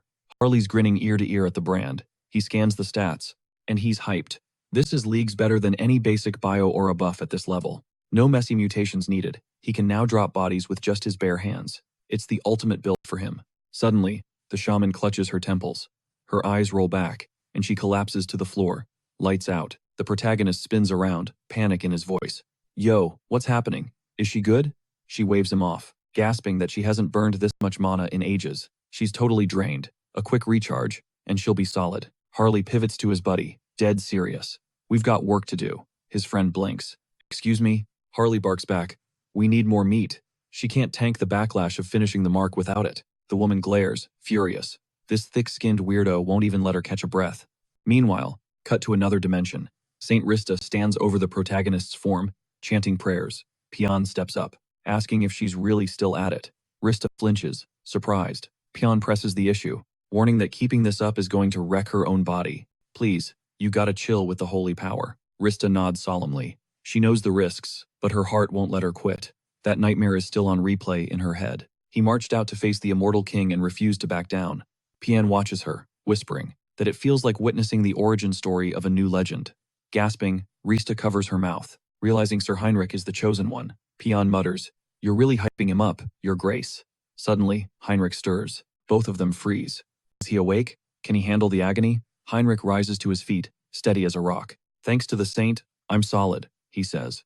Rista grabs his hand, proclaiming him the champion of the Great Holy Order, one of the 7 heroes of Eterica. Heinrich smirks. It's finally real. The stage is set. The hero and the Demon King have taken their places. Time to pour one out for Hans, who's stuck playing the villain. Cut to a rooftop skyline. Hans overlooks the city. A hero is born, he muses. So it's time for the Demon King to get to work. His power is humming, perfectly tuned by that mysterious, infectious magic. He's ready to spread fear. He can see the villain's corruption, and he's sending them all straight to hell. He dives off the ledge, free-falling into the night. Below, chaos erupts. Move! Get the patient inside, now! Paramedics are rushing a gurney toward the ambulance, sirens wailing. The crowd is buzzing. It happened again? That masked psycho is back? Moments later, Sang Jin pulls up. His subordinate runs up. Boss, we're clueless here. Sang Jin scans the crime scene, his face darkening. Only one thing is certain, he says. We're dealing with a top-tier threat. A dark wizard, straight out of the Special Ops Bureau. One wrong move, and we're all walking corpses. This Ha-Ho mask lunatic isn't human. He's a monster. That's pure dark arts, way above our pay grade. The victim's body is just an empty husk now. I'd bet my badge his soul is already enslaved. If that monster catches you, he pulls the trigger without blinking. The subordinate clutches his head, trying to process the horror. Is this really Korea's best warlock? Sang Jin shakes his head. I'm not even in his league. Having an enemy like that? Terrifying. The employee can't believe it. No way. It's the guy in the Ha-Ho mask, right? Let me see this curse for myself. He steps up to the corpse and presses 2 fingers to the skull. Boom! Sang Jin freezes, realizing the sheer dread radiating from it. He recoils, crashing to the floor, clawing at his own throat. The employee yells, Boss, what's wrong? Did you find something? Sang Jin is gasping for air, struggling to breathe. He looks up at the leader, eyes wide. I feel like I need to die, right now. A twisted, creepy smile spreads across his face. The leader shouts, What? What is he saying? What did that freak do to him? Sang Jin keeps rambling. Broken. The mask. It saw me. It knows. It was practically game over for him. He had 0 plays left. The leader, looking desperate, asked, Do you have a strat to take down the Ha-Ho mask? Song Yoon just shrugged, saying if he checked out now, at least he'd rest in peace. Without skipping a beat, he scrambled up to the window, ready to end it all. The leader started screaming, calling him a total moron. Chill out. The Ha-Ho mask only claps villains. You're safe, so relax. Song Yoon paused, totally stunned by the info. He hopped back inside with a grin, like nothing happened. Well, why didn't you say so? I'm good. The leader grabbed his own head, letting out a massive sigh. Are you actually brain dead? Song Yoon muttered that for some reason, his whole body was turning to jelly. The leader frowned. What's wrong? Before he could answer, Song Yoon hit the deck, out cold. The leader shrieked his name, terrified, and frantically dialed for a medic. Meanwhile, Hans was chilling on the rooftop, watching the drama unfold. Interesting, he thought. That guy is giving off serious warlock energy, pure evil vibes. We might cross paths again. Later on, our protagonist was scrolling through his feed, seeing Hans trending everywhere. People were already dubbing him a dark hero, but he wasn't sold on the title. That kind of clout brings heat. He pushed back from his desk, elbows on the chair, grinding his teeth. His head was pounding like a drum. What's the play now? Suddenly, a knock echoed through the room. He cracked the door open, suspicious. Who is it? A tall guy shoved a bag in his face. Chicken delivery. Song Yoon froze, eyes wide in disbelief. Wait, is that you, Taezon? The guy smirked. Been a minute, hasn't it? How have you been? Song Yoon ushered him inside. You look solid. Taezon laughed. We haven't linked up in ages, and that's your hello? Song Yoon stood there, dumbfounded, then cracked up. He tried to read the situation. Sure, Taezon was his boy, but he was also the last person he needed around right now. Taezon took a seat. See, he wasn't just a friend. He was an agent for the Special Ops Bureau, Investigation Division. But he was also Song Yoon's ride or die from childhood. Even when Song Yoon went off the grid, Taezon never stopped looking. Real homie status. Taezon popped a soda and got real. You seem different. Finally found a reason to keep going? Song Yoon grabbed a drumstick, mumbling, Can't stay stuck in the past forever, right?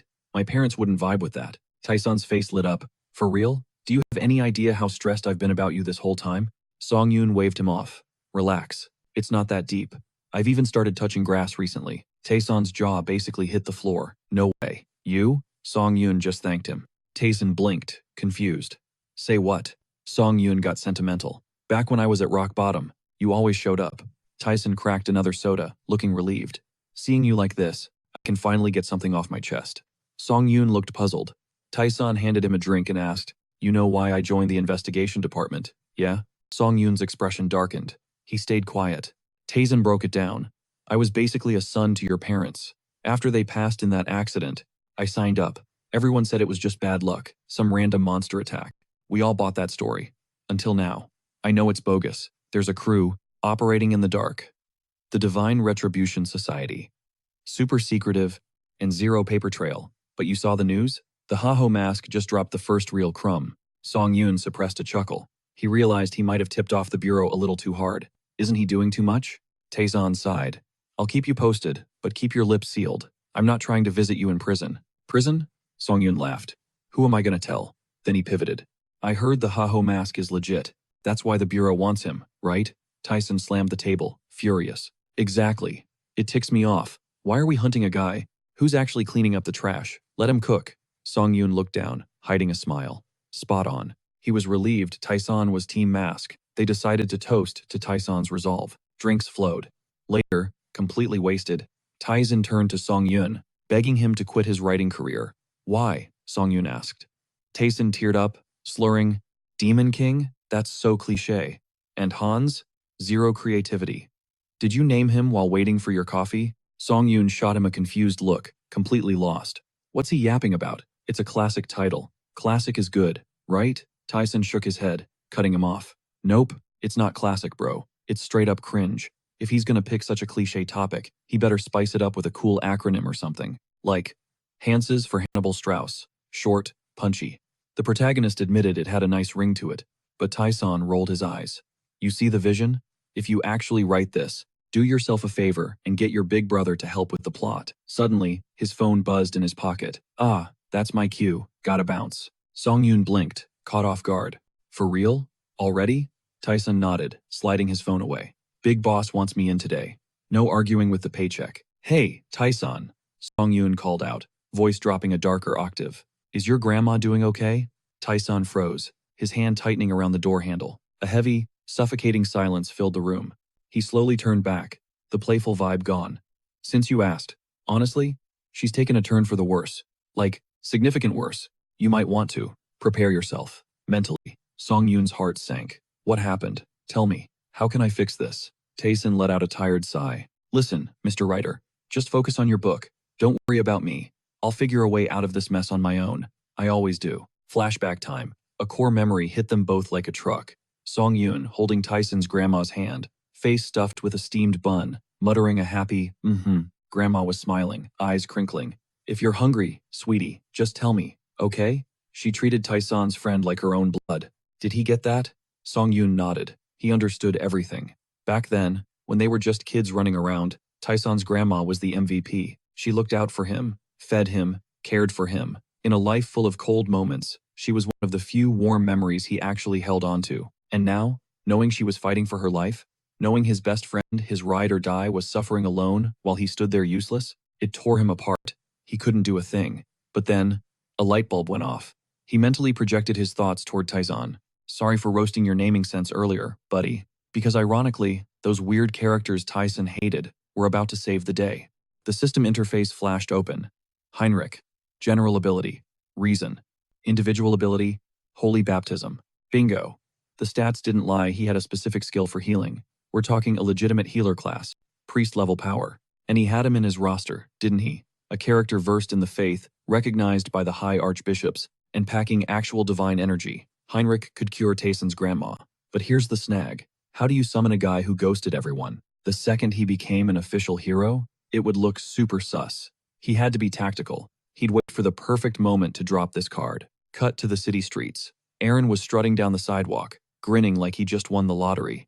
Diana glanced at him, concerned. You good, Aaron? That bag looks heavy. Struggling? He waved her off. I'm go rip. Suddenly, apples started cascading out of his grocery bag like a waterfall. Whoa, stop, he scrambled. Diana gasped. Careful.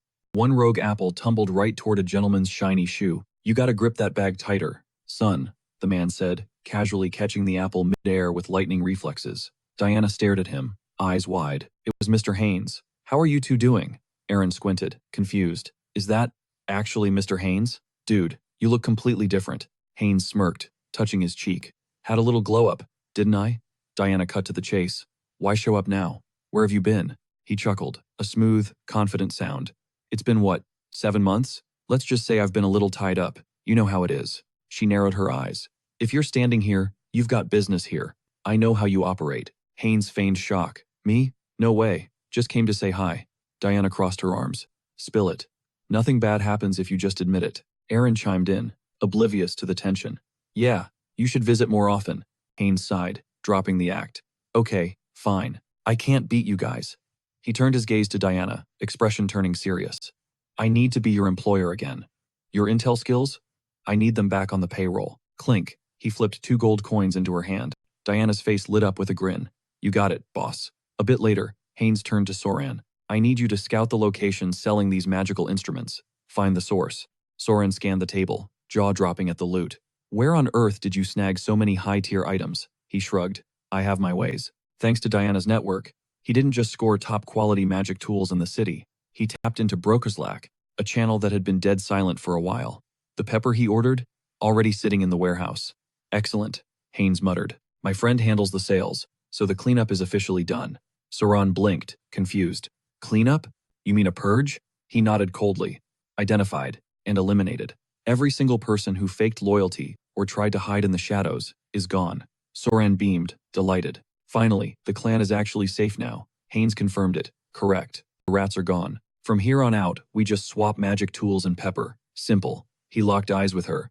I'm counting on you for the next part. You're taking over management of the heterosis. Soran recoiled like he'd slapped her. Excuse me? What? I've never run an operation like that. Can I even handle a whole clan? Haynes didn't flinch. Soran, listen. You're competent. I trust you. I know for a fact you can handle this. Soran felt the weight of her lord's confidence settling on her shoulders. She straightened up, determination setting in. Understood. You can rely on me. Satisfied, Haynes turned and closed the door, sealing the deal. Haynes paused, realizing drama clung to him like a shadow. His squad? Basically a chaotic startup trying to go corporate. But could a ragtag crew really topple a major clan just because Diana dropped some intel? It felt like a gamble. The air reeked of his own kind, definitely the Brokeslack base. He moved toward the entrance, where 2 guards stood watch. Whoosh! A burst of flame took them out instantly, and Haynes strolled in like he owned the place. Was that a draft? The door creaked. Inside, Rosalicia was downing drinks, looking like a total mess. Mission accomplished, I guess, she muttered, chugging wine. How long am I stuck in this loop? Solo drinking really hits different when you're depressed. She slumped onto the table, letting out a heavy, dramatic sigh. Haynes stepped into the room. Hey, Rosalicia, still hitting the bottle? She snapped her head up, staring at the door in shock. Saw a lot of familiar faces today, Haynes smirked. Though, thanks to this disguise, security was a total joke. Who the hell are you? She stammered, apologizing instinctively. He dropped his name, but she played the amnesia card. Run that by me one more time? She kept pouring that thick, crimson liquid into her glass. Well, since a guest crashed my pity party, I gotta play nice, she said, sliding a glass over, freshly squeezed. Enjoy. Haynes looked at the cup like it was poison. Hard pass. I'm good. Thanks for the offer, though. He sensed the trap immediately. This wasn't wine. It was high-tier blood-binding magic. Splash! Rosalicia flung the liquid right at his face. The audacity to crash the Brokeslack sanctuary, she shrieked. I don't know who you are, but you're not walking out of here. Haynes just grinned and flexed his aura. Rosalicia gasped, freezing in terror. Her own ammo was turning on her? This dude wasn't just dodging, he was hijacking her blood control. This is true blood turf. The Brokeslack domain. An outsider breaking in violates the contract. She legitimately has no clue, Haynes thought.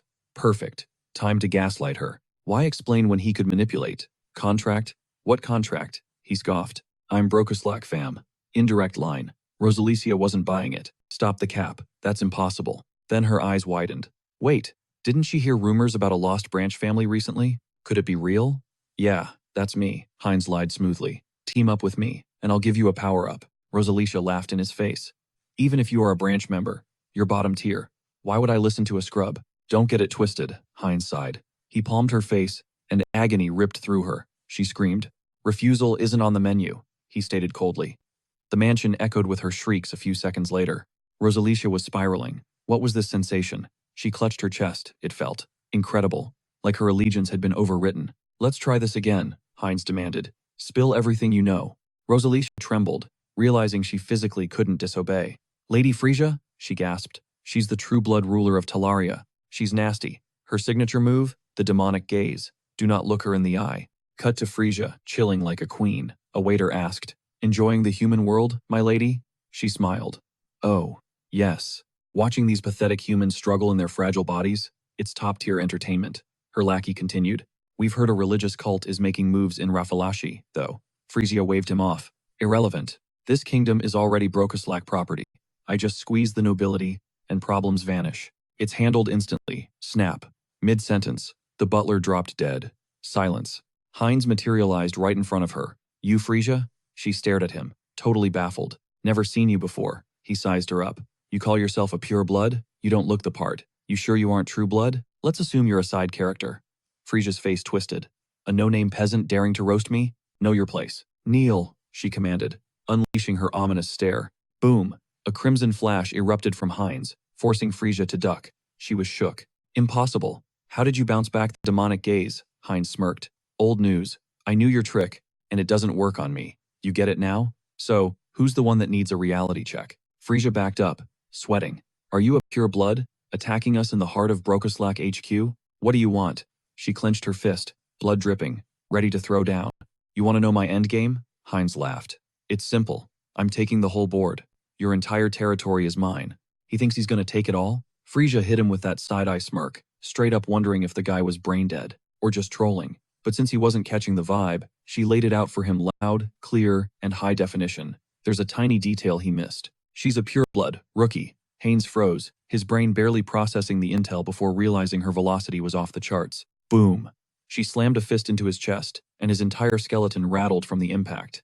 Frisia didn't let up, asking if he honestly thought his little plan had a prayer, especially with those trash-tier combat skills. He couldn't even parry a basic strike. It hit him, then this girl was a grandmaster in hand-to-hand combat. Her eyes were glowing with that demonic intensity. He braced for a magic blast, but she flipped the script completely. No spells, just blunt force trauma. She swung that parasol like a warhammer, launching him backward with zero effort. Haynes's mind raced. Was she purely a physical fighter? A tank build? Frisia glared down at him, genuinely surprised he wasn't paced on the pavement yet. Time for round 2, let's see if he can block this. Haynes scrambled to dodge, but her technique was flawless. That umbrella wasn't just a fashion statement.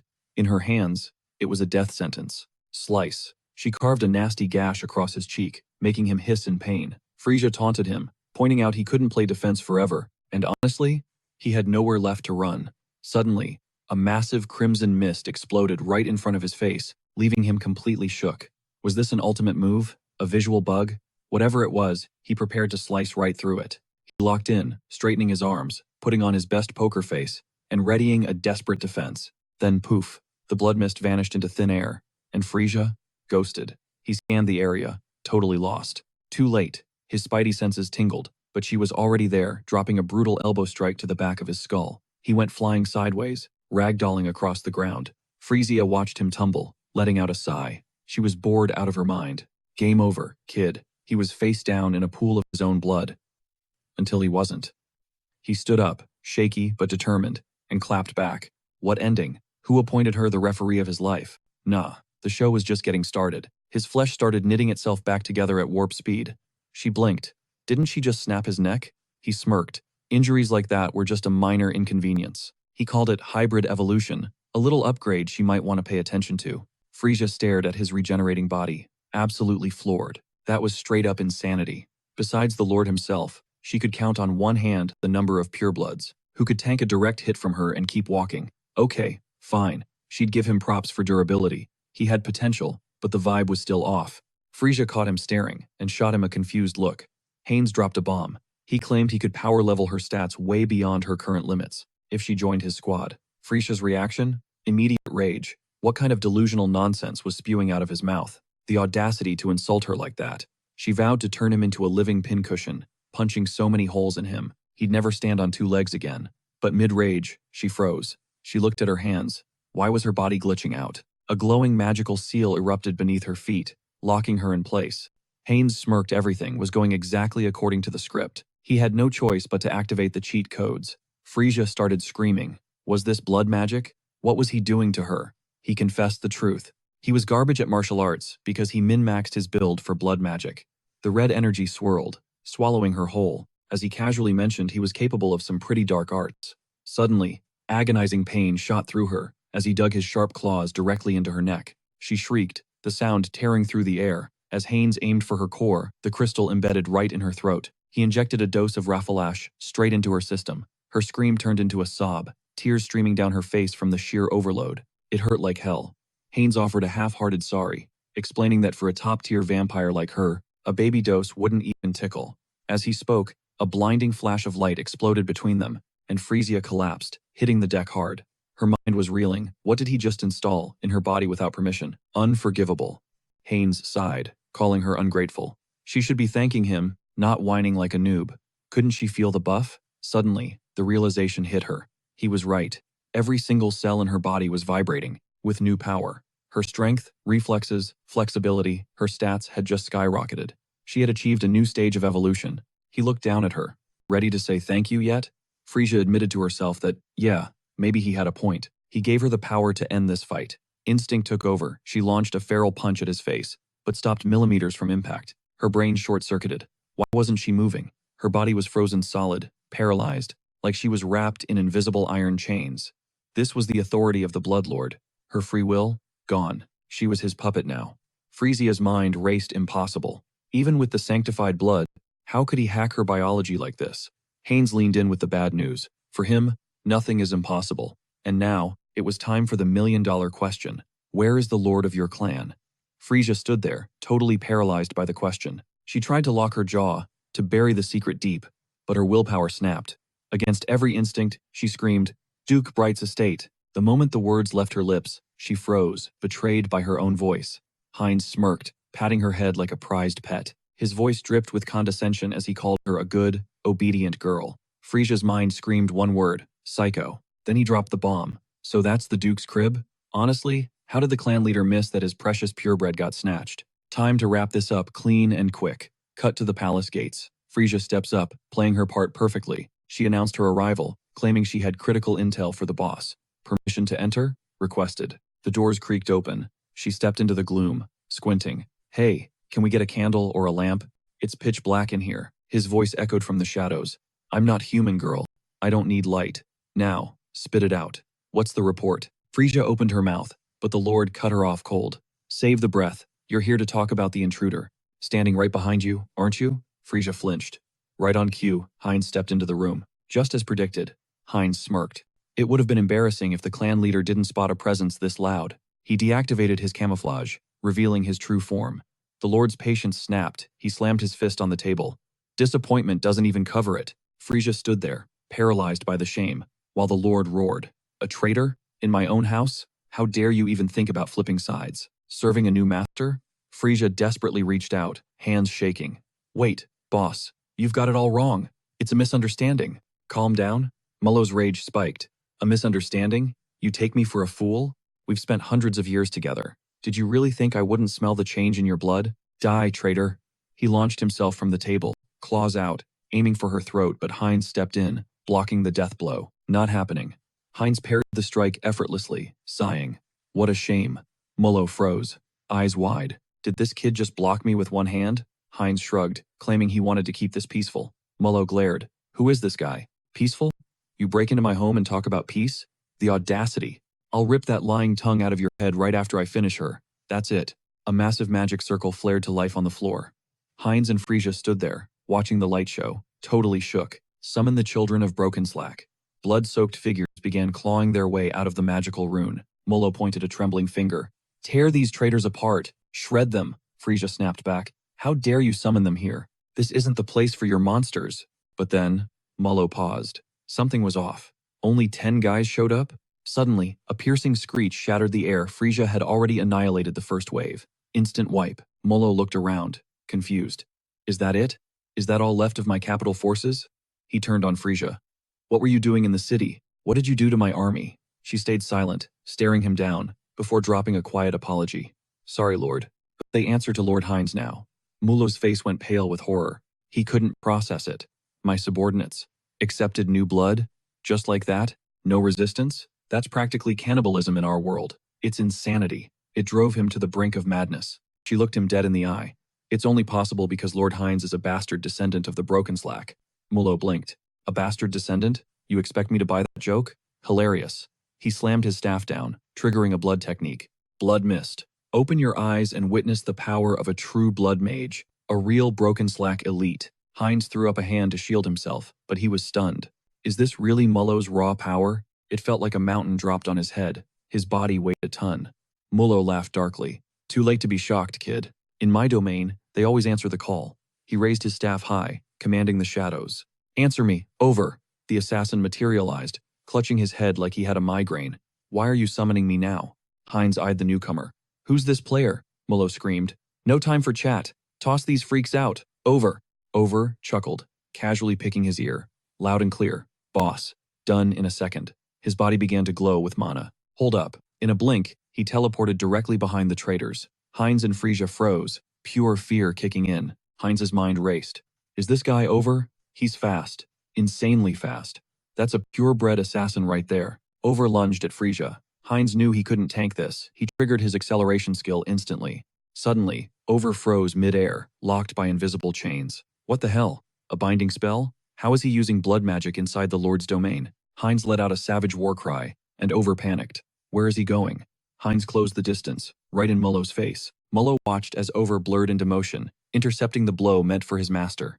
Heinz spun around instantly. He caught the attack cold, staring right into the guy's eyes. Game plan? Knock this freak unconscious, fast. Triggering his acceleration skill, he became a blur, tearing across the room. Mullo watched the chaos unfold, jaw practically on the floor. It looked physically impossible.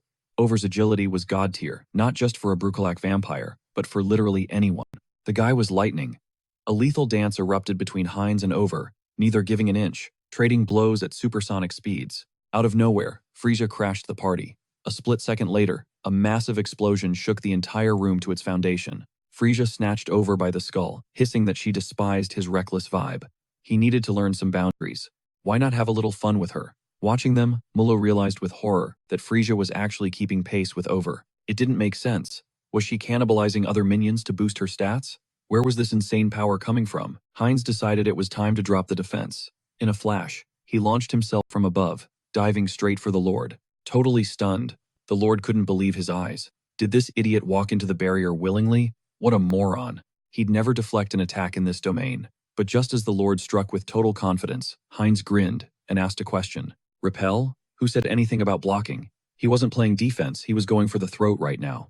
Bam! A devastating blow smashed into the opponent's chest, spraying blood everywhere. Mullo clutched the wound, screaming in agony. Did he just sacrifice his own hand? Mullo confirmed it. But did he know how pointless that was? Instantly, the severed limb materialized back on his body. Mullo realized he'd instantly regenerated the cut-off hand.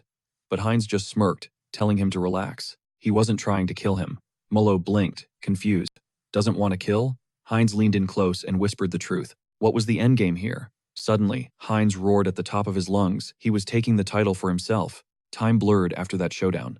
Later, inside a lavish palace room, a solitary coffin sat dead center. Inside lay a breathtaking vampire girl with flowing hair. Her eyes snapped open, and she cried out. Staring at her own hands, she mumbled about being exhausted, needing more rest. It felt like nothing could save her now, but she sensed a disturbance. Something terrible had happened to her children. One look, and the grim reality hit her. Back in the night, Heinz ordered his enemy to freeze. He channeled his magic, preparing a dark ritual. He injected a palace staffer with Rafflesia. As the guy screamed in agony, one of the girls warned him. If he couldn't handle the heat, he needed to bail, fast. The guy's body shook violently. Frisia signaled it was time to move on. Afterward, Heinz wiped the sweat from his brow, exhaling deeply. This felt like an eternity. He turned to Mullo. Did he seriously care about every grunt in the capital? Mullo didn't hesitate. Yes. The rest could be summoned systematically. Heinz asked for clarification, warning him to watch that attitude. Mullo insisted it was more efficient.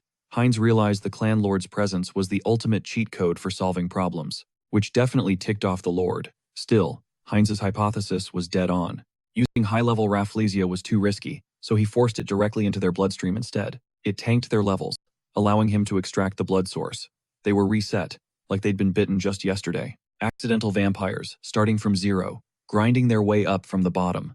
This world operated on different rules. Suddenly, he pivoted to Mullo, who snapped to attention like a loyal soldier. Yes, he ordered him to manage the gathering from all regions. Mullo accepted the mission but added one requirement. He needed intel on the continent. Mullo blinked. Wait, he wanted continental intelligence? Heinz told him to build a spy network or cut a deal with one. Didn't matter how, just get it done. This was critical. He had high expectations. As Heinz exited, the Lord mentioned hearing Frisia's earlier comment about uniting the bloodsuckers and becoming king. Heinz had the skills, so the Lord was fully backing this play. He bowed in respect. Heinz smirked, saying he was counting on it. But the second he left the room, the fear kicked in. Slumping against the door, he panicked. Did he actually say that out loud? He was definitely getting carried away. Still, building an army wasn't the worst idea.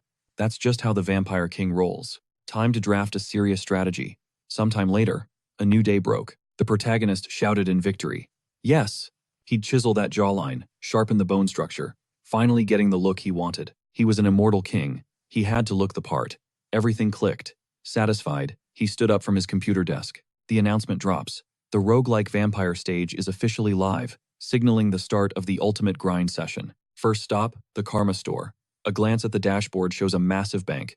1,393,934 points. Right there, a temptation flashes. A unique skill upgrade for a cool 900,000. He's been stacking points like crazy, enough to dream of dominating an entire clan. But what happens if he dumps it all into this one skill? He smashes the upgrade button. Boom, surprise twist. 2 system windows pop up instantly. Wait, a double upgrade? But he realizes the usual perk extra avatar slots is missing. The system hits him with the fine print. This is an average path. Trading quantity for a massive boost in avatar potential and growth speed. His gut reaction? Absolute denial. No way. 900 grand for this? That's a total scam. He was just falling in love with his race collecting hobby. What a disgrace. And what is this essence projection? The system flashes the skill name, while the protagonist shields his eyes from the blinding holy light. The glare fades, and he scans the stats. His jaw drops. Say what? Here's the kicker. Once a day, he can overwrite his own body with one of his avatars. He's stunned. Does this mean what he thinks it means? Can he channel the full power of his clones through his main body? He runs through the mental roster. Hans, Heinrich, Haynes, Harley, and Kiris. Seeing the whole squad, he feels a surge of pride. The essence projection window glows, ready for use. Mechanics check. Can he literally morph into his clones? He starts theory crafting. Does this mean 2 immortal kings could exist simultaneously? That sounds incredibly dope, but one wrong move, and it's a total catastrophe. Hans is off limits unless he wants to trigger the apocalypse. He smirks. Heinrich is the safest bet for a test drive. He taps the icon. A flash of light, and heavy armor materializes on him instantly. He checks his gear. Identical weapons and armor? But his holy power feels different, maybe running at 50% of his etheric peak. Is this the nerf awakened hunters feel when they warp back to Earth? Only downside? A 10-minute timer. But honestly, that's plenty of time to get the job done. Cut to the hospital. Using Hans's stealth, he slips inside. It's go time. He steps up to Grandma's bedside. It's me. Remember Tyson's walking buddy? He apologizes for the delay. He wanted to be here sooner. He promises to visit more often. Then, focusing, he projects his essence onto Heinrich and dons the spiritual armor. Just hang in there a little longer, he whispers. He triggers the divine technique. Otteric. He dumps every ounce of divine mana into her, boosting stamina, purging toxins, pure restoration. Silence. She doesn't stir. The transformation wears off, leaving him back in his base form. Hard truth time. Even god-tier energy can't reverse the clock on age-related illness. It's up to her willpower now. He whispers a promise to bring Tyson next time, and fades into the shadows. Later, in the forest, Cecily presses him. You know Harley, right? Kairos plays along. Yeah, brief meeting, but we vibed instantly. Basically family. She leans in, taking a deep sniff. Weird. You smell just like him. He freezes. That's exactly what Diana said. Are his cover stories leaking? Do they know he's the same person? Cecily beams. It's that world tree scent. I caught a whiff of it earlier. She's been tracking that aroma all day. Kiris relaxes. It's just the residual scent from the wood his body is crafted from. Cecily grins. Any friend of Harley is a friend of mine. I've got your back. He nods, thanking her. Rafuri cuts in, suggesting a quick pit stop. Cecily turns back to him. You haven't contracted a spirit yet, huh? She points him toward a quiet spot to practice his technique. They drift from the campsite. She starts weaving magic, totally hyped. Boom, it worked. Check out this water spirit. She turns around and finds him slumped over, looking defeated. Yo, what's wrong? She asks. He stares at his hands, confused. Why isn't anything happening? He maxed out his property stat. By all game logic, this should work.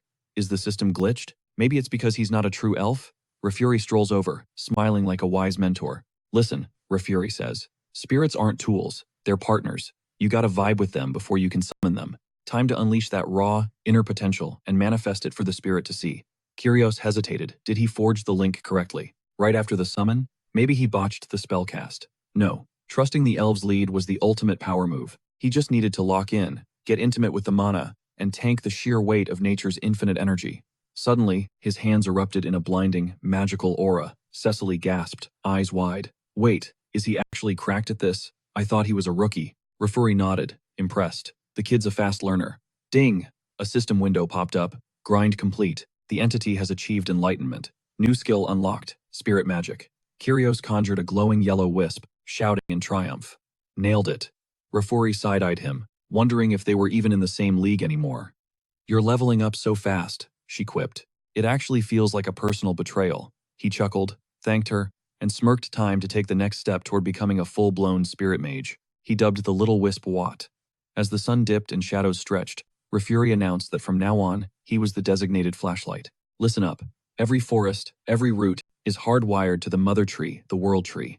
And we, high elves, we're nature's favorites, so we can fast travel to any forest instantly by tapping into that network. Pretty sure Cecily has the admin codes for that too. Kyrios, absolutely shook, trailed after her. Hold up, what? A literal biological highway connecting every forest on the map? So, it's basically a massive, organic teleportation grid. That is wildly more efficient than those clunky warp gates the Great Divine Order makes you install. Is this the World Tree's true flex? Moments later, Rafuri signaled their arrival. Boom! The World Tree loomed ahead, an absolute titan of nature. Kyrios craned his neck, stunned. It was colossally bigger than he'd imagined. He turned to the girl. First time seeing the big guy, right? She didn't answer. Instead, she just levitated straight into the air. Rafuri smiled, watching her ascend. She's definitely a first-timer. Welcome to the High Elf's Insight Ceremony. It's a VIP event. Regular elves rarely see this. Above them, the spirits began to coalesce, forming the legendary fruit of the World Tree. Kyrios watched them on a swirl, realizing everything was being reborn. Nature's force concentrating into a single point. Is that the fruit? She grabbed the glowing orb and took a bite. Kyrios felt a jolt of shock. Cecily was actually evolving into a true high elf right before his eyes. Wait, snap out of it. No time to be a spectator. That is pure overflow, mana leaking out. He couldn't let it go to waste. He was going to siphon it. Rafuri watched him tune into the energy flow. Ping, another system alert. Conditions met. Enlightenment achieved. New trait acquired. Affinity with nature. Kyrios grinned internally. This was a massive win. Now he could buff his stats just by absorbing ambient nature energy like the elves do. Talk about a passive ability. Rafuri broke his concentration. Hey, turn around. He spun to find a glowing World Tree sapling manifesting behind him. Looks like the World Tree has a crush on you, she teased. Usually, these sacred loot drops only appear during the Insight Ceremony. Extremely rare drop rate. You can craft it into a weapon or gear. Kyrios connected the dots. So, I must have snagged a sacred relic during my own ceremony back in the day. No way. It's the exact same item type. Should I give it back? Rafuri waved him off. Not at all. Your relic got crafted into that ring. You used to propose to your wife. And now, you've passed the legacy to your daughter. Kyrios stood there, stunned. He proposed with a literal god-tier artifact? That past version of himself was way smoother than he gave him credit for. Absolute romantic genius. Before he could dwell on his past riz, the Insight Ceremony wrapped up. Elven attendants caught the girl as she drifted down, fast asleep. Let Miss Cecily rest, he whispered. That massive energy spike needs to stabilize. Honestly, what a relief. I'm about ready to file for retirement. And finally, a new high elf shows up. Rafuri sighed. Not that I can quit yet. We're still critically understaffed. Kyrios blinked, totally thrown. Wait, your retirement age? Cut to later. The Elven Kingdom capital, Drasha. He sat there reflecting on how, thanks to Rafuri pulling strings, he was crashing at the academy post-ceremony. And let's be real, the vibe here was nothing like the brochure. He expected Zen fairies living like peaceful moss. Reality check? It was chaos. He was the exotic transfer student, and the girls swarmed him. You're that elf from the continent, right? They demanded story time. One girl chimed in. I heard the continent is total anarchy, impossible to survive there. Another jumped in. Didn't humans kidnap Cecily? Everyone on the mainland is a villain, right? Kyrios started sweating. If he gave the wrong answer, he'd be public enemy number one. He stammered, well, yeah, it can be sketchy, but my squad is solid, so we're good.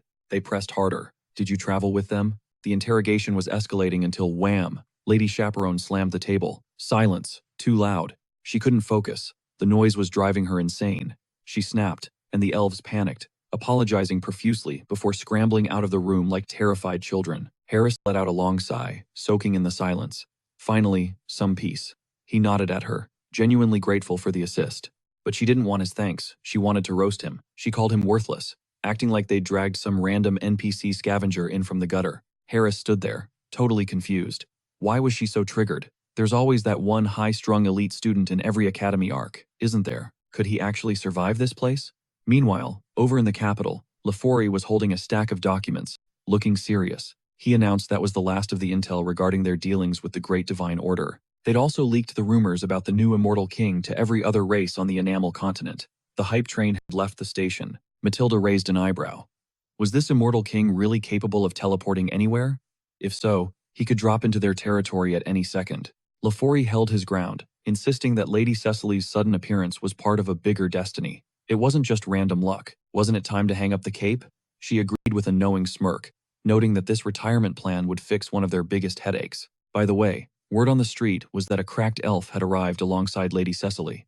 Lafori nodded, confirming the rumors. The guy had already caught the World Tree's attention. He wasn't just good, he had S-tier talent and insane potential. He was a speedrunner when it came to learning. With the right academy build, Lafori was convinced this guy would reach god-tier status. Matilda smiled, teasing him for sounding like a total fanboy. Lafori admitted he was banking on the guy completing his basic training. He hoped the guy was crushing it. A gentle soul like Mr. Harris deserved a win, and he'd be a massive asset. Cut to Harris, vibing on a bench, thinking about how perfect the day was, just living his best life. Maybe it was the World Tree's buff? The weather was crisp, the air was pure, and everything felt high definition. The elves were singing in the background. Honestly, he considered just retiring right now and embracing this chill NPC lifestyle. Suddenly, Chaperon stomped over, shattering the mood. She lectured him, saying he didn't have the privilege to just idle and leech off the World Tree's mana. For a former mercenary, his game sense was trash. Did he not realize they were in the splash zone of the World Tree? That's pure nature energy. Elves with high stats and sensitivity could get mana drunk on the vibes and turn into lazy slobs. Harris blinked. Was that why he felt so relaxed? He just thought he was a nature lover, not intoxicated by magic. Chaperon snapped, asking if his ears were just for decoration. He clearly didn't know the meta. She shoved her textbook at him. She dumbed it down, so even a low-level scrub like him wouldn't crash and burn. If he tanked the class average, she would absolutely destroy him. No mercy. She spun around, flipping her hair in disgust, and marched off. Harris actually flinched. Okay, maybe she wasn't a villain, just intense. Then he saw it, the ring. He stared at her hand. Was that ring channeling the World Tree? No way she had a sacred relic. Was she some kind of royalty? She looked vaguely familiar, triggering a massive sense of déjà vu. Then it hit him like a truck. His eyes went wide with shock. Core memory unlocked. That was the ring he gave his own daughter. At that exact second, Chaperon turned back, glaring. She couldn't fathom why her father hyped up this idiot so much. Harris sighed, the irony hitting him. Chaperon was Lafori's kid. Talk about a personality clash. The apple fell miles from the tree. And clearly, she hated his guts. Still, her notes were actually solid. Harris cracked open the book, wondering if he should actually try hard this tutorial. He summoned a fire spirit, Kali, and a wind spirit, Pascal. He'd done this before, it was just muscle memory. Even Watt, the spirit he dominated last time, had ranked up. The XP gain in this place was broken. Coming to the Elven Kingdom was the meta play. Alright, new plan. Keep a low profile, don't start drama. If he didn't trigger Chaperon, everything would be chill, right? Cut to a little later. Of course, they ended up sitting right next to each other in class. Harris wondered what bad karma led him here. 10 minutes in, the teacher dropped a bomb. Spirit connection was key, but there was a cheat code to max out that bond. Singing and dancing. The festival for High Elf Lady Cecily was coming up, and they needed to bring the heat. They booked a main stage in the capital. Harris thought about it. Cecily would probably love a show like that. It had been ages since he performed. Maybe it was time to drop the disguise and show them his true charisma. The teacher killed that thought immediately. Since they had a transfer student, this was now a group project. Mandatory team-up. They had to build a performance from scratch. Their spirit synergy would be judged live on stage in front of everyone. Harris froze, disbelief written all over his face. Siri and Timer coughed awkwardly, turning to introduce themselves. Chaperon looked absolutely miserable, grumbling that since they were stuck in this nightmare, they better not mess it up. They were hitting a massive creative block. 0 dance moves, 0 tracks. If they couldn't find a groove, they'd just have to wing it. Timer flashed a hopeless grin, admitting his mind was completely blank. The girl nodded in defeat. Kyrus cringed internally. These guys seriously lacked hustle. Frustration started bubbling in his chest. But remembering the professor's lecture sparked an idea. If the goal was just to vibe with the spirits, who said it had to be boring, traditional elven classical? He knew exactly how to flip the script. He shot up from his chair, flashing a confident smirk. Thanks for waiting, guys. I just unlocked a memory. I got a song. I used to belt this out back home all the time. Timer tilted his head, confused. Does that mean it's from overseas? You know it, Kyrus confirmed. My folks had this track on repeat. It's burned into my brain forever. Chaperon eyed him skeptically. You sound pretty sure of yourself. 100%, he shot back. Internally, he was flexing even during his hermit era. The man never dropped below a 90 at the karaoke bar. It was showtime. Time to unleash the vocal cords he had honed in the booth. The elf girl was spiraling. A mercenary teaching them music? As if. Why was her dad and the world tree so obsessed with this guy? And those intense stares? She wasn't buying it. Bam! She slapped the table. Fine, let's see what you got. But if you flop, you're taking the heat. Kira's didn't flinch. Deal. But I got a price. We crush this, you school me on elf culture. I'm still a newbie. Chaperon rolled her eyes but nodded. Only if we get good results.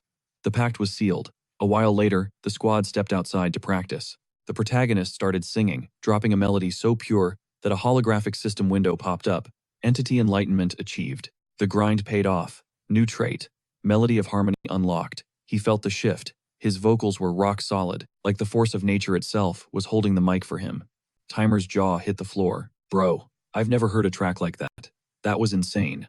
Meanwhile, Shapiran looked like her brain was short-circuiting. Her spirits were vibing to this. Baseless pop music? How was this foreign noise resonating with them so deeply? Hey, you okay? Kira's teased, noticing her expression. You're literally swaying your shoulders. She froze, cheeks burning. When was I doing that? Suddenly, ding! Kira's spirits leveled up to low rank right there. He watched in awe as Kali and Pascal evolved, glowing just like Watt. And then, the real magic happened. A magical aura exploded around him, and out popped Decibel, the spirit of sound. Timer screamed, "No way! A physical manifestation? That's basically impossible. We never see that." Chaperon was shook. The song hit so different it summoned the spirit of sound itself? That was next-level resonance. The protagonist grinned, calling the spirit by name. Rare drop acquired, he thought. What a massive achievement. Chaperon murmured that spirits like that were versatile powerhouses. Note to self, Timer whispered. We need to remember this. If a track hits the spirit's heart, you gotta sing it. That's a guaranteed chart topper. Kiros nodded. Sound spirits only stand beautiful melodies. We good, Shapiran? She sighed, but reluctantly agreed. Excellent, Kiros cheered. Let's map out the stage setup and rehearsal schedule. We've got work to do. Later, the girl mumbled shyly. Can you teach me that instrument? It looks cool. The protagonist flashed a winning smile. Sure thing. Internally, she was screaming. Why is he making that face? It's too intense. Someone make him stop. Fast forward to the festival. Cecily turned to Refuri, eyebrows raised. So, rumor has it your daughter is performing with Sir Kiris. True? The elf nodded excitedly. You must be stressing out, she teased. Me? Never, Refuri replied, while physically shaking like a leaf. The girl giggled at his nerves. Well, let's hear the set list Sir Kiris cooked up.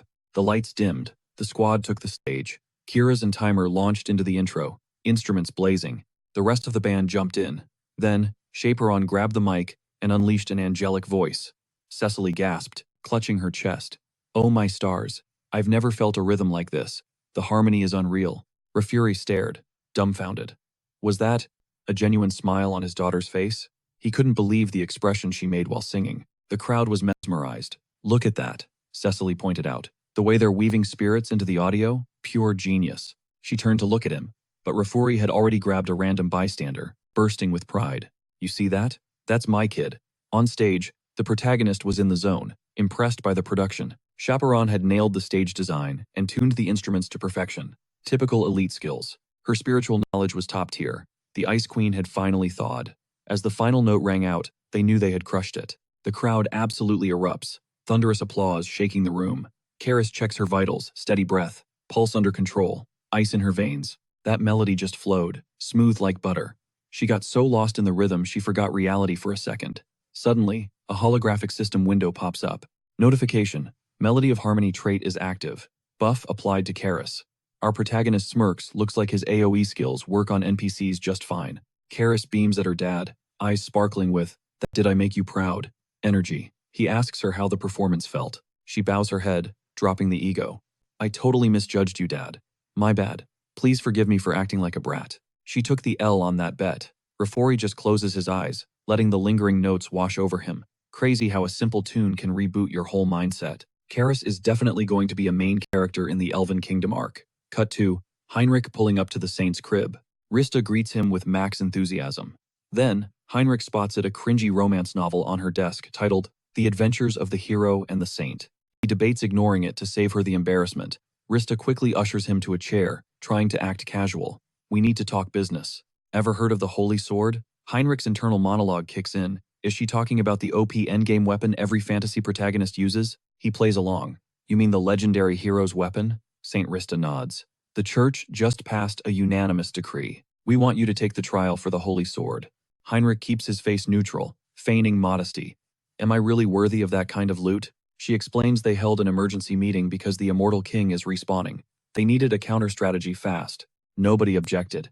You're the MVP of the Great Divine Order. Heinrich chuckles, scratching his cheek.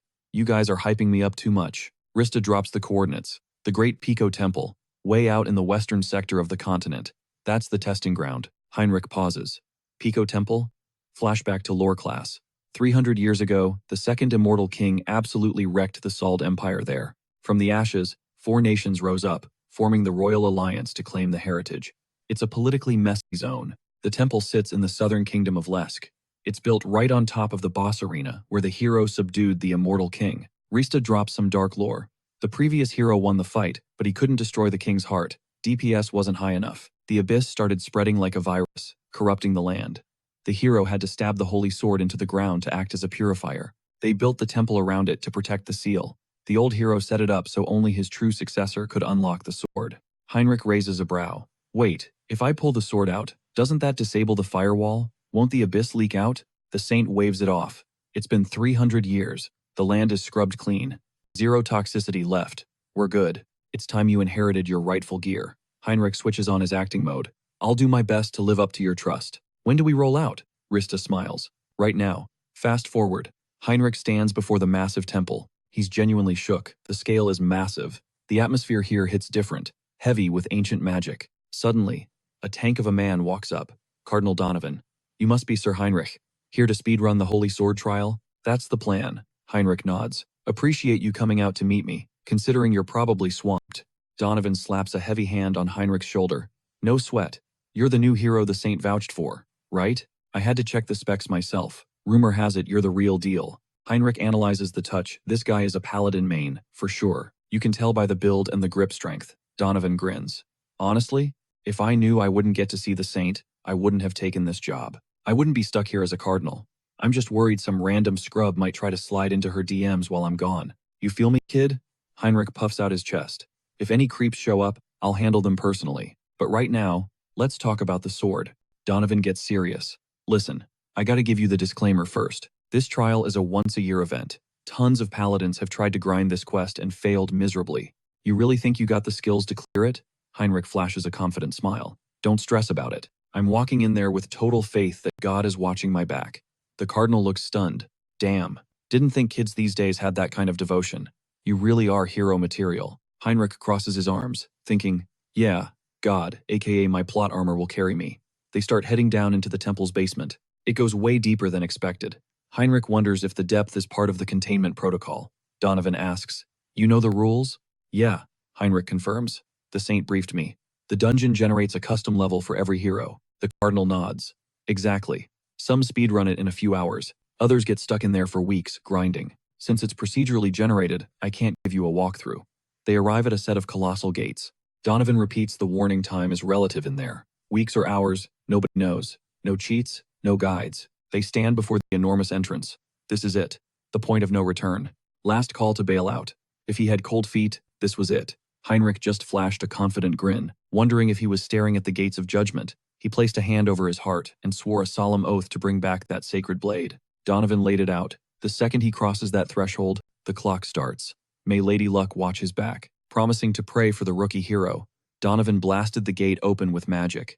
Heinrich stepped into the void, and ping a system window materialized. Quest updated. First trial of the sacred sword. Mission objective. Reach the finish line before the timer hits 0. They said these tests were tailored to the hero, but man, this was brutal right out of the gate. The exit vanished. Gone. Just an endless path forward or backward. Which way leads to survival? Heinrich triggered his blessing jump skill, launching into a lightning-fast sprint. Okay, so it is a speed run. He spammed the skill again and again. Nothing changed. Heinrich paused, totally baffled. Is this thing glitched? With that velocity, he could have crossed multiple cities by now. Yet the finish line was nowhere in sight. What is the endgame here? Just running? Or is there a hidden mechanic he is missing?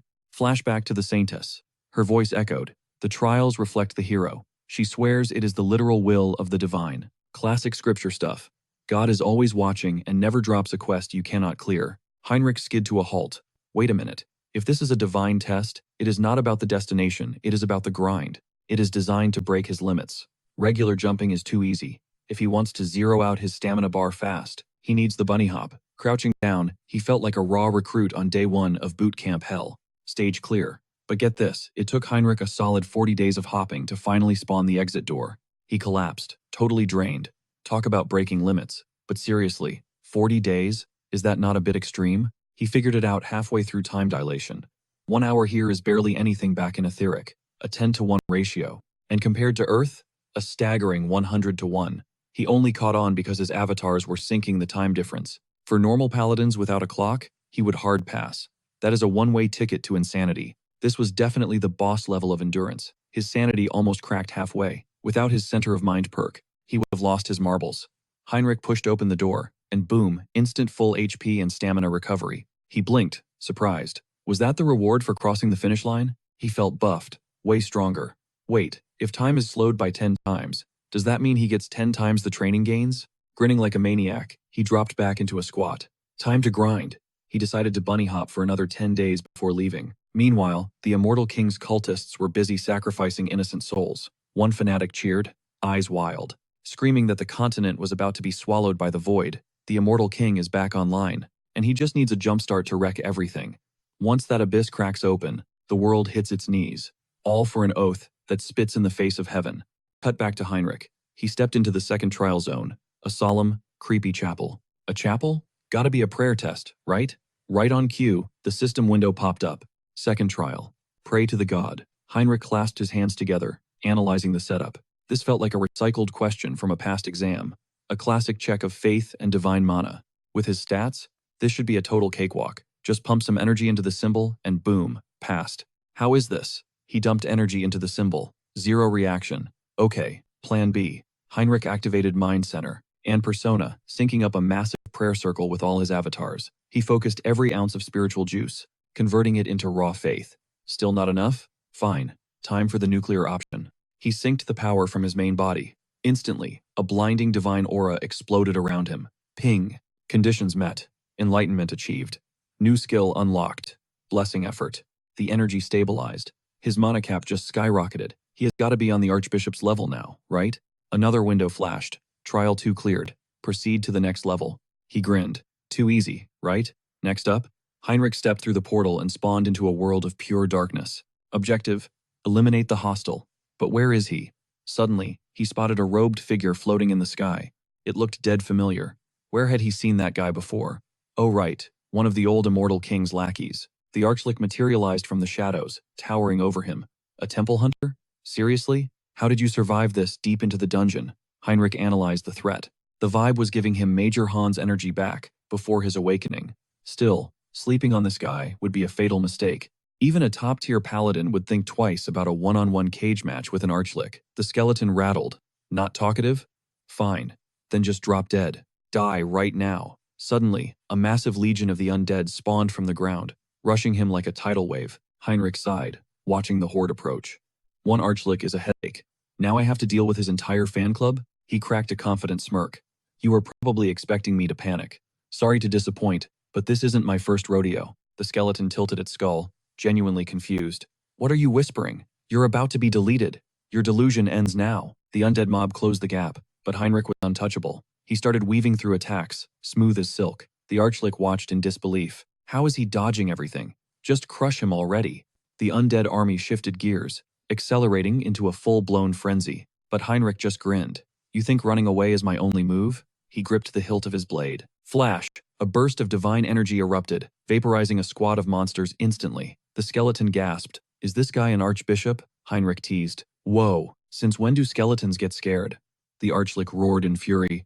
Don't get cocky. That was nothing. I'm just happy I finally get to unleash my full kit. Is this it? Let's see you handle this. He slammed his staff into the earth. Dark spirits screamed into existence, swarming the air. Heinrich didn't flinch. He charged his sword with blinding holy light. He swung, countering the darkness with zero effort. The Archlich froze. He nullified all of that with a single hit? No way. Did he read my entire attack pattern? Heinrich shrugged. I wish I had hacks like that. Would make life easier. But I did have a cracked mentor, the strongest one-hit master the undead ever produced. The Archlich scoffed. A personal tutor? Whatever garbage you learned, it won't save you. He was done talking. Let's see how you parry this. A massive, glowing pentagram lit up the sky, raining down magical artillery. Boom! The entire battlefield vanished under a thick cloud of dust. The Archlich cackled. Gotcha. No blocking that secret technique. Heinrich's voice cut through the smoke. Was that your ult? The Archlich recoiled in horror. You're still breathing? Heinrich stepped out. Obviously. Can't die if I don't get hit. The monster stepped back, terrified. This is a glitch. A lowly paladin shouldn't be able to dodge a nuke like that. It's impossible. He frantically summoned more pentagrams. Magic rained down like hellfire. Heinrich danced through the barrage, analyzing every trajectory. Logically, this doesn't add up. Even with buffs, a human shouldn't be able to tank this. But I have Hans's memories. I know every bug and weakness in dark magic. He closed the distance in a blur. Checkmate. Heinrich delivered a precise slash, severing the skeleton's legs cleanly.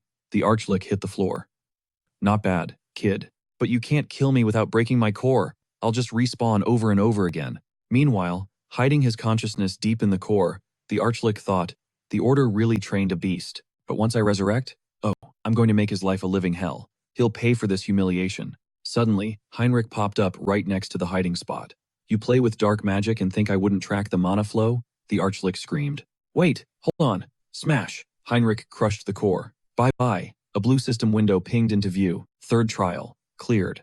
It was time to head through the gate. The sacred sword was waiting. Heinrich grinned. Just as I thought. Slaying monsters and getting loot, that's the grind I live for. He dusted himself off. All right, let's roll. He stepped into a blindingly bright chamber.